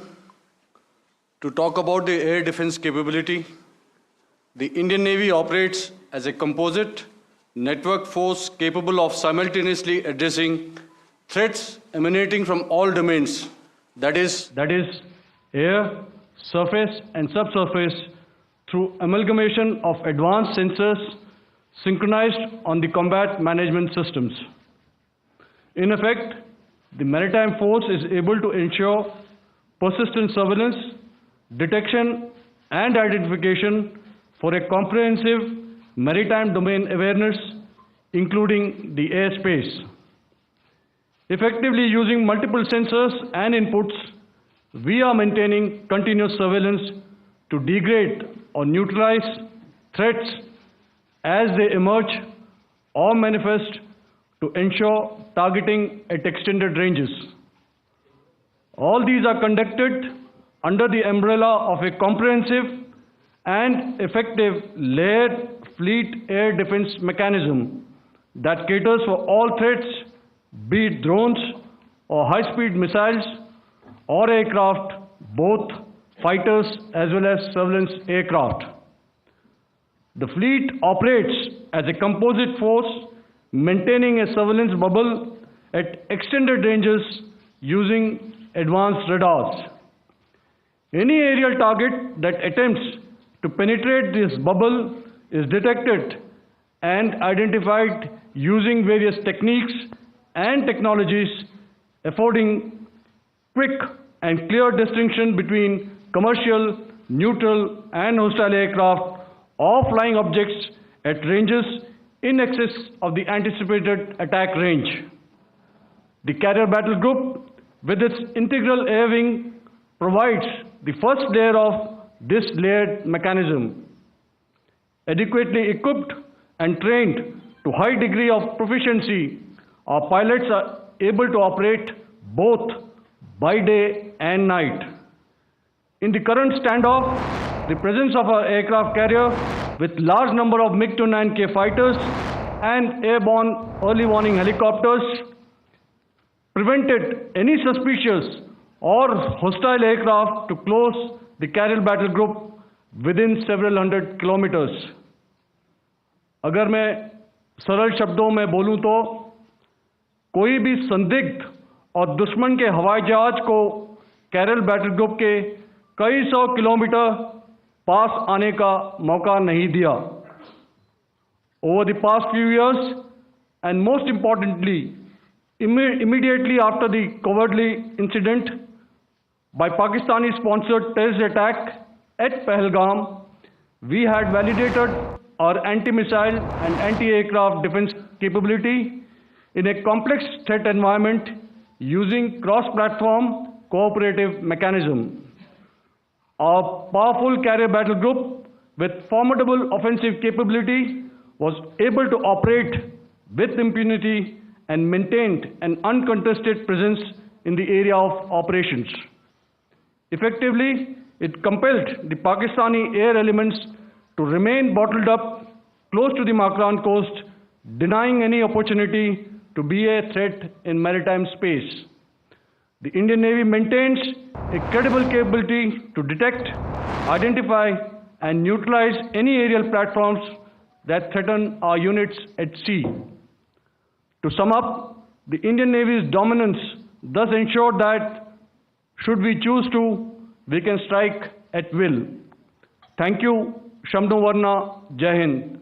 May I now hand over to Director General Air Operations for further proceedings. Thank you, Pramod.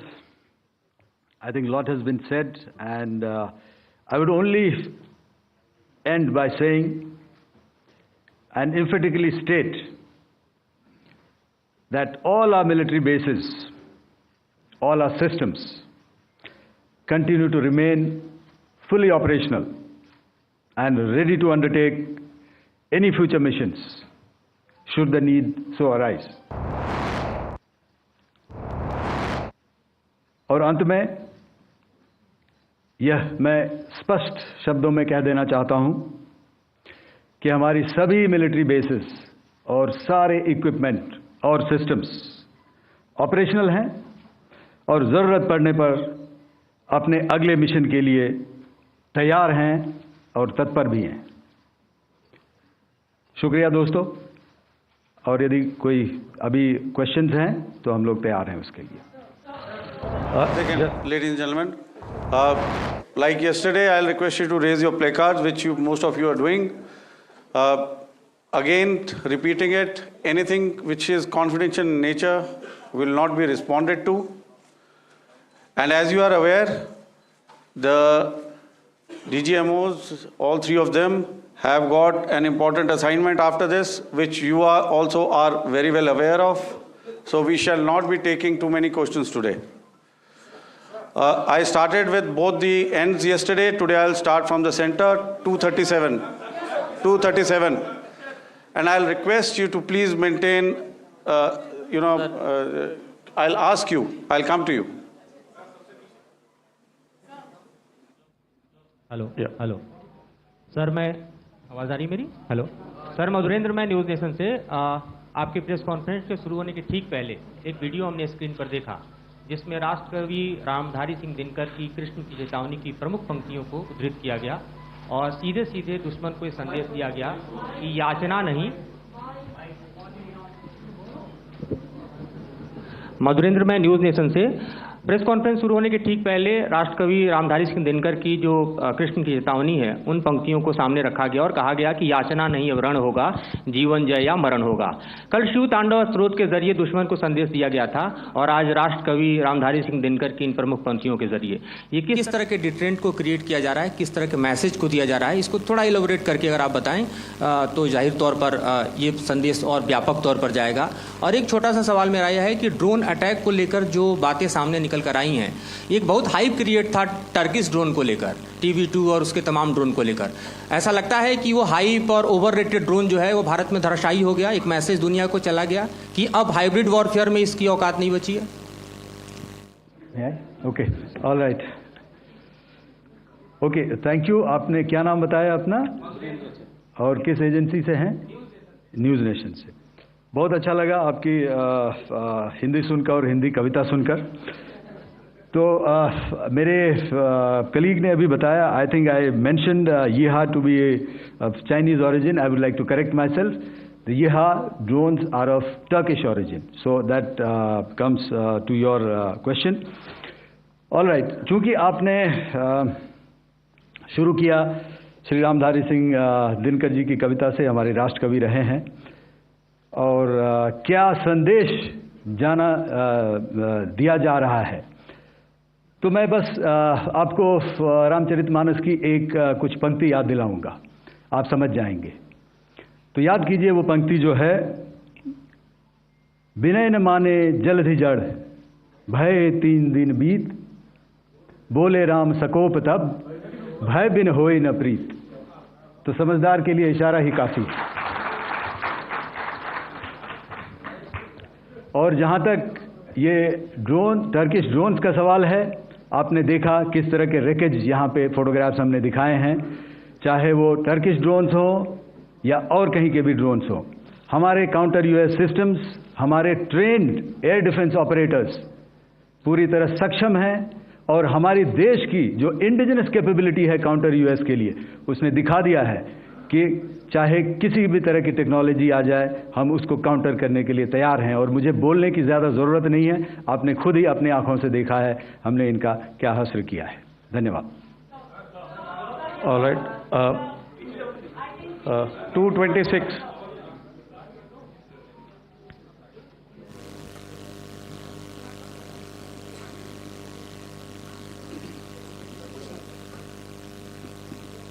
Sir, Aditya Raj Kaul from TV9 Network. Yesterday, the DGISPR came out with a press conference, and while you have been continuously providing satellite images and proofs, undeniable proof really, of the airstrikes that happened and the damage that is caused, there's no evidence coming in from the other side. What do you think is there? Are they trying to bluff their people? Are they trying to build some kind of a propaganda for the anger that domestically is there in Pakistan? And secondly, related question, you mentioned Jaish-e-Mohammed and Lashkar-e-Toiba terrorists. The brother of Maulana Masood Azhar, Rauf Asghar, who was killed.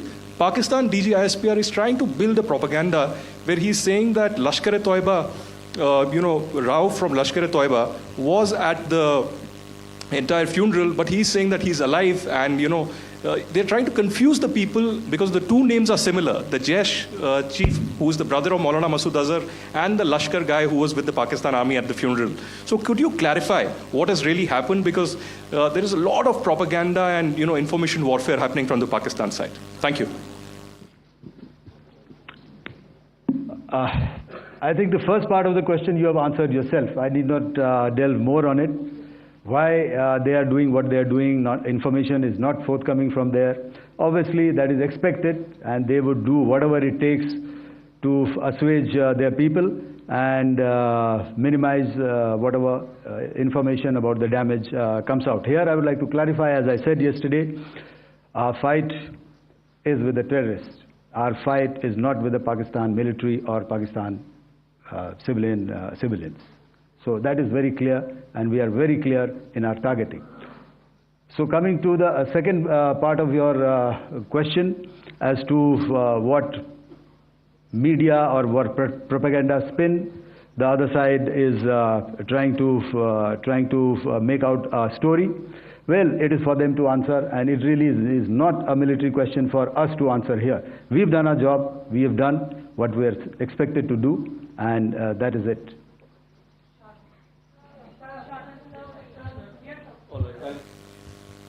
I'll come this side, 249.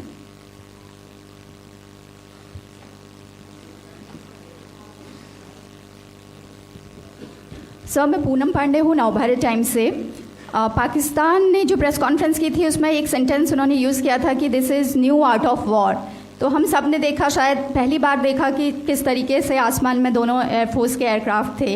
क्या आप बता सकेंगे, क्योंकि हम जो लगातार जब cover करते हैं हम देखते हैं 2016 में के बाद ड्रोन का जो पूरा वॉरफेयर में रोल है वो दिखा था, तो हमने भी वो दिखाया, और किस स्तर की ये वॉर थी? अगर थोड़ा आप क्लैरिटी दे सकें कि कितने एयरक्राफ्ट उनके इन्वॉल्व थे, लगभग कितने हमारे थे, क्या इसे अब तक का सबसे बड़ा जो जंग हुई है आसमान में वो कहा जा सकता है? और ड्रोन के रोल पे थोड़ा और ज़्यादा, क्योंकि 2016 के बाद जिस तरीके से बढ़ा है। देखिए, जैसा मैंने कल कहा था कि इस लड़ाई के डिटेल्स अभी हम शेयर नहीं कर सकते हैं, क्योंकि इसमें काफ़ी कुछ ऑपरेशनल डिटेल्स होंगे।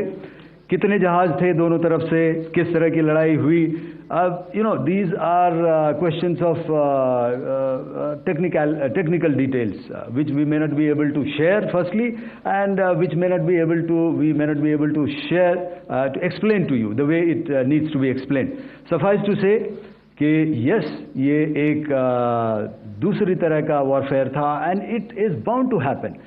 हम लोग पिछली लड़ाई, अगली जो कभी भी लड़ाई होगी, भगवान करे ना हो, लेकिन अभी यदि हुई तो ये पिछली लड़ाई की तरह नहीं होगी। हर एक लड़ाई जो है अलग तरीके से लड़ी जाती है, और टेक्नोलॉजिकल एडवांसमेंट्स हो रहे हैं। हम भी उस एडवांसमेंट्स के हिस्सा हैं, हमारे एडवर्सरीज भी हिस्सा हैं। So it is a cat and mouse game, and you have to be ahead of the curve to beat your adversary. So that is what is going to happen. So if you ask, was this different? Was this engagement different? Definitely it was different. And a lot of new aspects have come out, but we were prepared for it. We were trained for it, and we were equipped for it. That is the only aspect that I can share with you at this time. Thank you. Ladies and gentlemen, the last question, 161.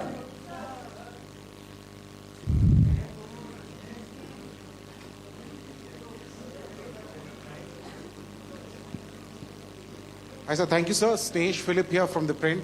So the social media, the Twitter is abuzz with the fact that we hit a site called Kirana Hills, which is supposed to be the nuclear storage facility. And there is a lot of rumors about Sargodha. There are foreign analysts who've mentioned that the Sargodha attack led to certain leaks. Is there a confirmation that we actually hit Kirana Hills, or we were careful of not to do any such thing? Thank you. Thank you for telling us that Kirana Hill houses some nuclear installation. We did not know about it. Okay. And we've not hit Kirana Hills, whatever is there. Okay. I did not brief in my briefing yesterday. Thank you. Ladies and gentlemen, thank you so much. As I said yesterday, as I said earlier and yesterday, it is difficult to take everybody's questions, and the DGMers have to reach somewhere right now. So thank you for coming. Please send in your questions on paper. We will definitely answer them. Thank you. All right, so more detailing coming in from the whole armed forces establishment, and that to the extent that can be operationally communicated. So that is important to remember. But Harsh, I don't know if you saw yesterday's briefing, the one on Sunday and the one today. All three of them, the same gentleman, looking very relaxed, answering questions with a touch of humor as well, and completely unperturbed by this whole social media nonsense going on, trying to skew the balance, etc. Giving a visual reference and proof of what has been done by the Indian side, and how the missile systems have been thwarted. Yeah, we've been confident, we've been cautious in our commentary, and we've had a very high conviction with the way we've carried out things. So I think this this little skirmish or conflict, however we want to term it, has seen a very different side of the Indian military versus earlier. Even our briefings have been high quality and again very cautious. We've been very clear as to what we want to disclose and what we don't. Even today we've seen the same thing. So a little bit more of the same is what we've seen today. Yeah, no, but just some important points which were, I think, to my mind, a little different, is also focusing on the fact that a lot of indigenous systems were used, not just the S-400. We've all been talking about the S-400 as a anti-missile defense system, but they've talked about the Akash. They've said that even the so-called new generation, arms were completely repelled by the good old Indian arms which have been battle worn. So some of those points also important. Look at some of those Indian stocks also, the defense stocks which are coming in. Siddharth Khemka joining in. He's Head of Research Wealth Management at Motilal Oswal Financial Services. Siddharth, very good afternoon to you. We live in strange times where military press briefings and what we're seeing in the markets right now are dovetailing so interestingly, because markets are on a complete roar. How are you looking at it? Yeah, hi, good afternoon, Taman. I think a lot of positive developments, both on the domestic front as well as on the global front. And I think the markets were getting restrained because of the cross-border escalation in the last few days. Over the weekend, we had a lot of positive developments, right from the announcement of a US-China trade negotiation making a big headway. I think that is something that is also a big positive. Definitely, the de-escalation in the on the border is a kind of a big positive, and it provides some calmness, at least to the jitteriness that the Indian investors were having. We were of the view that most likely it may not have that kind of impact on the economic front, but nonetheless, any skirmish on the border makes the investors jittery, and we saw first time in, I think, last 2 weeks, FIs being net sellers. So now I think the focus is back on fundamentals, US economy now, after having done a deal with UK, they are making headways with the European Union, with India, with Japan, South Korea, and obviously the big one, China coming up, where the negotiations are going on in Geneva. So that's the big positive, which is elevating the global economic growth concerns, and that is also helping a lot of. If you see today, IT companies have recovered a lot. Banking, Your financials, they are favorites right showing now, strength. Siddharth, very quickly, because I know you have to go. What would be your favorites right now? So yeah, so if you look at in terms of results, banking, financials, I think the entire financial pack is something that we are very positive on. Results have come out very strongly. RBI has been providing the liquidity. Interest rates are coming down, NIMs are expanding, and growth will pick up. The second space is the overall consumption space, both if you see discretionary as well as staples, with monsoon expected to hit before time and be above normal. We expect both urban as well as rural consumption to pick up. A monsoon, B the government tax benefits, plus I think on a low base and the cost, raw material cost being on the lower side, that should help. So these are the two sectors where we believe for the year, full year, one should focus on. Okay, thank you so much for that. I suppose the US-China trade deal is the difference between 24,700 and 24,900, where we are right now. And yeah, that's a beautiful screen. I dare say we have the wind to hit at 25,000. Dare say. If not today, then tomorrow. Very short break. Gurmeet Chadda joining us on the other side. Stay tuned for more.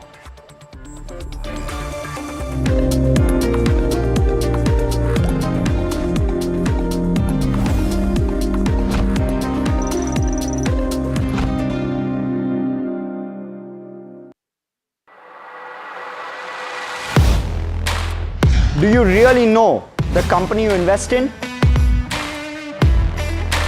What is the real picture behind presentations and claims?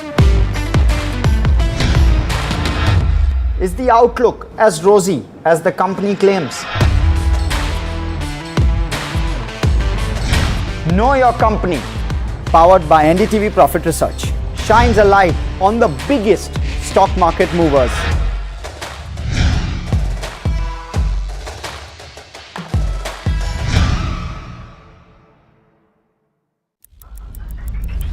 Headlines you start your day with.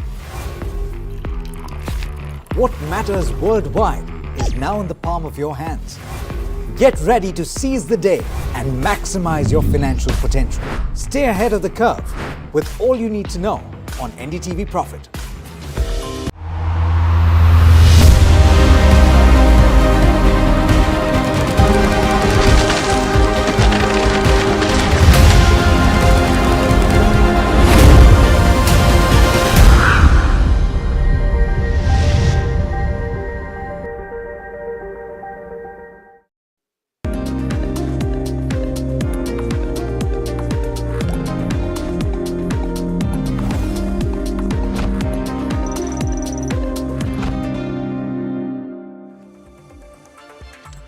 Welcome back.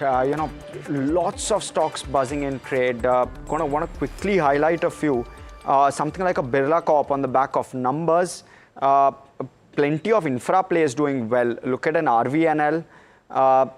Look at a Hindustan Copper within the metals basket. Even the metal stocks are doing very, very well for themselves. The Nifty metal, I dare say, is up 5% odd as we speak, and Tata Steel up 6. So yeah. We're seeing good traction there as well. But we're joined in with regard to defense, because that currently is center stage. Gurmeet Chadda joining us, Managing Partner and CIO at Complete Circle. Gurmeet, good afternoon. Always good chatting with you. Of course, this is with regard to one of your tweets on the defense counters, where you've suggested that the treatment given today unwarranted, and likely people, if at all selling today, will likely regret this. Give us a little more of the insight that you meant when you tweeted this out.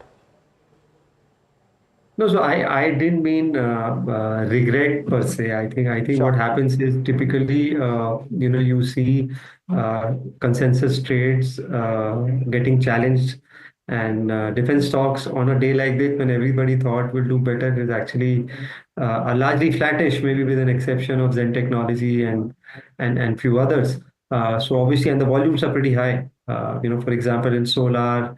The volumes are probably 3 times daily average. In Bharat Electronics, it's almost touching now 40 million. So huge volumes, and I think probably, and that's when a lot of small investors tend to say, okay, maybe the ceasefire is, and you tend to take decisions. But structurally speaking, I think you will see more spending now on defense, and the nature of spending will also be more focused now because the warfare is now becoming more high tech, more loitering ammunitions, more drones, more supersonic missiles, and that's the reason you will see domestic allocation of funds going up. India would have also identified some gaps they have in terms of their air defense systems and interception, and that will be worked upon. And I think the way we have done it, and I think it tells you that I see a lot of export orders coming in, as far as our air defense system and a host of ammunition is concerned. So I think it's and we saw Germany doing a $500 billion infra and defense budget till 2030. You will see entire world getting rearmed, if I were to use that word. And I'm getting very constructive, on this in terms of, because the inventory levels, because of sustained conflicts in last 3-4 years, are at extremely low levels globally. Meet, hi, good afternoon. Tamanna here, and your tweet on this really caught my eye. My question to you is, how do you sift? How do you filter from defense stocks which are sort of just joining the party and those that actually have more value to give, because valuations are over the top? Absolutely, and I agree with you, and that's why I said the nature of warfare has changed. It's not the typical way where you enter and you're using tanks, and even look at something like a fighter aircraft. 1 or 2 Rafale or 1 or 2 F-16 has been so much of political debate last few days. Nobody cares if you lose few missiles or drones. So even from a political angle, from a soundbite perspective, some things are more high value. But from an army point of view, armed forces point of view, and that's what I said, that the nature of warfare is changing. It's more UAVs, it's more loitering ammunitions. It's extremely high tech warfare systems, and companies which are moving from products to platforms, are the one probably which will do well. So we are overweight on defense. We have been overweight on defense for a while now, and I think we continue to do that. Any corrections, and any sharp corrections, I would say 1 or 2% is not a correction. To us is an opportunity to build it. We see this as a multi-year capex theme, as well as significant pickup in export theme playing out. Opportunities is where the hunt is right now, Gurmeet. When you have this kind of a wide-ranging, bull run that we are seeing, I'm just wondering how you're feeling about autos and ITs. Let's take the trigger of the US-China deal. It's a 90-day deal. It's showing that Trump is willing to relent. There's been a deal with the UK as well. We're waiting for details of what the deal with India is. What would be the play if you're playing on the theme of the trade war ending? Both auto and IT, Tamanna? Yeah. Yeah. So, I think auto, we are seeing clear leadership emerging. Look at, for example, two-wheelers. We have seen TVS doing very well. Look at their 125cc numbers. Look at the iQube numbers, which is the EV system. Look at even the three-wheelers and scooters, they are doing very well. So it's present across different platforms, and they're gaining market share. Margin profile is improving. Debt is almost disappeared. Good capital allocation. And we've seen Hero, Bajaj struggling a little bit. Similarly, in four-wheelers and OEMs, M&M is clearly done well. I mean, quarter on quarter, they're gaining market share. I think on SUVs, they're almost at 24-25% market share. Won't be surprised if it's more than 25 by the time we finish June. Tractors, we are seeing volume growth, and farm equipment also doing pretty well. Plus exposure to global, especially US, for M&M compared to a Tata Motors and others is less. And we saw stock falling to 23,000-24,000 levels and quickly rebounding. right? From there, Tata Motors maybe could be a corporate action play this year with the company getting restructured, CV business getting separately listed. At some point of time, they will restructure the EV business also. And I think probably we need to study the UK trade deal, and once the US deal happens, a little more closely, because UK is where they have the Range Rover shipments, which contribute to the majority of the shipments there. So there's a bit of a crisscross there, but we need to probably look at that as well. So I think you have to be selective here, and there is leadership coming, and which is getting demonstrated on month numbers. IT, I'm not sure, could be more start covering. I think there are a lot of concerns here. I think the US economy will take time. I think it will be a little soft, and I think the discretionary spending would be less. And then you have a lot of coding jobs and lower end IT services jobs, which will see slow growth or negative growth for the short period of time. So pure IT services may struggle. Companies with the right mix, somebody like an HCL, for example, which is IT services, software, and ERD, can be a better play in large cap IT, and some niche plays, where we are seeing even in this period, good quarter-on-quarter numbers, good commentary, good order to bill and conversion ratios, like Persistent, like KPIT, like Coforge. Although valuations are high, there we would probably buy if there is more valuation correction. You can't buy those stocks at 50, 60 earning multiples right now. So we are a little neutral to underweight as far as IT is concerned. Gurmeet, just an extension of everything that's happening global and especially tariffs. What's the take on pharma? Yeah, it could be a bit of a near-term pressure on generics, with Trump's announcement yesterday, and that's why you see in a market like this, the likes of Sun Pharma, etc., are pretty subdued. But as far as I think branded generics is concerned, I think we will continue to do well. I think you have now Ayushman Yojana for senior citizens, which include 10 lakh cover for senior citizens. We have almost 35 crore senior citizens in the country. Now, once healthcare becomes affordable, it's good for diagnostics, good for hospitals, it's good for branded pharma. So we have Mankind Pharma in the portfolio, almost 99% domestic, and they're doing some very good work on consumer health and women fertility. I think those are very high growth areas, other than obviously the other space they operate in. We have some CDMO names which have done very well for us, the likes of Newland, Laurus, Divi's in our portfolio. We continue to believe that CDMO is where probably Indian IT companies were in 90s. You will see a big supply chain shift happening in CDMO, and a lot of our companies are 30, 40-year-old and have done significant capex in the last 2-3 years. Almost as good as what they've done in the last 20 years. So I think pharma will be lumpy, slow, especially CDMO, but I think the opportunity size is pretty huge here. I'm wondering if the next big sort of move to look at, Gurmeet, is in the offing would be the US-India deal. And if there are tariffs lowered, and they've been saying so far that India has offered 0 tariffs on some categories, what would be the downside of that? Which are the companies or the domestic manufacturers in various aspects or sectors that could get hit? Is that some of the things that you've been thinking about right now? It's just that our export to US and as export to US as a percentage of GDP is just 2%. So yes, there are always winners and losers, but in a bilateral trade deal, when you are removing tariffs largely, there are efficiency gains in the sector.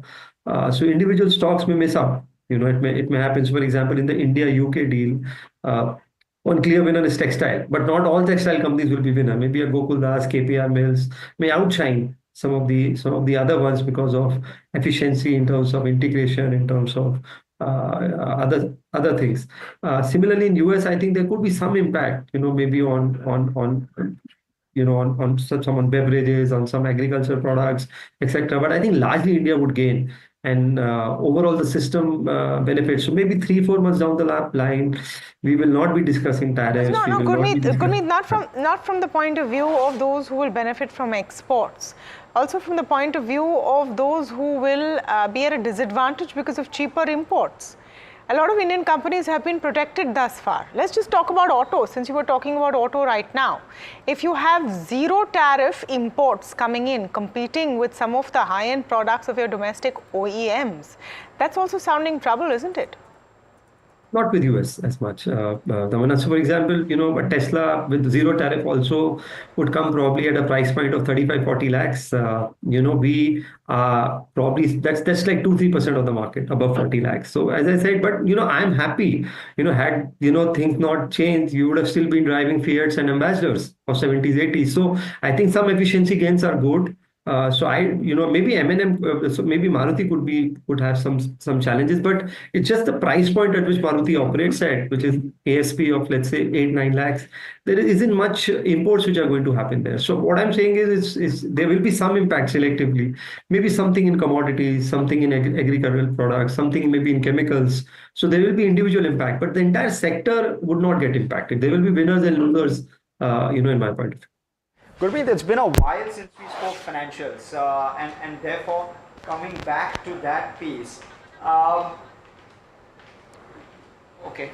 I think your mic's gone. Yes. I can still hear you loud and clear in the studio, but yeah, the volume is a little low today. Something's happened with Harsh's mic. We're fixing that. But I think what he wanted to ask you about is, Gurmeet, something that we always want to know your view on is financials, the good old financials. And we saw financials lead the recovery over the last few weeks. Is that rally on pause for a bit? I think it was a steal at 48,000 Bank Nifty. It's definitely not a steal now, but I think it will be probably in line with the market returns. You may still find some value in some banks which are still around 1.5 book value. Let's say, for example, a federal bank in the private banking space, maybe a couple of PSU banks. So that they may still offer you good risk reward. But in general, I think from here on at 55,000 Bank Nifty, the returns would be more market driven. I think the capital market plays are still subdued. They've seen strong correction. Look at a CDSL is down from 2,000 levels to 1,200, 1,300 levels. A CAMS has come down from 5,500 to 35, 3,600. BSE has done well. Obviously, the results were pretty strong, but other market, the financial market participants are still probably 20, 30% down. And I think once the stock market activity picks up again, SEBI is making more changes, relaxing norms a little bit as far as even FNO is concerned. And as the activity picks up, the numbers can surprise because, these guys are network plays. The fixed cost doesn't move much. Any incremental jump in market, in transactions, etc., can give you a very good operating leverage. And I think that's one space which I think is still a lot of value to offer. And maybe selectively, housing finance companies. I think if you're selective there are a couple of ones which are pretty good valuations. Would you buy into this whole hotel tourism rebound theme for a little longer term, or let me broaden that? What would be your top favorites right now, Gurmeet? It's I like airlines, I like hotels, I like the in general discretionary spend play. It's just that the valuations have been a little stretched. You did get some opportunity last week because of the border tensions. Maybe in hotel space, I think once the bad groups take in ITC hotels, it was 26%. It's come down to 15%. There's a bit of an overhang because they want to exit the hotel space, which is the British Tobacco Group. I think if you see ITC hotels, it's about 35-40,000 crore market cap with about 13-14,000 keys. Now you compare that with Indian hotels, it's about 25,000 keys, and Indian hotels is 1.2-1.3 lakh crore market cap. So this is 1/3 of the value, with probably 60% of the capacity. So there's a bit of a catch-up it can happen provided ITC hotels demonstrate good earnings quarter on quarter. So that's something which is in our radar, and we find value. I think we have enough exposure. We have, Indigo in the portfolio, which is Interglobe. We have Indian hotels. We have ITC hotels. We added Trent when we saw a big correction from 8,500 to 4,000 levels. That's our largely discretionary spend play in the portfolio. Awesome. Thank you so much, Gurmeet, for coming and speaking with us. As always, great clarity and great perspective. Thanks. Let's pull up where we're closing in at, where the index is concerned. We're nearly 4% higher on the Nifty 50. So closing very, very well. Let's pull up the intraday, likely closing very close to the day's highs as well. 1,000 points, nearly on the Nifty 50, very, very close to the day's highs. So it's been a very strong reaction on the index, and it's not been a knee-jerk. We've gone from strength to strength as the day has progressed as well. So those are the two things that stand out in this graph. Let's also look at the contributors here, and two big ones stand out. One is an HDFC Bank, up 112 points contributed to the Nifty. ICICI nearly 100, Infi nearly 100 as well. So just those three stocks carrying the index up by 300 points, which is a third of the Nifty's gains today. Then you have a Reliance, which is the other heavyweight, which has also done fairly well for itself. Let's look at the heat map on the Nifty 50 index. And within that, of course, two stocks languishing at the bottom. We've tried to cover those, Pharma as well as IndusInd Bank in particular. It was part of Heard on the Street today. But you look at the leaders today, 7% plus on Shriram, Infosys and Adani Enterprises. All three of them doing very well for themselves. Trent as well. And all stocks which are sitting in the green on the Nifty are up 1% plus. That's the other very, very strong note that you can see on the Nifty. In terms of how the breadth was, no surprise at all. The breadth was extremely strong, nearly 2,150 advances to just about 120 declines. This has been steady state, but the gainers have just gone from strength to strength as the day has gone by, and that's what is standing out. Let's look at sectors. Pharma, which was in the red for a better part of the day, has closed in the green. IT index leading the way with everything that's happening with regard to US and China, 7% higher. The Nifty Realty Index, the strong rebound on the back of the war and the ceasefire being declared, up 6%. Metals buzzing 6% higher on the back again of the China story, which is likely to play positively for metals. Those three leading the pack. Let's look at the BSE 500 top gainers, top losers. Before I go to broader markets and carve out how the Nifty mid cap and small cap have played out, Birla Corp up 20, Cera Sanitary were up 12%, RVNL, HFCL just among some of the other buzzers. Look at Mahindra Holidays, some of the holiday stocks and hotel stocks doing extremely well in trade today, including an ITC and Indian Hotels. All of those were some of the top gainers. KPR, Jyoti Labs, some of these on the back of earnings, some of them on the back of something like a Naveen Fluorine, but something like an IndusInd on the back of some bit of skepticism coming through with regard to their microfinance portfolio. We've looked at the breadth, extremely strong. Let's look at how the mid-cap and small-cap index has done. 3.75% higher on the Nifty mid-cap index. The broader markets showing the same level of strength and resilience. Small-cap index also up 4%. So largely in line with how the Nifty has done today. But 920 points on the Nifty, that's really the headline to take away. Let's also pull up the bank Nifty just for a bit, because just the way in which private sector banks have performed, 200 points from ICICI plus HDFC today on the Nifty, 3.34% on the Nifty bank, and that also underlines the confidence and the rally. IT and banks doing well, clearly the index does well. Let's last off look at what to watch out for tomorrow, and far and few in terms of cues globally, but domestically, Godrej Consumer expected to go ex-dividend. You have Niva Bupa, 57% of the shares to exit lock-in. Keep your eye out on this one. And Swiggy, 85%. So both of those are chunky ones and are also well-known IPOs, where Niva Bupa has actually done well post the IPO. AB Capital, Airtel, those are two stocks on my radar out of this list. Hero is the other one. Siemens within the Capex play, Honeywell Automation as well. ITD Cementation from the infra, and you have Tata Motors as well, which will declare numbers. So some of those names to be kept in mind, GSK Pharma as well, GSK Pharma, I beg your pardon, as well in that list of stocks. But that's correct. So Tata Motors is there, and you also have a Bharti Hexa. So those two names. Anyway, I believe we're out of time on this edition of India Market Close. From Tamanna, Neeraj, myself, everyone who puts the show together, thanks so much for watching. Stay tuned to NDTV Profit. More action on the other side.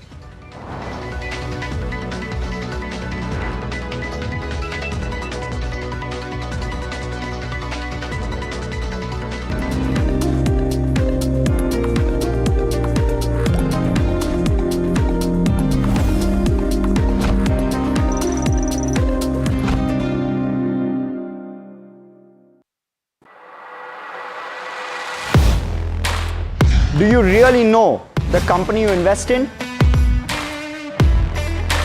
What is the real picture behind presentations and claims? Is the outlook as rosy as the company claims?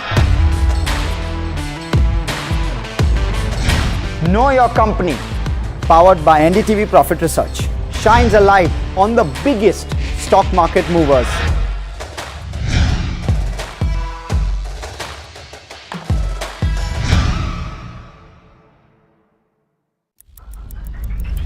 Headlines you start your day with.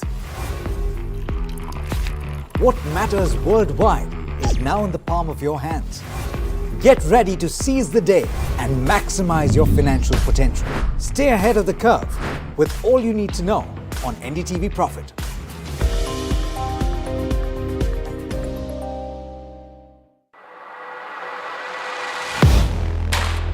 Do you really know the company you invest in?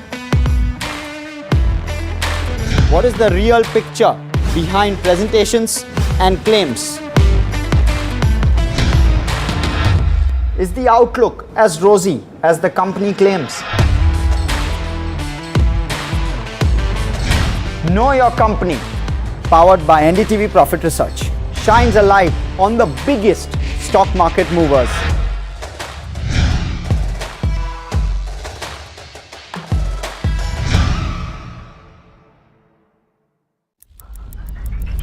Headlines you start your day with. What matters worldwide is now in the palm of your hands. Get ready to seize the day and maximize your financial potential. Stay ahead of the curve with all you need to know on NDTV Profit.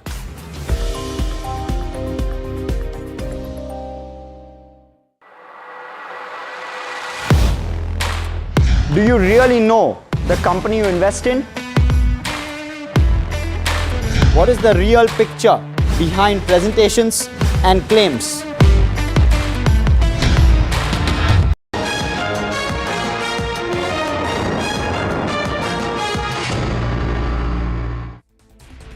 Hello and welcome. Good afternoon. You're watching Market Express and I'm Malika Mishra. Let's dive straight into the show.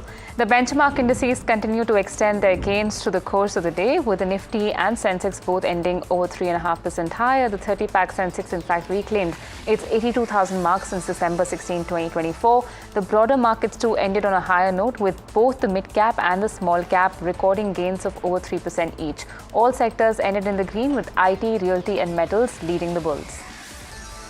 The NSE Nifty 50 IT jumped 5.91%, almost 6% to 37,860 levels, the highest level since March 26. In fact, the index jumped as US and China agreed to reduce tariffs on each other for 90 days. US Treasury Secretary Scott Bessent and US Trade Representative Jamieson said in a press briefing that both sides will reduce tariffs by 115%. This major breakthrough in US and China trade relations will ease worries over the former's economy, which contracted for the first time in 3 years. Indian IT companies conduct a substantial portion of business with the US companies. US President Donald Trump is set to sign an executive order aiming to cut prescription drug prices by 30 to 80%. This move includes implementing a most favored nation policy to ensure the US pays the lowest prices globally for pharmaceuticals. US Treasury Secretary Scott Bessent announces a 90-day tariff war pause with China. US tariffs on Chinese imports dropped to 30% from 145%, while China cuts tariffs on US goods to 10% from 125%, fostering trade stability. Trump sneezes and Indian pharma catches a cold. Pharma stocks dropped in trade today as pessimism set in over a possible trade deal between US and China. Trump's announcement about reducing the prices of prescription drugs, which in turn could push up prices of medicines in the rest of the world. Now, this gave chills to a lot of companies in the pharma sector. Defense stocks continue to climb steady and firm thanks to Operation Sindoor. Every listed defense firm which manufactures for the government of India has been rewarded enthusiastically by the markets as they expect more orders to flow in soon. Hospitality stocks made some smart moves as 32 airports are reopened for civilian air traffic. The government had earlier suspended civil flight operations at 32 airports and 25 air routes till 5:30 a.m. on May 15th. Some of the key airports reopened are Srinagar, Amritsar, Shimla and Jammu. Tourism stocks too have shot up sharply. Pharma major Dr. Reddy's posted fourth quarter earnings that were above estimates. CEO branded markets of Dr. Reddy's M.V. Ramana told NDTV Profit that they expect their India business would grow in the high single digit in this fiscal. The company is also expected to launch vaccines to combat respiratory viruses called RSV vaccines. They have partnered with Sanofi for the vaccines. Revenue from their cancer drug Revlimid is expected to taper down from the third quarter of the current fiscal. Thermax's fourth quarter earnings were a mixed bag with revenue in line with estimates but profit below expectations. Managing Director and CEO of Thermax, Ashish Bhandari, told NDTV Profit that the chemicals business let them down. He also said that he sees orders coming in from the month of June onwards, which could be worth 400 to 600 crore rupees. He also stated that they had lost a large 500 crore order. The overall outlook, though, he said was positive, especially in the first two quarters of the current fiscal.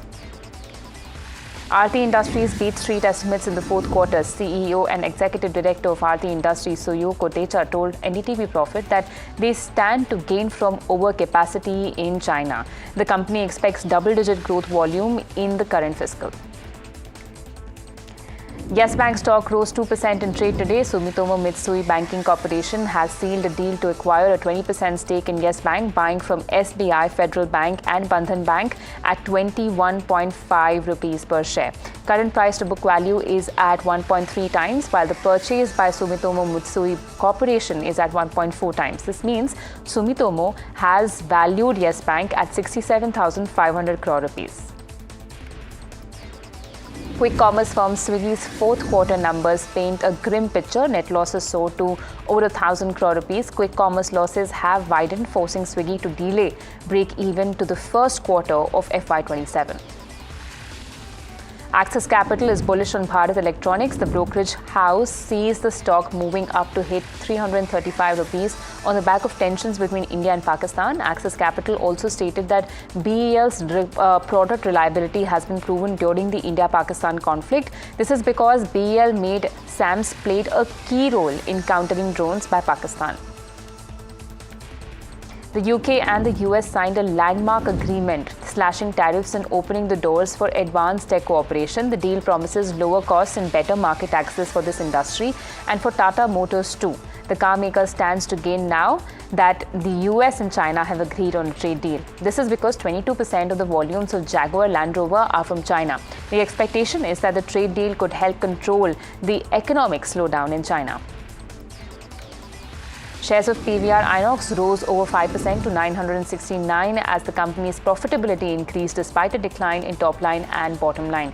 PVR Inox's consolidated EBITDA rose 2% on the year to rupees 283 crore compared to 278 crore. Net loss narrowed to 125 crore from 125 crore again. Raymond's demerger of its real estate and engineering business is set for May 14th, with shareholders getting one Raymond Realty share per Raymond share. And going on to the next story, UPL posted a strong Q4, marking a multifold jump in its net profit that came in at 896 crore versus just 40 crore rupees. Revenue grew by 10% and EBITDA surged over 67%, indicating strong operational efficiency. The board declared a dividend payout of 6 rupees per share. ABB India's net profit and revenue missed estimates. Margins remained flat. The revenue miss was mostly due to a 19% decline in the automation segment. The power and equipment manufacturers' order growth stood in line with the parent company's guidance. Order in the first quarter indicates weakness in short-cycle industrial demand. Ather Energy's loss in the fourth quarter contracted to 234 crore from 283 crore earlier. The revenue of the electric two-wheeler company increased by over 29% to 676 crore rupees. EBITDA loss also reduced to 172 crore from 239 crore in the same period last year. And in an interview to NDTV Profit, Mihir Voda of Trust Mutual Fund said he is bullish on IT stocks, adding that a potential deal with the US will make a huge impact on various sectors. While he acknowledged that high beta stocks saw huge correction, India's growth story is back to the front lines as he hopes for credit growth to improve in the coming quarters. Commenting on the PSU space, he said that the constraints for the sector largely lies in the manufacturing department rather than demand. And speaking on America aiming to cut prices for prescription drugs, Vineet Sambre from TSP Investment Managers said that companies supplying to the US should expect a big opportunity. He reckons that domestic pharma players won't see much derailment. The impact is largely going to be sentimental due to Trump's executive order. Senior officials of the Army, Air Force and the Navy confirmed that a Mirage fighter jet of Pakistan was destroyed in Operation Sindoor. They also detailed how indigenously developed air defense systems had stopped numerous waves of drone attacks from Pakistan. Director General of Air Operations A.K. Bharti stated that the performance and efficacy of older air defense systems was also proven. The officers credited the government's budgetary support in the last 10 years as having played a key role in potent air defense systems. The armed forces officers also reiterated that India's fight was with terrorism and not the Pakistan military. They said that it was a pity that the Pakistan military chose to intervene on behalf of the terrorists. The Director General of Military Operations cautioned that Indians needed to understand Operation Sindoor in a certain context as terrorism activities by Pakistan had been changing trends over the past few years.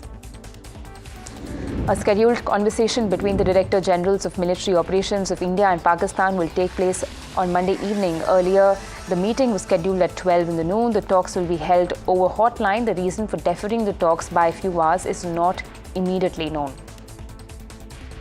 India has released the names of the top Pakistani army officials who attended the funeral of terrorists killed in Operation Sindoor, which was launched on May 7th to avenge the deadly attack in Jammu and Kashmir's Pahalgam last month. According to Indian officials, the funeral of terrorists killed in Mudrike was led by Abdul Rauf, a LET commander who is a specially designated global terrorist by the US. Exposing the nexus between the Pakistani army and terrorists, the officials released a picture which showed Lieutenant General Faiz Hussain Shah, Major General Rao Imran Sardaj and Brigadier Muhammad Furqan Shabir attending the funeral. At least 10 satellites are continuously working round the clock for the strategic purpose to ensure the safety and security of the citizens of the country. That comment was made by ISRO Chairman V. Narayanan. Chairman of ISRO, he added that ISRO surveils the 7,000-kilometer seashore areas. He explained that ISRO had monitored the entire northern part continuously. And staying with the news about the armed forces, Andhra Pradesh Deputy Chief Minister Pawan Kalyan has announced a property tax exemption for homes owned by Indian defence personnel within Gram Panchayat limits in the state. He called this his gesture of honour and gratitude. The exemption was earlier limited to retired soldiers or those posted at the borders. Kalyan has now said the property tax exemption will cover all active personnel irrespective of deployment location across the country. And the DGCA has lifted NOTAM, reopening 32 airports including Amritsar, Srinagar, Leh and Jammu. Civil flights had been suspended amid India-Pakistan tensions. All affected airports and 25 air routes are now operational as of 5:30 a.m. on May 15th. IndusInd Bank is in the spotlight as market chatter points to a significant selling by large high net worth individuals. Now, this wave of divestment comes amid expectations of higher provisioning related to microfinance institutions in the fourth quarter. SRF saw a surge of buying interest last week, driving its stock to a 52-week high. However, recent developments have prompted smart investors to exit, signaling a shift in sentiment. SEBI is all set to standardize all equity F&O expiries to Tuesdays or Thursdays, sources told NDTV Profit. Each exchange will offer one weekly index options contract aimed at ensuring uniformity and reducing expiry day volatility. This move could streamline trading and stabilize markets. Traders may need to adapt strategies as SEBI tightens derivatives oversight. And SEBI is also likely to relax its earlier proposal on index options restrictions. Sources indicate a net end-of-day limit of 1,500 crore up from 500 crore previously, and a gross limit of 10,000 crore per side. Intraday trading may be exempt from these limits, though exchanges and SEBI will monitor positions 4 times daily. And in the first direct comparison of blockbuster obesity drugs, Eli Lilly's Zip-bound helped patients lose nearly 50% more weight than Novo Nordisk's Wegovy.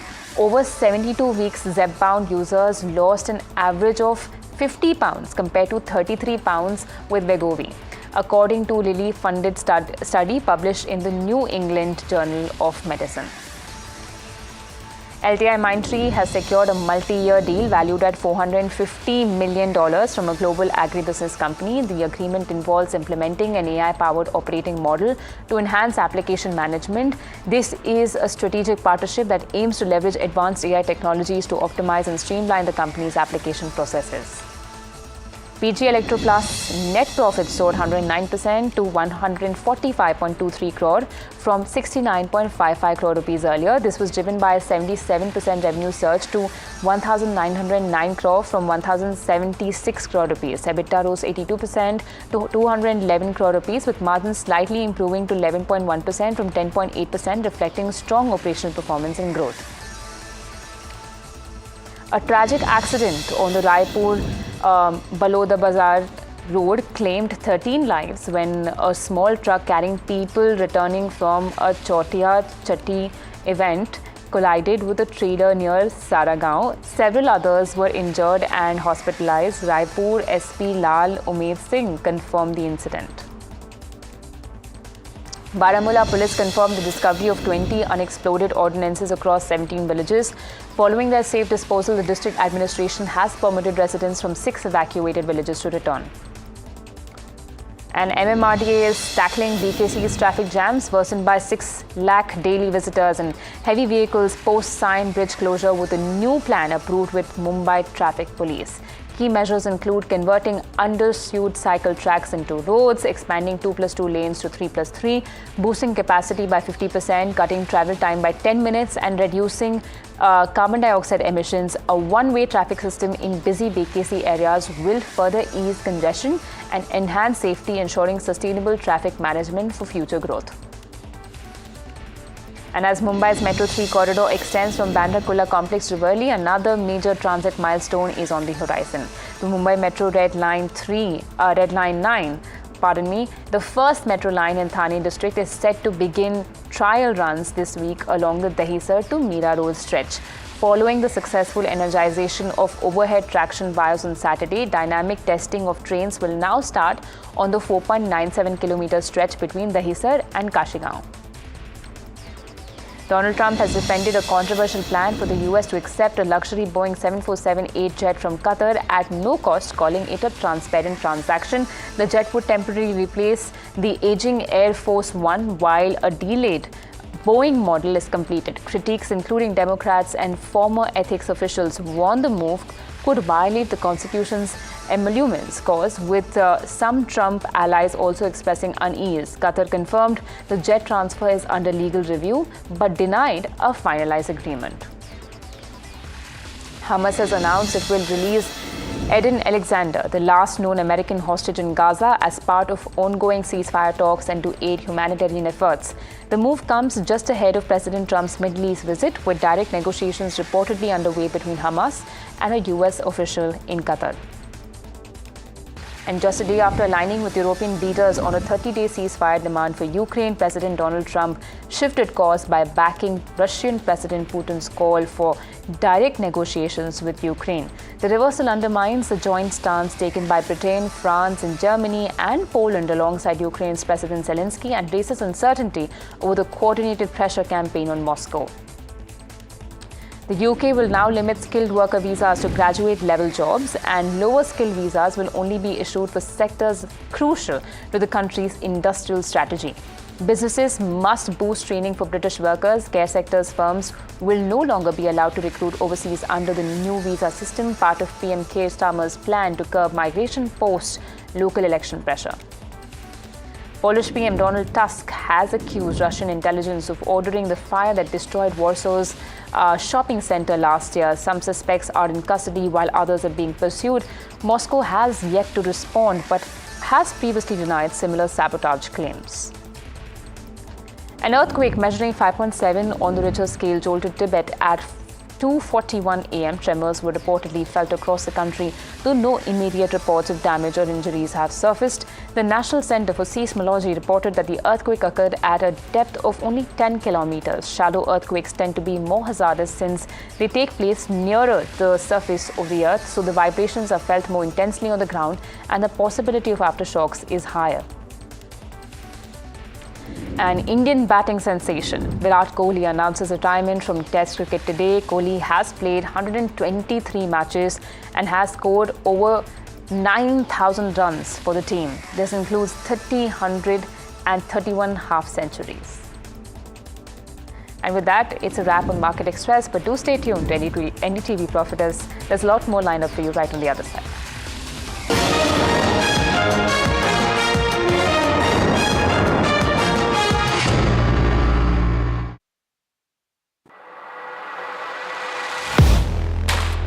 Do you really know the company you invest in? What is the real picture behind presentations and claims? Is the outlook as rosy as the company claims? Know Your Company, powered by NDTV Profit Research, shines a light on the biggest stock market movers.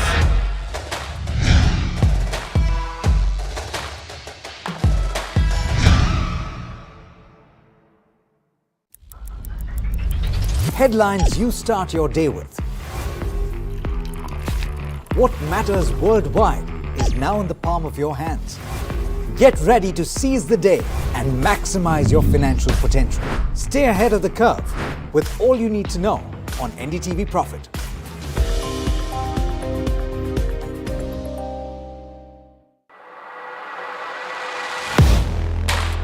Do you really know the company you invest in? What is the real picture behind presentations and claims? Is the outlook as rosy as the company claims? Know Your Company, powered by NDTV Profit Research, shines a light on the biggest stock market movers.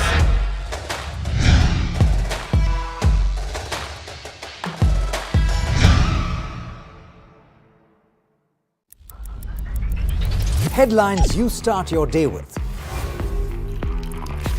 What matters worldwide is now in the palm of your hands. Get ready to seize the day and maximize your financial potential. Stay ahead of the curve with all you need to know on NDTV Profit.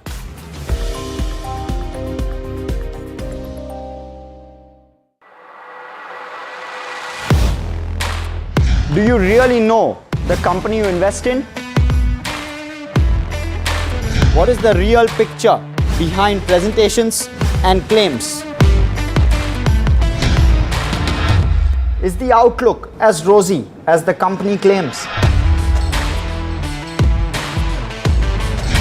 Know Your Company, powered by NDTV Profit Research, shines a light on the biggest stock market movers.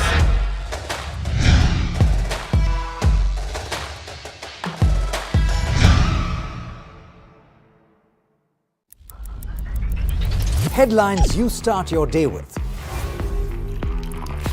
What matters worldwide is now in the palm of your hands.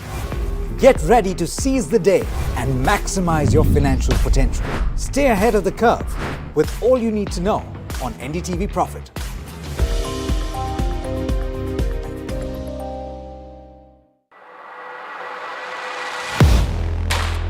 Do you really know the company you invest in?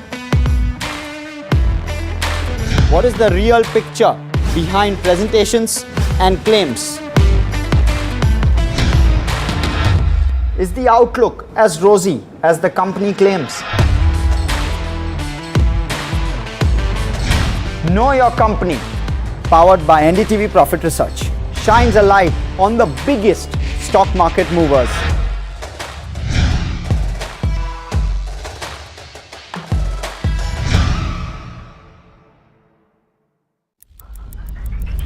Headlines you start your day with.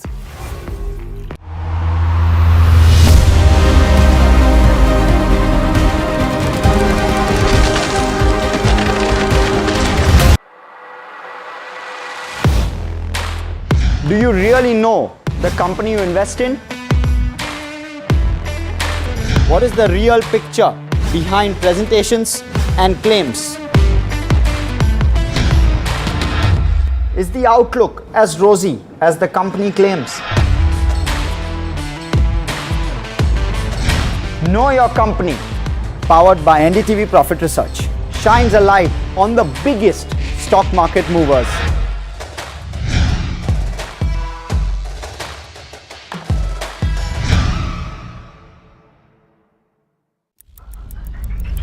Headlines you start your day with. What matters worldwide is now in the palm of your hands. Get ready to seize the day and maximize your financial potential. Stay ahead of the curve with all you need to know on NDTV Profit.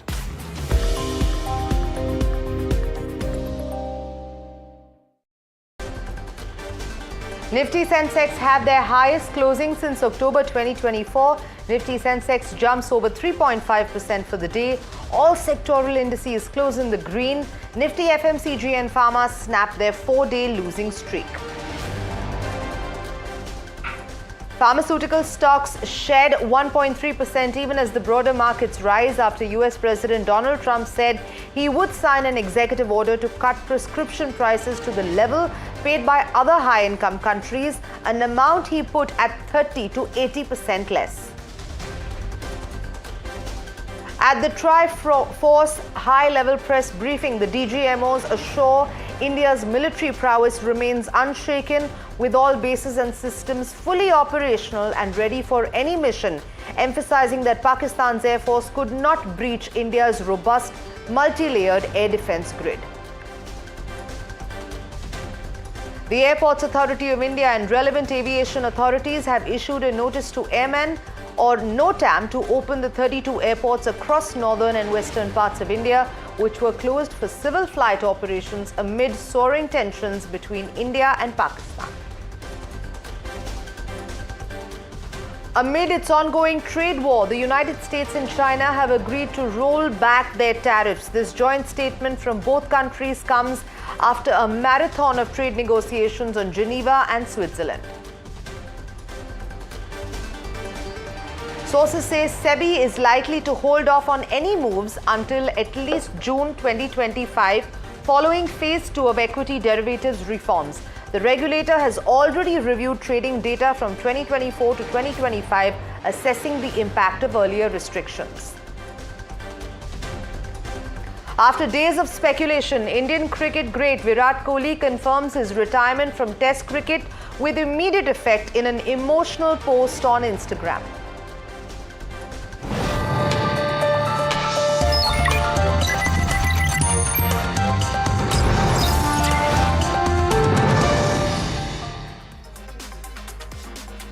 Good evening, you're watching Profit 360 on NDTV Profit and I'm Sanjana. Along the next half an hour, we're going to bring you the latest on markets as well as national and international news. So let's dive right into it, shall we? And let's take a look at how the markets fared today, breathing a sigh of relief as Indo-Pak tensions have eased. Both Nifty and Sensex soared over 3.5% today, marking their highest close since October 2024.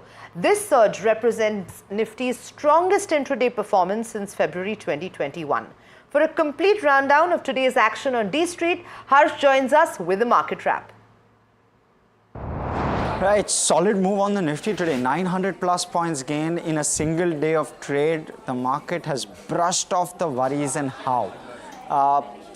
Two pieces that evolved. One was, of course, on the domestic front. The India-Pakistan conflict seems to have now been put to rest.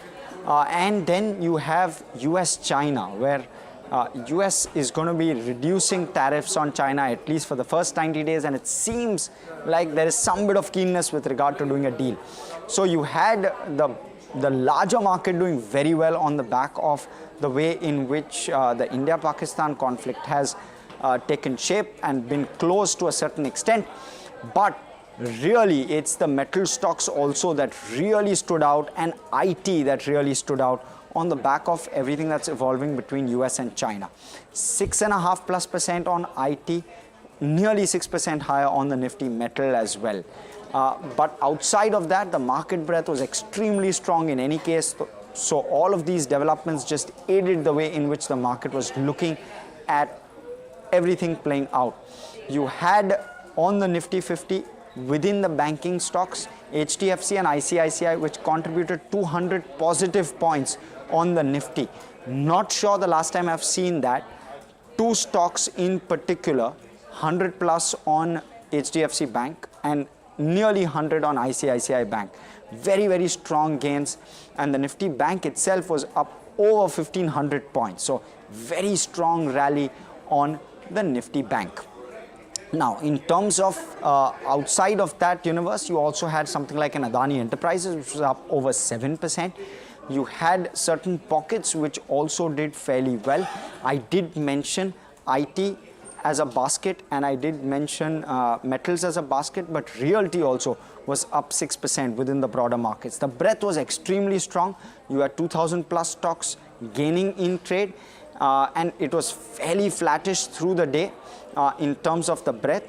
But what happened was that some of the stocks which were up just continued to gain through the day. So we saw a steady uptrend both on the Nifty 50 and also within the broader market basket. Nearly 4% up on the Nifty mid cap, nearly 4% up on the Nifty small cap. Of course, the Nifty 50 was up 3.7 odd%. So very, very strong and largely in line when you're looking at the broader markets. But that's what played out. Some specific counters which did well also. Non-sectoral related were hospitality stocks doing extremely well in trade today, and ITC hotels and East India hotels, some of those names really doing well. So those were some in focus as well. But listen in to a slice of a conversation we had with Mihir Vora on how he believes the market ought to respond to everything that's playing out. We must look out, and some of the positives which had come. One is, as I said, clearly credit growth in the financials is something that we need to look at, because the capital market link plays will do well in any case, because there's the high beta play in the market and the market sustains. But in the banks we need credit growth, so that's one area that I'm finding a good equation of growth versus valuations. Second event that we need to watch out, and which is very close, hopefully, is the deal with the US, because that can impact a lot of sectors. For example, if you are talking about auto, ancillaries, pharmaceuticals, some of the IPR link plays, then the deal with the US will make a lot of difference. For example, if you are saying that there'll be very low import duties on auto and auto components on both sides, then some of the Indian auto component players, maybe not so much the OEMs, but the auto component players can tend to benefit. The second is, if we are saying that pharmaceuticals will be also part of the deal, then some of our API suppliers, some of the the generic suppliers can tend to benefit. Margins I'm not sure, but volumes definitely can improve a lot going forward. That's right. And in a major breakthrough, the US and China have in fact agreed to significantly reduce tariffs on each other's goods for an initial 90-day period, easing tensions in their ongoing trade dispute and triggering a robust rally in global markets. What we also just saw that Harsh and Mihir Vora actually referred to. Now, this deal announced after high-stakes talks in Geneva and Switzerland reflects both nations' commitment to a sustainable, mutually beneficial economic relationship. CGTN's Ken Brown joins us now from Geneva to unpack the implications of this tariff rollback for China and highlight the key outcomes from the negotiations for American farmers and Chinese manufacturers. Let's listen in.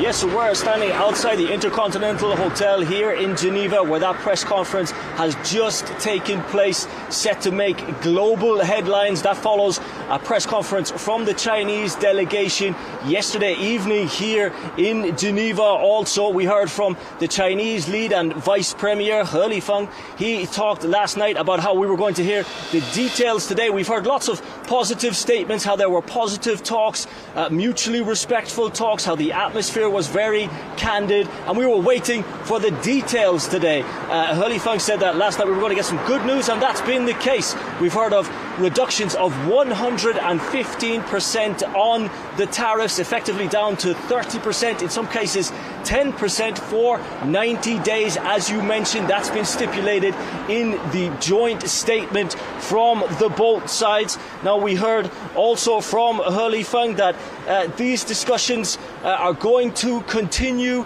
over the next 90 days. Potentially they will alternate between China and the United States, or in a third party country like they held them here in Switzerland, neutral territory. He Lifeng will continue to be the lead person in those negotiations, in those discussions for China. And on the American side, that will continue to be US Trade Secretary Scott Bessent.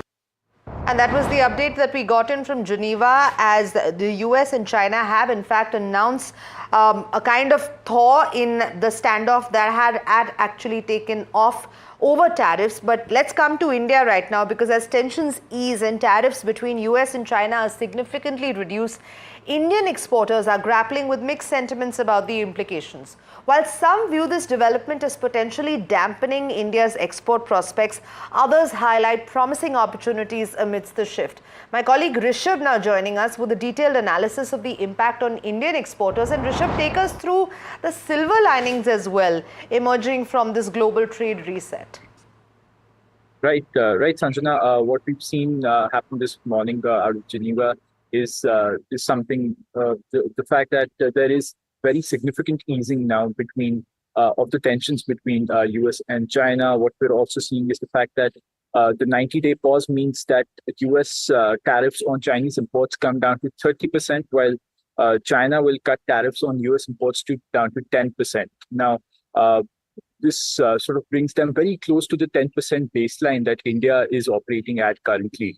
And a 20%, only a 20% delta remains. Now, this is something that Pankaj Chadda, chairman of Engineering Exports Promotion Council, highlighted to me in a conversation a few hours back, is what he said, that the two countries are now on near same levels, and such a delta will be very easily beaten by China given their manufacturing proficiency. What is also a point of worry is the fact that sectoral tariffs have not been touched, and the US just seems to refuse to engage on sectoral tariffs. By sectoral tariffs here, I mean the tariffs, the 26% tariffs that are still very much in action on steel, aluminium, as well as auto and auto parts. Now, those sectors remain untouched. So India continues to suffer tariffs there as well. What we're also seeing from another exporters organization is the fact that this will intensify competition in certain markets, in third markets like Southeast Asia, Africa, as well as Latin America. Right. All right, Rishabh. Thank you so much for that update. We'll continue tracking this story, especially with regards to exports. But I'm now joined by Sean Rain, founder and managing director, China Market Research Group. Sean, it's been a bit of a heavy news cycle in India for the past few days, but things are looking hopeful with a cautious thaw in India-Pakistan deals, but a more voluntary, enthusiastic thawing with trade relations between US and China. So I'm going to get your insight on that. You've noted that US tariffs have driven Chinese innovation, but now with the US reducing tariffs from 145% to 30% and China from 125 to 10%, how do you see this rollback affecting China's push for self-reliance in key industries like technology and manufacturing? Well, let me first by saying very clearly, China so far has won the trade war. Xi Jinping and the CPC didn't blink, they didn't fold, they didn't kneel down. Instead, Trump completely prostrated himself, destroying American prestige because he had so much pressure coming from Amazon, Walmart, iPhone, and American consumers worried about inflation that Trump had to back down. And that has shown the mainland Chinese government that they are the new global economic superpower. And the rest of the world has seen this. So this is actually going to accelerate the rise of Chinese indigenous innovation.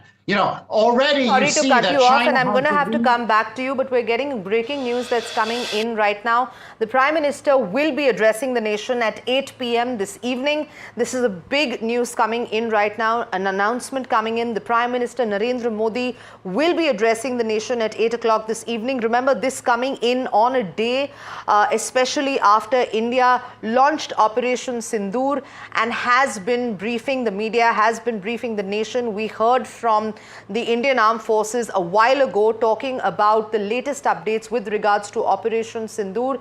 This, remember, coming in at a time where the DGMOs have continued to maintain and assure the country that India is well equipped and the military bases are fully functional. Now, the Prime Minister will in fact be addressing the nation at 8 o'clock this evening. We'll continue to track the latest developments and bring you the latest updates on this. And let me quickly bring in my colleague Tamanna now joining. But before that, I'll give you the latest update coming in right now. Just earlier today, we heard from the Indian Armed Forces in a joint press briefing just a while ago, where they did in fact brief the media. They did in fact talk to India in a very high level press briefing, where they did talk about India's actions so far in countering any kind of terrorism or in any kind of action coming in. And this is also coming in on a day where the line of control and the border areas remained largely peaceful, with the Indian Army updating us about this morning, less than 2 days after there has been an agreement to ceasefire. Indian Army sources in fact telling NDTV that the night remained largely peaceful across Jammu and Kashmir and other areas across the international border. Now, the Prime Minister will be addressing the media and addressing the nation at 8 o'clock this evening. This is after India and Pakistan had reached an understanding to stop all firing and military actions on land, air and sea.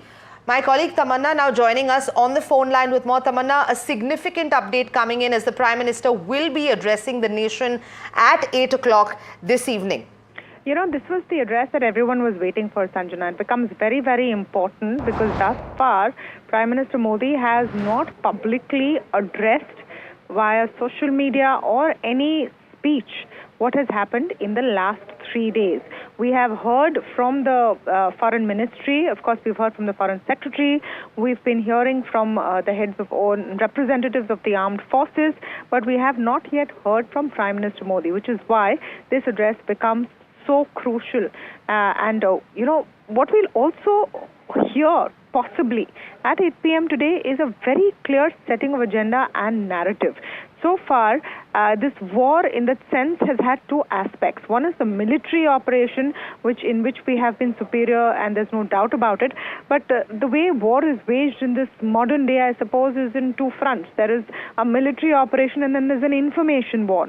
And on the information war in the world of social media, AI, fake news and false narratives, there has been an attempt to present a very different picture, which is devoid of facts completely in terms of what has really happened and what the outcome is. This is where it will be very, very important to hear from Prime Minister Modi and set the record straight. What exactly did we gain? Under what terms and conditions did we opt for a ceasefire? What was the role, if any, of the United States? All of these things hopefully will see some clarity coming in. Of course, expect this to be a laudatory and congratulatory address for the courage, determination and superiority that the Indian Armed Forces have shown. No doubt about that. But I would also expect a very stern warning that it's not ended yet. This is a ceasefire. But Operation Sindoor is very much on. Remember, Sanjana, this is also important because India has redrawn the line. The red line has been redrawn completely.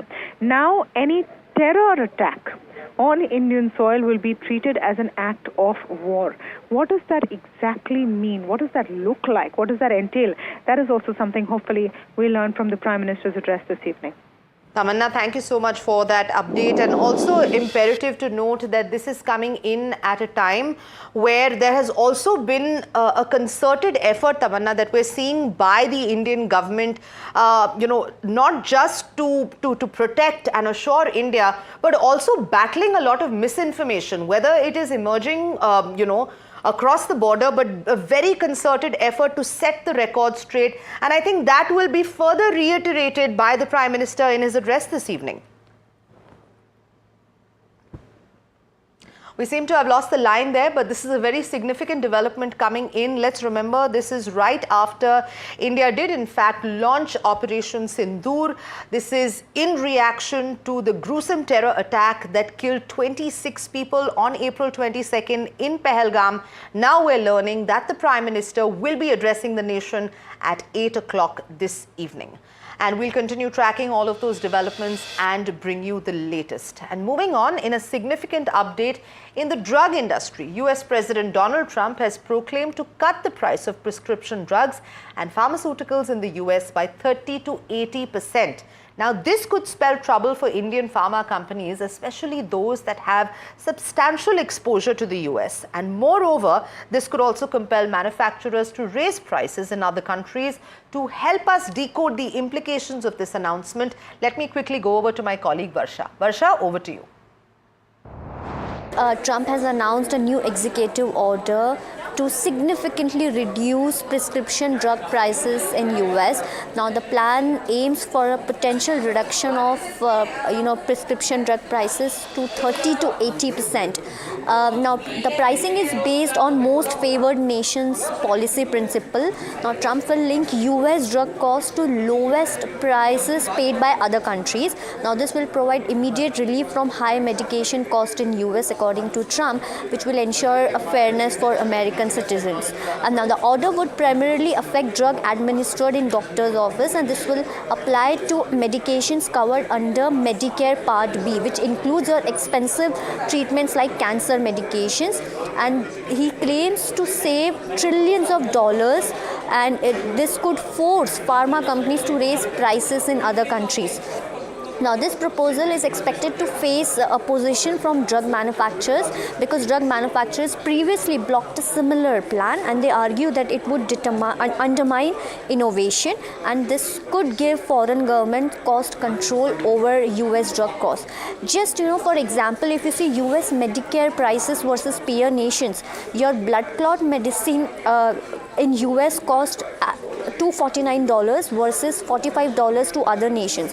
If you see the type 2 diabetes drug called Jardiance, the cost of that drug in US is $204 versus $35 in other nations. And the Entresto drug, which is a heart failure drug, cost $314 in US versus $64 in other countries. And the Stelara drug costs $5,158 in US versus $1,502 in other countries. So this is the executive order that has been announced by Trump. Meanwhile, the Airports Authority of India has announced the reopening of 32 airports in the northern and northwestern regions previously shut due to airspace restrictions triggered by escalated tensions with Pakistan. My colleague Sessa now joins us with further details on this development.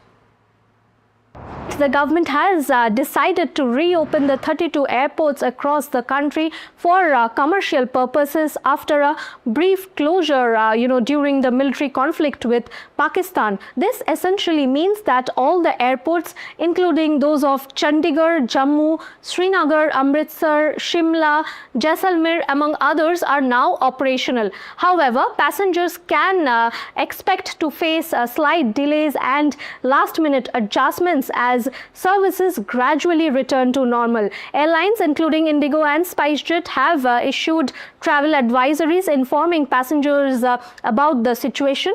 Now, remember, the airspace and airport restrictions were put in place on May 7th, and since then there has been nearly 1,000 flight cancellations with an average of 170 to 180 cancellations per day. Now, this is just under 5% of the total number of departures, considering India's average daily scheduled departures have been between 3,800 to 3,900 since the beginning of May. Now, the fairly low rate of cancellations is because most of these closed airports, including those based in Ambala, Hindon and Jaisalmer, are also Indian Air Force stations. They don't see very high passenger traffic as many of the tier 2 airports. As far as the airline losses are concerned, analysts at HSBC have estimated a revenue loss of 17 crore for Indigo, roughly 11 crore for Air India and about 2 crore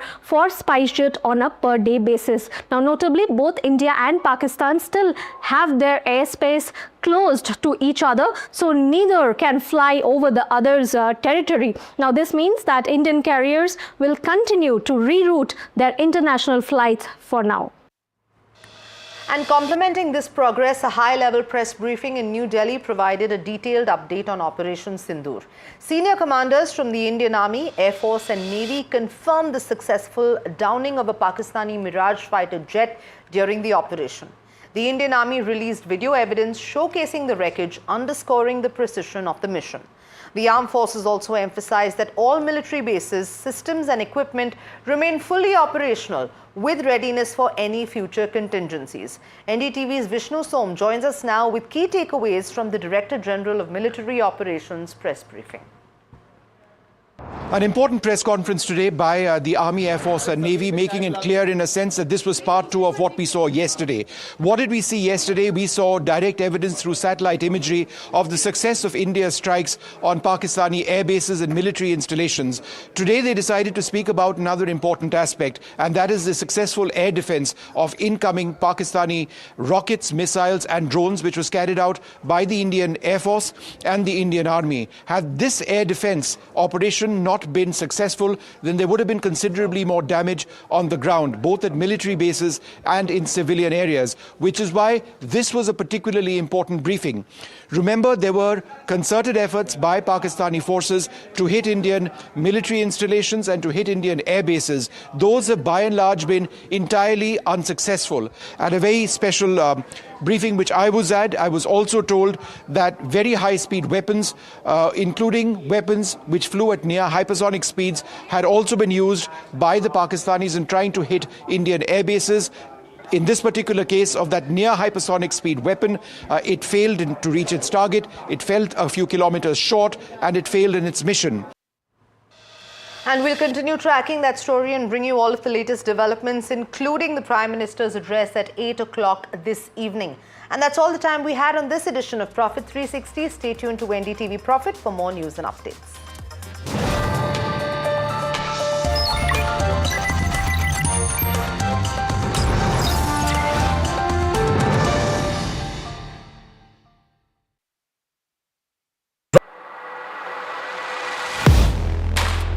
Do you really know the company you invest in? What is the real picture behind presentations and claims? Is the outlook as rosy as the company claims? Know Your Company, powered by NDTV Profit Research, shines a light on the biggest stock market movers.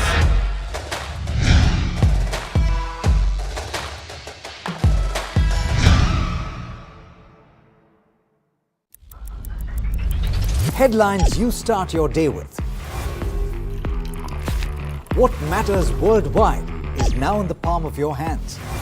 Get ready to seize the day and maximize your financial potential. Stay ahead of the curve with all you need to know on NDTV Profit.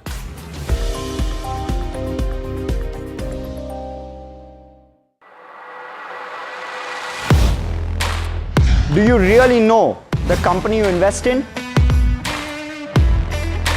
What is the real picture behind presentations and claims? Is the outlook as rosy as the company claims? Know Your Company, powered by NDTV Profit Research, shines a light on the biggest stock market movers.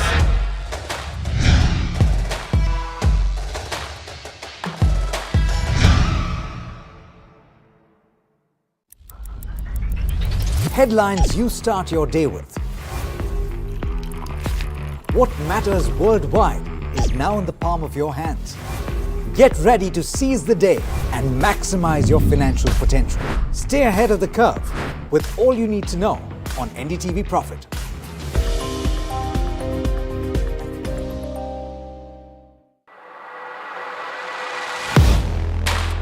Do you really know the company you invest in? What is the real picture behind presentations and claims? Is the outlook as rosy as the company claims? Know Your Company, powered by NDTV Profit Research, shines a light on the biggest stock market movers.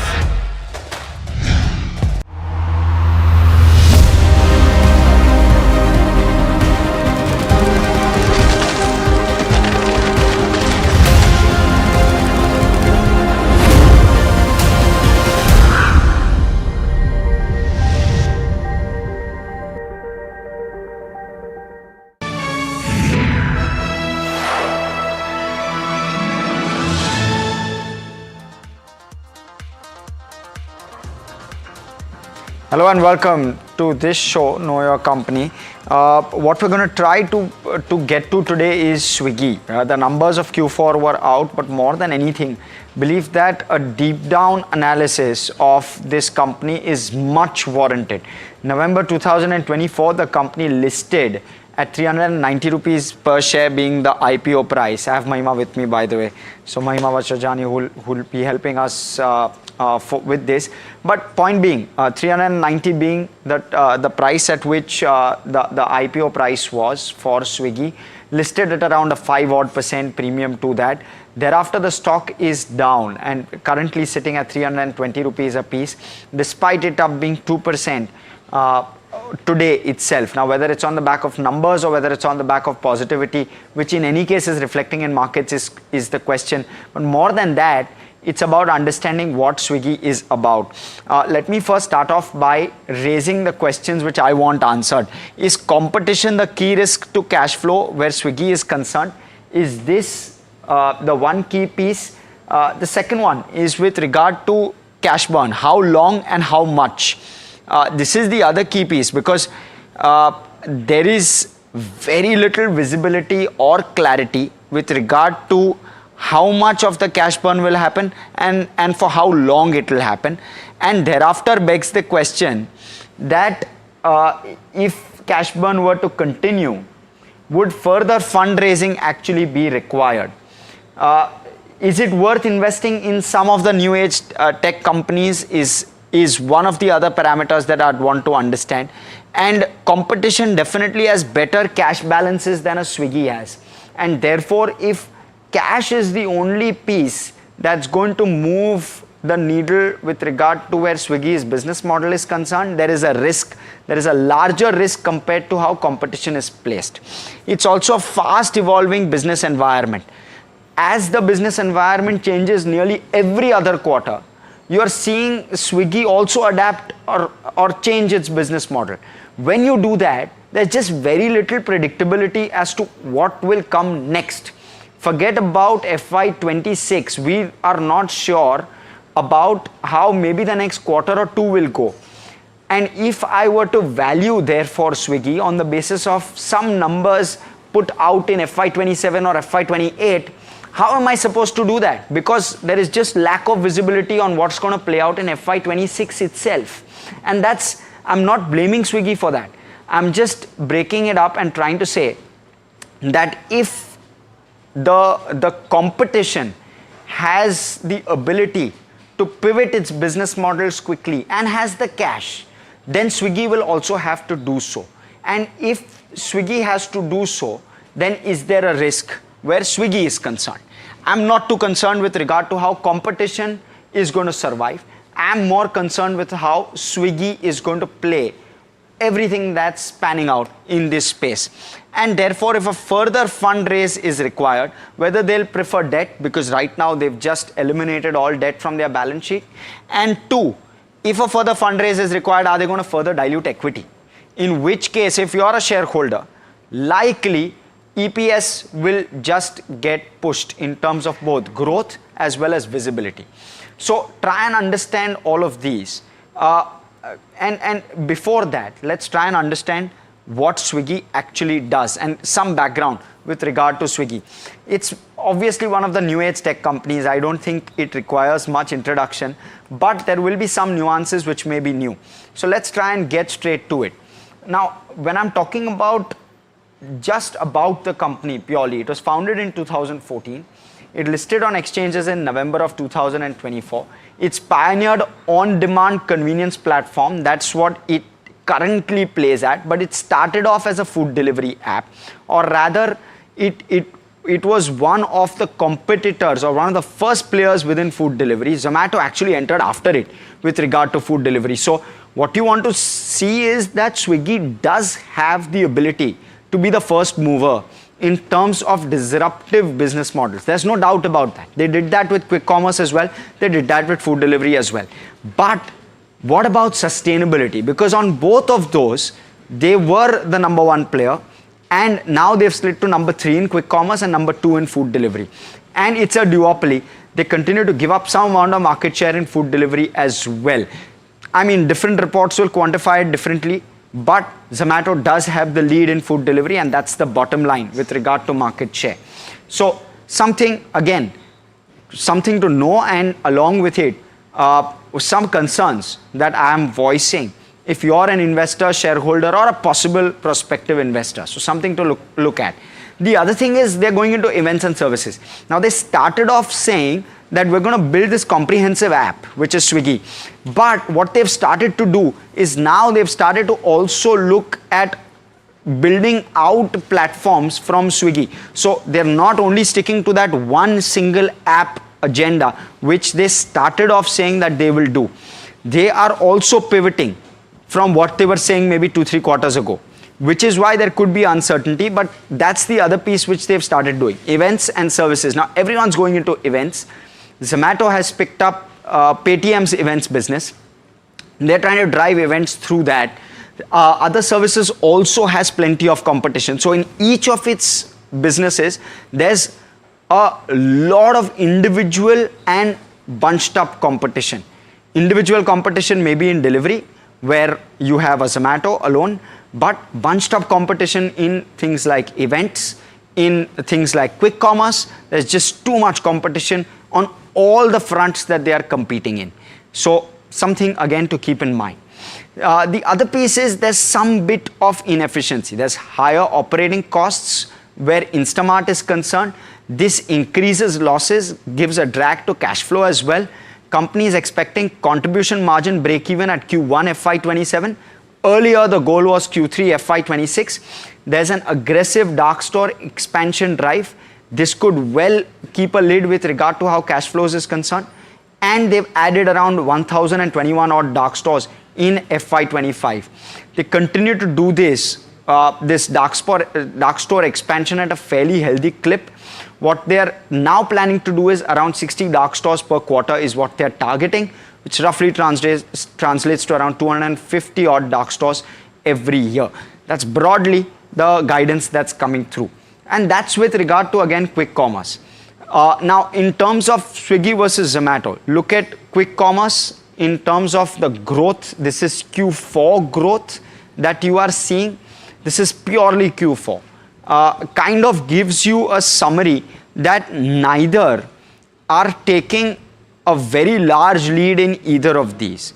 You're seeing Zomato slightly behind in food delivery on the YOY basis number, but nothing material. Even on quick commerce, they're largely even Steven. They're largely there. This is again Q4. We'll look at the larger numbers as well, try and break those down, but this is how it's playing out. Mahima, you want to kind of take over and try to give us a breakdown of how Swiggy is playing out? in Right. So in terms business? of cash burn also, like you rightly mentioned, the Swiggy discount has gone up to almost 24% this quarter, which is in fact even higher as compared to something like a DMart, which has been a disruptor in terms of giving a higher discount when it comes to sales of your FMCG products. In terms of the overall discount last quarter, that stood at around 20% versus that of around 22% for DMart. And this has almost doubled YOY basis, because Q4 FY24 the discount stood at around 12%, which has now gone to 24%. So the previous question as to how cash burn has been already taking place, right now Swiggy is sitting on a cash flow of around 3,300 odd basis. Will they be able to sustain going forward, considering the kind of competition that is already hitting them, and will they able to roll back the kind of discounts that they've already been giving and then be able to retain the customers or not, is the likely question. In terms of the overall income statement, the overall Mahima, revenues also... Apologies, before we go to income statement, I want to quickly highlight some key competitors. Key competitors in every space, because that's important. Let's look at firstly the food delivery space. 43% market share Swiggy, around 57% odd market share Zomato. Then you have Magic Pay, Eat Your. Those are some of the smaller names, but broadly it's a duopoly where food delivery, core food delivery is concerned, and that's their core business. Let's now talk about Instamart. That is where competition is quite high. And let's pull out the competitors on that one. It's the quick commerce platform, operates currently in 120 cities. Those are just some of the competitors that are there. There is a Myntra now, which is starting to come through. A JioMart is coming in. Big Basket is coming in. Blinkit already has a substantial presence and a strong backing and a strong parentage with a strong backing. So all of those Blinkit has. Zepto is unlisted and therefore no pressure from public shareholders. And there's Flipkart Minutes. It's a highly competitive environment where competition, at least in the quick commerce segment, is concerned. Last off, let's talk about events. And there, events as well as other services, there you have something like an, so that's the ticket booking app. And there too, they have competition where ticket booking is concerned from a district, from a Book My Show, and from a Paytm Insider. All of those compete for the same share and the same pie. And last off, then there are other services which also Swiggy is doing at this point. So there you go through Swiggy Ping, which does professional services.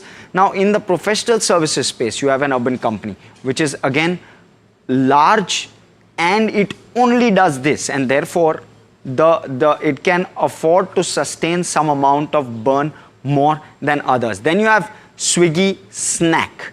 Swiggy Snack is the 10-minute food delivery, competes with Zepto Cafe and Bistro.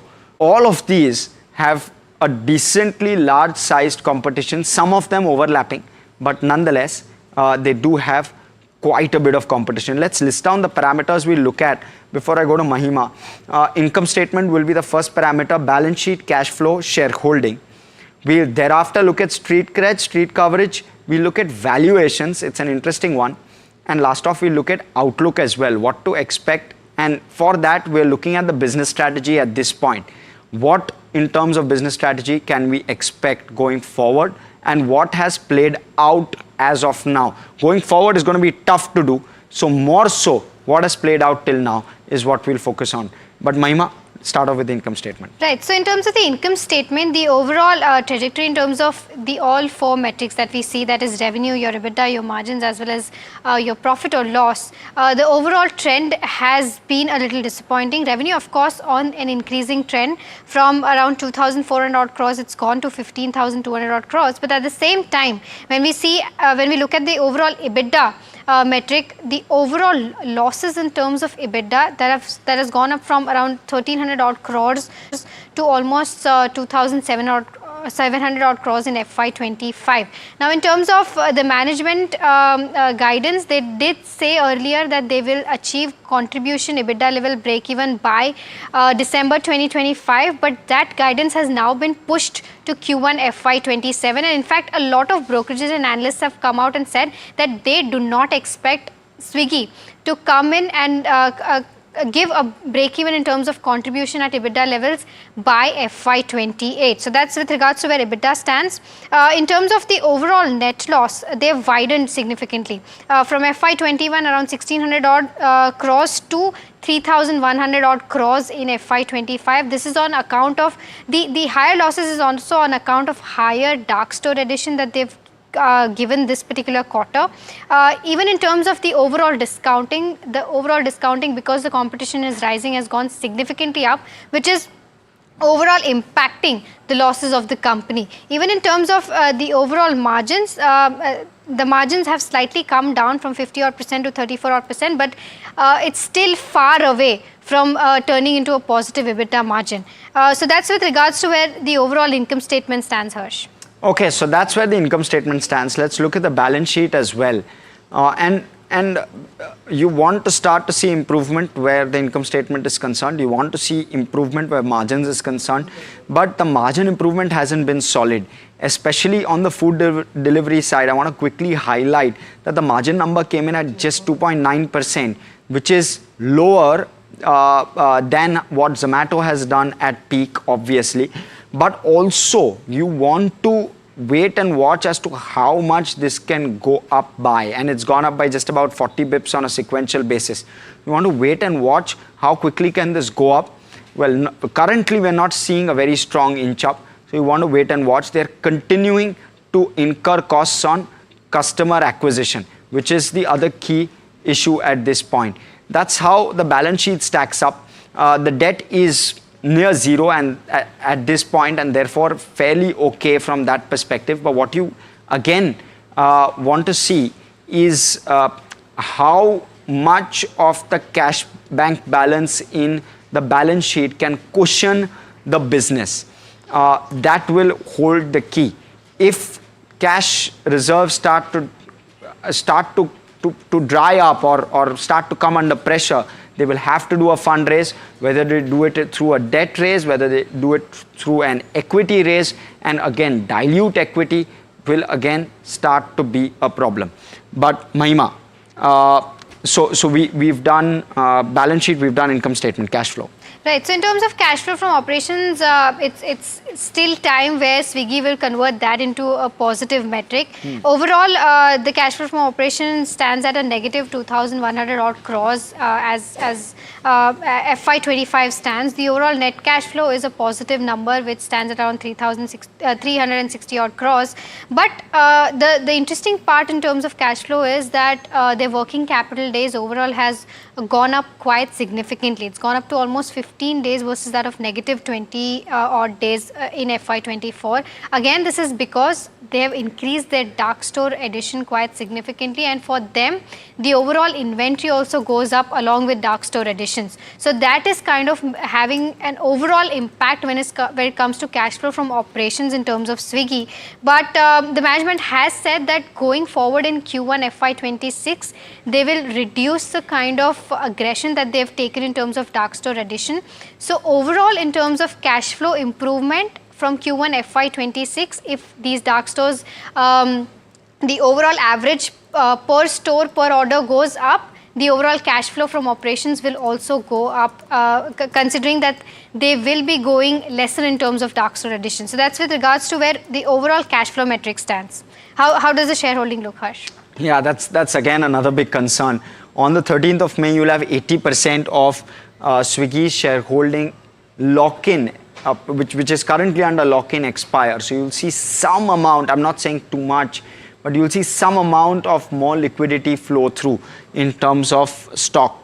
Some supply get released, which could keep the stock under pressure. Mind you, it's already been under quite a bit of pressure. But you want to see as to how that plays out on the stock price, and you'll start seeing it maybe in a day or two. So FIIs currently hold around 4.9 odd %, just shy of 5.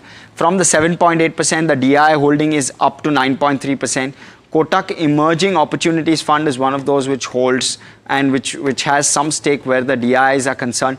And then you have around 86% public holding, but some of that is also chunky. So within that public shareholding, you have some amount of chunky holdings. I'll quickly try and elaborate.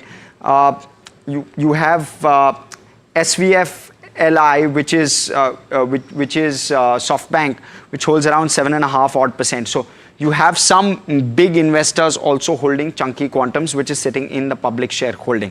Something to keep your eye out on. But let's quickly look at street cred as well. And let me try and cover that, Mahima. In terms of how this has played out, stock is down around 25% odd since listing. It's down 50% from its all-time high of 617, and it's around 20% odd lower from its 390 rupees IPO price as well. So not looking good from an investor standpoint. Of course, that doesn't always mean it's bad, because from the listing price, while there was not much money seemingly left on the table, it was still at a sharp discount to Zomato's valuation, already listed valuation as well. I'm not talking about the IPO valuation. I'm talking about the at that point what was Zomato's valuation, and therefore we've given this a bit of a neutral, because while street cred in the near term has been extremely volatile, you still currently are sitting on just about a 20% odd of a loss if you are an IPO investor. Mahima. Right. So in terms of the overall outlook also, there has been, an indecisive business strategy that Swiggy has overall adopted. In terms of the business diversification also, right now, we're seeing that they're trying to sail into too many boats. They're and these are costly but ambitious targets that they're aiming at. In terms of over diversification in different businesses, we're seeing that they're entering into Swiggy Scenes. They have also bought in Ping, which is a professional services app. Snack is a 10-minute food delivery app. And of course, they're also moving in from their overall integrated app strategy to now building different apps for different businesses. So this is something to keep an eye on. In terms of valuations, as Harsh rightly mentioned, of course, because we are EBITDA negative right now, we have the price to sales to compare both of these counters. Slightly cheaper than where Zomato stands, of course, but Zomato right now overall on a net basis is EBITDA positive. Last quarter it did see losses, but overall slightly better in terms of where Swiggy is performing. And lastly, in terms of the overall analyst recommendations also, there are around 13 odd buys, 3 odd holds and 4 odd sells. So this is with respect to where valuations and what the analysts are expecting stands. And why we're giving it a thumbs up also, Mahima, is that there is a 29% upside to the current market price of Swiggy. So when you're looking at what the average analyst is saying in terms of target price, the 12-month target price average as per Bloomberg estimates is 414 rupees per share. So you have some amount of upside from here is what analysts seem to be building in. But let's quickly move on. Listen in to a conversation we had with an analyst earlier. We had Shobit Singhal, who's the research analyst at Anand Rathi Institutional Equities, who tracks Swiggy closely. And we spoke about some of the risks, especially the mounting losses, and what exactly investors should do with the counter at this point and how he's looking at valuations. Listening to that conversation. If you see the results, so it's so FD business remains stable, but if you see the execution gap is widening between the two QC platform, right? So Instamart continues to lag Blinkit in terms of growth and incremental unit economics. So if you see the current Q4 quarter numbers as well for Blinkit, so Blinkit reported around minus 1.9% kind of adjusted EBITDA margin. Even they have expanded around 300 dark stores in this quarter, similar to what Instamart did. But if you see the adjusted EBITDA margin of Instamart, it has widened from 14% last quarter to minus 18% now. And company has also now saying that the contribution break even for QC segment will be next 3 to 5 quarters. So we are factoring in our numbers from FY28 only, not from 27, the profitability of QC segment. So there is a risk remains in this QC segment because the competition intensity is also high. Point taken. So you are saying that likely you're being conservative and you've pushed maybe, or you've given an additional year to Swiggy to actually deliver on that number. Is that understanding correct? All right. Okay. And is there a high level of uncertainty of Swiggy achieving that as well, just because of how quickly the business model is evolving? I want to close this point, and that's why I try to reiterate this. We don't believe that there is a risk remains on that front because it's already it's been now. So they are also a third player in QC segment, right? And there, if you see their monthly transacting users and everything, even in their dark store, so they have now reached around 1,000. So we believe that they will be a number 3 player in this segment, and they can easily achieve profitability in this segment from second half of FY27 or from FY28 onwards. Got it. Shobit, so that, yeah. So, sorry, go ahead with the point.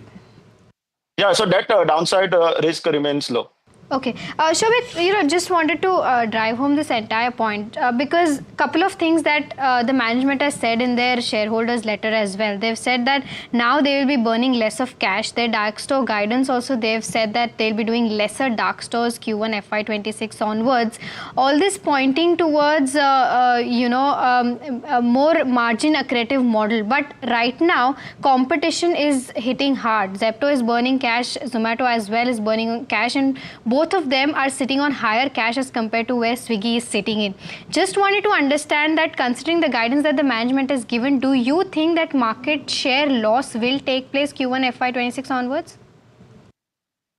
So if you see on the competitive intensity front, so Zepto was very aggressive till last quarter, but from Q4 onwards, they have also reduced their cash burn. So earlier they used to do around 15 crores of cash burn per quarter, but that has been reduced to around 1,000 to 1,200 because even they are they are also coming out with an IPO in next 6 to 8 months. So they need to show some improvement in their operating metrics as well before IPO. For Instamart, so Q4 was the peak of their investment in terms of dark stores, etc. But from Q1 onwards, we believe that the losses should taper down because what they are doing is that now they will concentrate on their existing cities because they have reached around 100 plus cities. And unlike food delivery in which they are present in 700, 800 cities, in QC, they are not planning to enter beyond 100 currently. So they will go deep down into their existing markets. But just to understand, just to understand, because overall, even in terms of monthly transacting users, they've not been able to cross that Blinkit mark. So do you think that this market share loss will continue for Swiggy Instamart? So we are not saying that in QC they will gain any market share, but we are saying that they will continue to be the number 3 players. So first one obviously will be the Blinkit, second Zepto, and then Instamart. And then fifth player can be Flipkart Minutes or Amazon or Reliance Retail, etc. But the company will continue to be the number 3 player in the QC segment. Okay, so that was a slice of the conversation we had with regard to Swiggy and Shobit's views coming through on that one. Let's look at how our KYC ratings stack up where Swiggy is concerned. The income statement, while growth is there, what you're not seeing is the consequence of that on profitability. Balance sheet, while it's okay, if cash burn were to continue, that's the key risk on the cash flow side as well. For the moment, we're not seeing an improving trajectory as substantial as the top line growth in the income statement. We're not seeing that on cash flow. Shareholding is a neutral because, of course, there's some amount of risk from the lock-in expiry that's about to come through. But you have some chunky shareholders as well within the company. Street cred is a neutral, largely on the back of the fact that your listing gains haven't come through, of course, but the stock has been extremely volatile, and therefore it's difficult to determine as to how that move has spooked the street. Street coverage is a thumbs up because there's very, very strong coverage, and the target price upside average is around 30%. Valuations are a neutral given that Zomato is definitely trading at a premium to Swiggy, and the business strategy at this point is just difficult to determine because everything is moving on a quarter-on-quarter basis in terms of how the business is evolving. So lots of uncertainty. That's the best we've been able to do with regard to Swiggy, 3.5 on 5. But with that, completely out of time on this edition of KYC. Stay tuned. More action on the other side.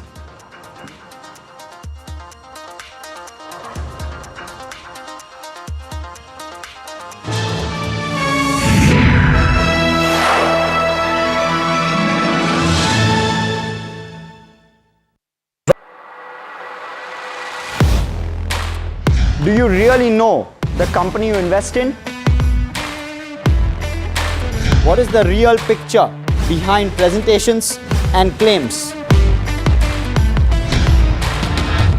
Is the outlook as rosy as the company claims?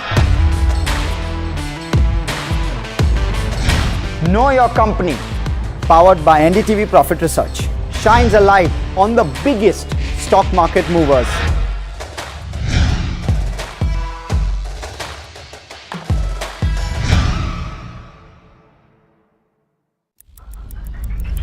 Headlines you start your day with.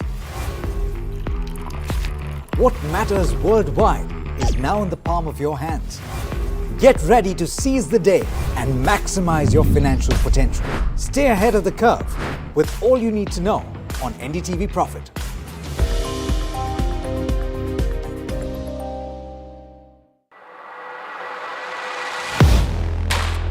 Do you really know the company you invest in?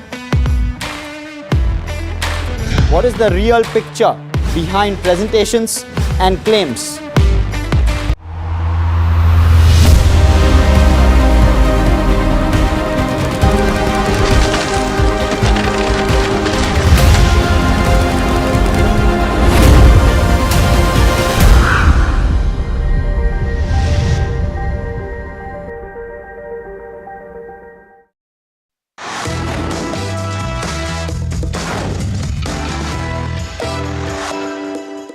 Hi, thanks so much for joining in. You're watching Your Money Matters on NDTV Profit, and my name is Alex Matthew. We were just chuckling about something a couple of minutes back with my guests today, and I'll introduce you to them in just a minute. But if your SIP date was either on the 5th of this month or on the 10th of this month, then you will be quite happy looking at the way that the markets are starting out this week. If, however, your SIP date is on the 15th or later, then, well, you've missed out on the advantage that you could have had if it wasn't. Now, the thing about it is that seemingly, based on the AMFI data, that is the Association of Mutual Funds in India, and the data that they put out for the month of March and April, a lot of people are gravitating towards ETFs. In fact, last month, you had net inflows of over 19,000 crore rupees in other ETFs, which is primarily equity ETFs. And that told me that a lot of people are looking to buy the dip. And there is a considerable amount of money sitting on the sidelines for people to buy the dip. If you are going that route, what should you bear in mind? That's what I'd like to focus on at the start. And we'll also talk about a few other ETFs, including gold and silver. Joining me today is Prableen Bajpai, founder of Finfix Research and Analytics, as well as in studio, Santosh Joseph, the founder of Germinate Investor Services. Thank you to the both of you. And well, I know that a lot of your clients will be happy if you've told them, and I'm pretty sure you did, to stay invested over the course of the last couple of weeks. Prableen, since you're not here, I want to start with you. What did you make of this data? I'm sure that you looked at it, 19,000 crore rupees. If you pair that with the index funds, then you're very close to the net inflow in active equity schemes. Absolutely, Alex. Amazing figures, I think. If you look at the overall data for passives in India, it is still at 17% of the overall AUM that we have.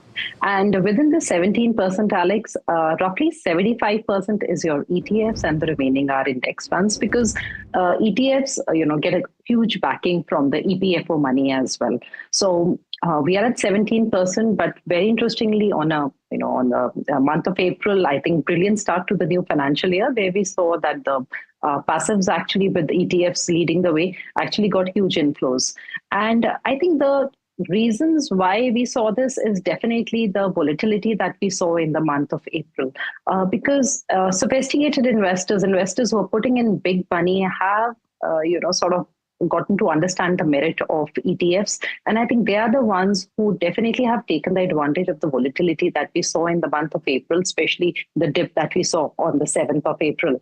And second is that we have many new offerings in the ETF space as well. The overall other ETFs was about 189 schemes, inclusive, of everything in the other ETF space as on in April 2024. And it is now at 233. There is a substantial increase in the number of schemes, offerings, awareness, DMATs. And I think all of this, Alex, together has definitely, led to this rise in the month of April, which is also because there is a chance to buy during the day. So the INAV, when you're buying during the day, you can actually pick your ETF at the day's low as well. So I think sophisticated investors who are putting big money are definitely going in for the ETF option. I won't say that it is, anything to do with the huge inflow coming in from the retail segment. I think they are the ones who are actually helping to keep the SIP book, which again was really huge, the highest till now, more than 26,000 crores. That has been robust. And that is where I think the retail investors have played their part. And I think the ETFs has been broadly because of the high net worth individuals and institutions like trusts and companies as well who are putting in.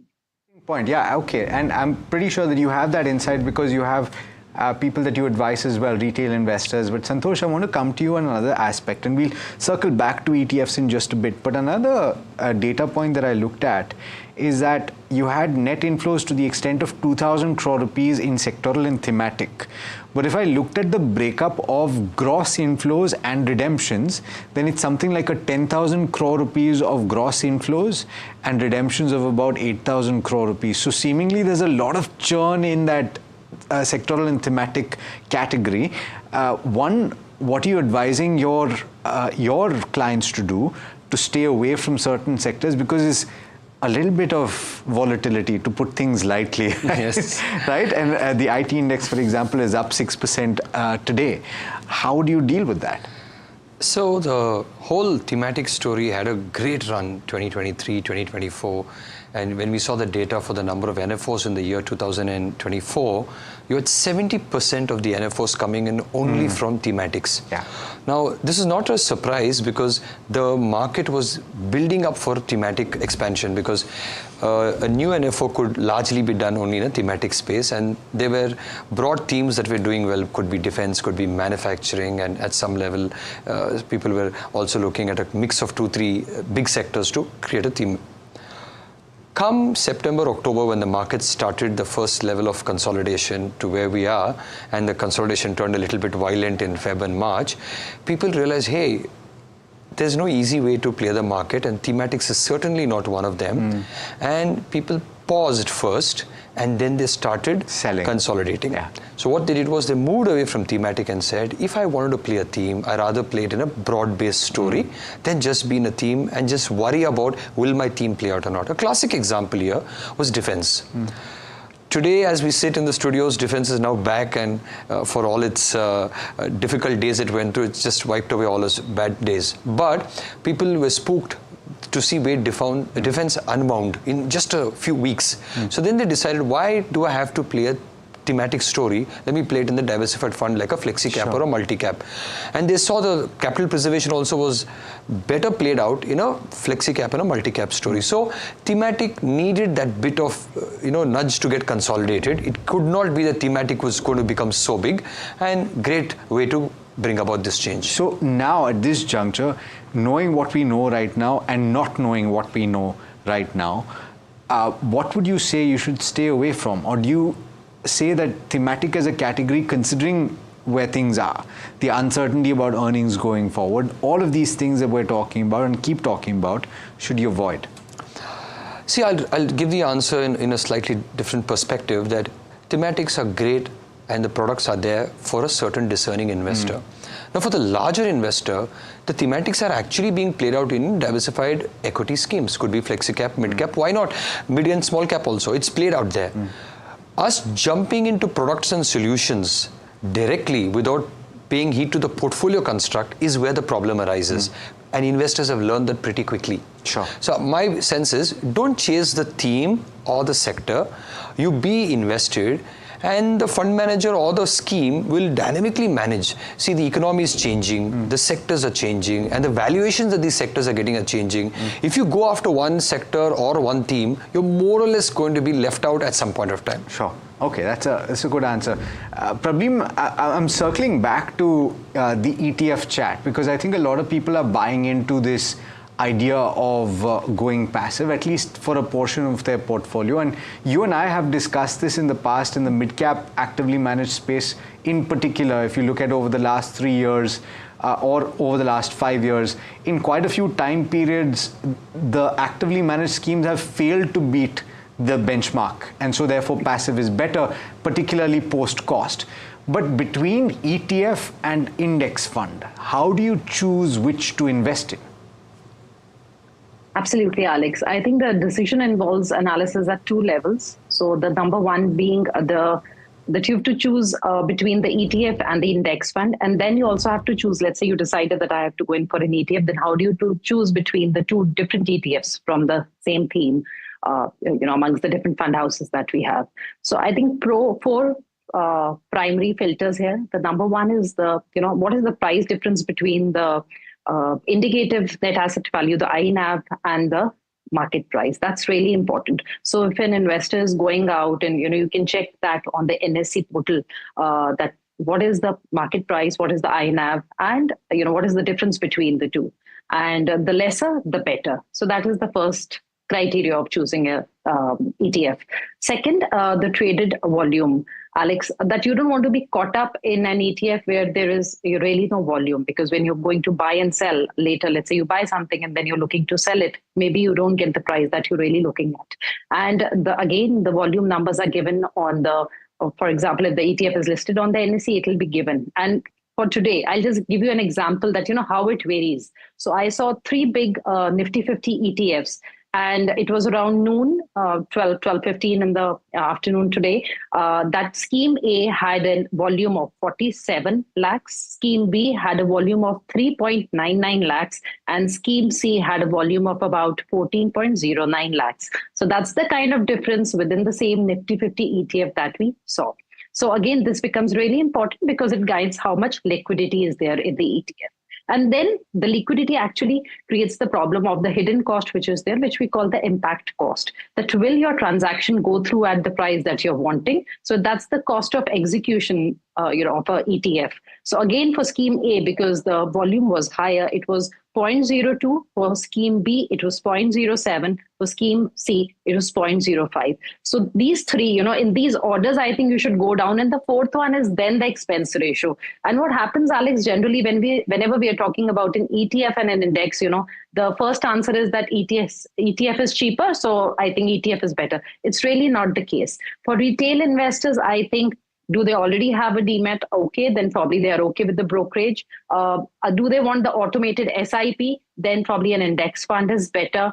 Are you able to, really choose the right ETF for yourself? That is really important. So difference between, deciding between the ETF and the index will really depend on your own psyche or what sort of convenience you're looking for. Do you want it to be totally automated? And then when you're choosing within these ETFs, then I think these 4 criteria are very, very important for you to be able to actually gain from buying an ETF, because there are cases in which, and I'll discuss that later, when we discuss gold, where the expense ratio of the highest ETF, the fund which has the highest expense ratio actually has the maximum volume. So it'll be wrong to say that, you jump onto the fourth factor of expense ratio right away and then decide. But of course, the decision between ETF and index would really be a personal choice. I would say for retail investors, for SIPs, index is better. For lump sum, definitely you can look at ETFs as well. Interesting. And ultimately, it boils down, that impact cost, as you were talking about, Prableen, boils down to the bid and ask spread. Whenever you go into a market, ultimately, if you are the seller, you will ask. If you are a buyer, you will bid, and you will get essentially a certain value. You will have to come to a common ground. And if there are less buyers and sellers, then usually the gap between the bid and ask will be larger, which I guess is the impact cost that you were talking about. But Santosh, the question then arises, if you're talking about a bit of complication when you're talking, it's pretty simple, of course. When you're going onto an application, you're buying, but then you're not factoring all of these things in. In your experience, is there a material benefit to be had to using an ETF versus an index fund? Purely from the perspective of being able to say at 12.22, I feel that the index is at the lowest point of the day, and it's 3.5% lower. I will deploy at this point. So I think Prableen did a great job in explaining those difference between index and ETF. This question that you asked is the precise reason why ETFs offer a solution to client, that during the course of the day, he feels that he wants to put money in the market, doesn't want to worry about the NAV at the end of the day, doesn't want to worry about what can happen overnight. He wants to buy it today. And the liquidity plays a big part, and especially for a large investor, the investor who's got access to the screen directly, these things are beneficial to you. So essentially, it's not about the cost, it's not even about whether it's ETF or index, because there are index on ETF and ETF on index. These things are all easily possible. But I think the benefit is that the investors got something to choose from right now, especially like today, or maybe earlier in the day, you thought the markets opened green and you wanted to buy into it. You have to wait till end of the day, see the NAV and the whole story, right? Here you bought in, and maybe you go home before 3:30 today, seeing that some gains were already made. That is the luxury, advantage, and convenience that ETFs give to an investor, and some people are happy about it. They take great joy in getting the price right or getting at the price. Does it even out? Of course it evens out. In fact, if it didn't even out, then ETFs would be bigger than maybe funds and index, because the initial feeling that you get is you've done something right and you got the price right or the timing right. But eventually it gets evened out, and you'll be surprised to know that expense ratio pales in all of these comparisons, because there is no data to prove that high expense ratio or low expense ratio is contributed to higher return or lower return. I'm yet to find across a credible piece of evidence that tells me low expense ratio gave me higher return or high expense ratio gave me a lower passive? Return. The choice between passive, index and ETF, the category is very different, but even in passive, it's, Prableen explained, even the volumes that play out, there is that minor advantage you get. It's basically economies of scale. Now that is there for the investor depending on how you placed your order, but I think they pale in comparison. Okay, I will get your opinion on this next part as well, but I want to start with Prableen on this. Prableen, that other ETF category you pointed out, there are several options within this, and the smart beta options have caught the fancy of a lot of investors. I just want to explain this point very simply in case you are unaware of what smart beta is. Essentially, it's a strategy in the passive space, which obviously does not involve active choosing of securities from within an index.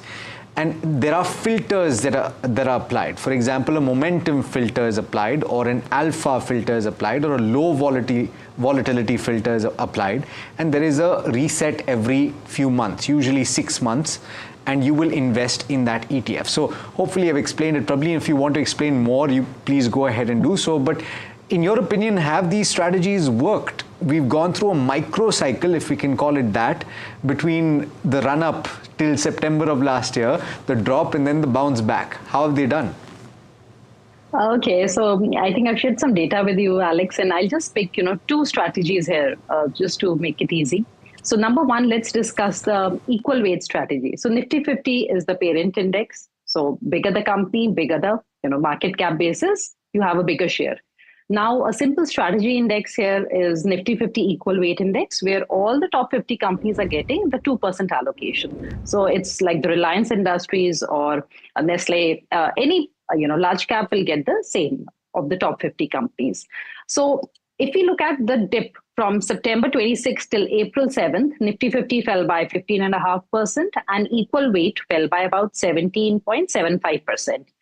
Of course, the rally now, Nifty 50 has gone up by 8.33 and equal weight has gone up by 7.44. So that's how the two indices have moved. But if you're looking at the 7-year SIP returns here, Nifty 50 has given us 13.82% returns and equal weight has given us 17.05. So that's quite a decent difference, Alex, between the two for a little variation in the strategy that has been deployed. Likewise, if you look at the Nifty 150, the mid-cap index, again, fell almost 19.5%, 20%, has moved up by close to 9%. Like today's closing, of course, it will be much higher. And the 7-year SIP has been roughly about 21.5%. And Nifty 150 momentum 50, because here the momentum filter is applied, fell much more. It fell by about 23.5%, but has been up by close to 10% as till last Friday.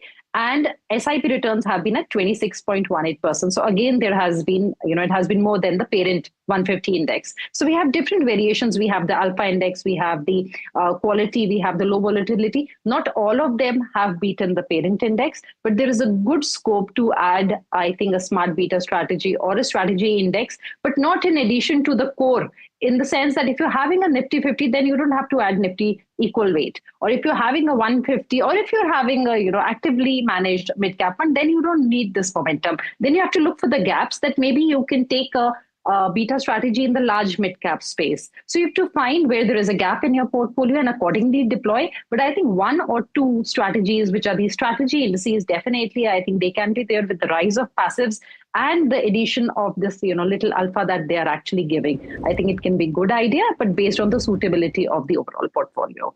To that, I want to get Santosh's opinion as well. Santosh, so Prableen has taken a 7-year SIP, and that also tells me that there is a longevity associated with this. We've used a pretty decent time frame to talk about this, and I know that over the last several years we've had this challenge where some of these strategies just didn't have the data. They were introduced, and so you couldn't, of course you could back test it, but you didn't have actual data. So when you're choosing between a Nifty 50, Nifty Next 50, with a lot of people gravitate towards, then you go to the mid-cap index and you go to the NSE 500 or the Nifty 500 index, and then you throw these smart betas into the mix as well. There is paradox of choice here as well. How do you choose? Well, I think Prableen again explained it really well. Now, when you come to this, why did this come about? Because investors wanted a shortcut to success, a shortcut to getting a successful fund. And I agree again with what Prableen said, that over a period of long term and over a period of a slightly larger cycle, especially in a bullish scenario, these will play out way better than just a regular index, because there's active selection, there are rule-based filters that work in your favor. A classic example is momentum, and most people would like the name, maybe would even like the outcome of what momentum has done, but you don't know it cuts both ways. Yeah. For example, the same momentum that outperformed the index, outperformed diversified funds, up until September was even doing so well that everybody thought, okay, this is my way to do better than anybody else. In the last 7-8 months, we've seen that went through a couple of cycles, and it cut both ways, where people realized, hey, I cannot blindly buy into a momentum strategy just because the past performance is good, because it happened in a bullish cycle. Two things were happening there. Number one, the momentum was in your favor in terms of the traded value. Number two, the alpha generation was happening. When you mix these two, the momentum 50 or momentum 30 or 40 stocks that you did, they played really well because there was active selection and active deselection of the non-performers that helped you do well.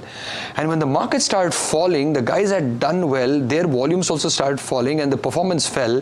You realized that you were hit, and you didn't realize what hit you because it was the same factors going against you. So then I'll go back to the answer over here. There's no shortcut. Either you stay long enough or you understand the risk these things entail, and you have to figure out, why am I buying this? So traditional diversified sector strategies still score over these strategies. Yes, they have an edge, especially for a discerning investor, whether you're doing an SIP or STP or you want to stagger out, they do give you an edge. But remember, it's not a shortcut. Okay, but so then to answer the question, would you say that therefore Nifty 500 is a great place to start? I'm glad you asked, because my favorite passive and index strategy is actually the Nifty 500, because one, I'm not a big fan of passives generally as in my personal disposition, but I like the Nifty 500. Now let me tell you why. It is the top 500 stocks in the country. Now when you talk about profit pools, I think guess would be anyway more than 95% of the corporate listed India's profits are represented over here. By and large, the most widest institutional activity in India happens in the top 500 stocks.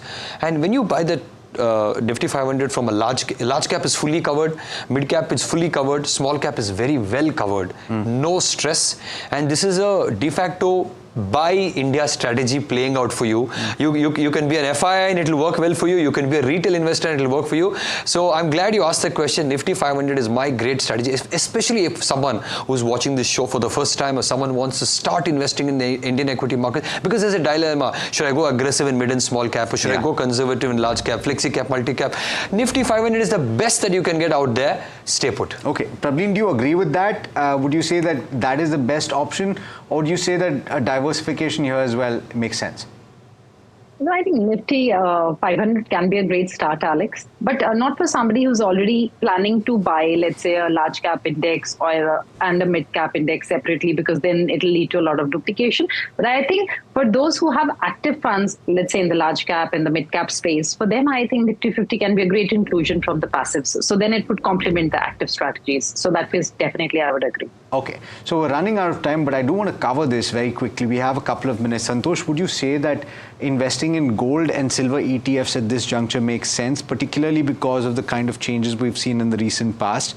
The data from the last couple of months points to people pulling money off because net flows are negative in gold ETFs. I'm happy that the last 1 or 2 months net flows are negative, because usually investors chase return. The last few months have been phenomenal for both gold and silver. The last 1 year and 2 years is staggering. People taking off money, I think at some level is a sign of maturity, that people are not buying the high but selling the high. We seldom see it. On the other hand, I don't say you shouldn't buy. I think you should buy for the right size and for the right reason and for the right time frame. If you're going to buy gold today because it's going to be a part of your portfolio and you want to keep it for strategic reasons with your portfolio, you buy, but don't chase the return.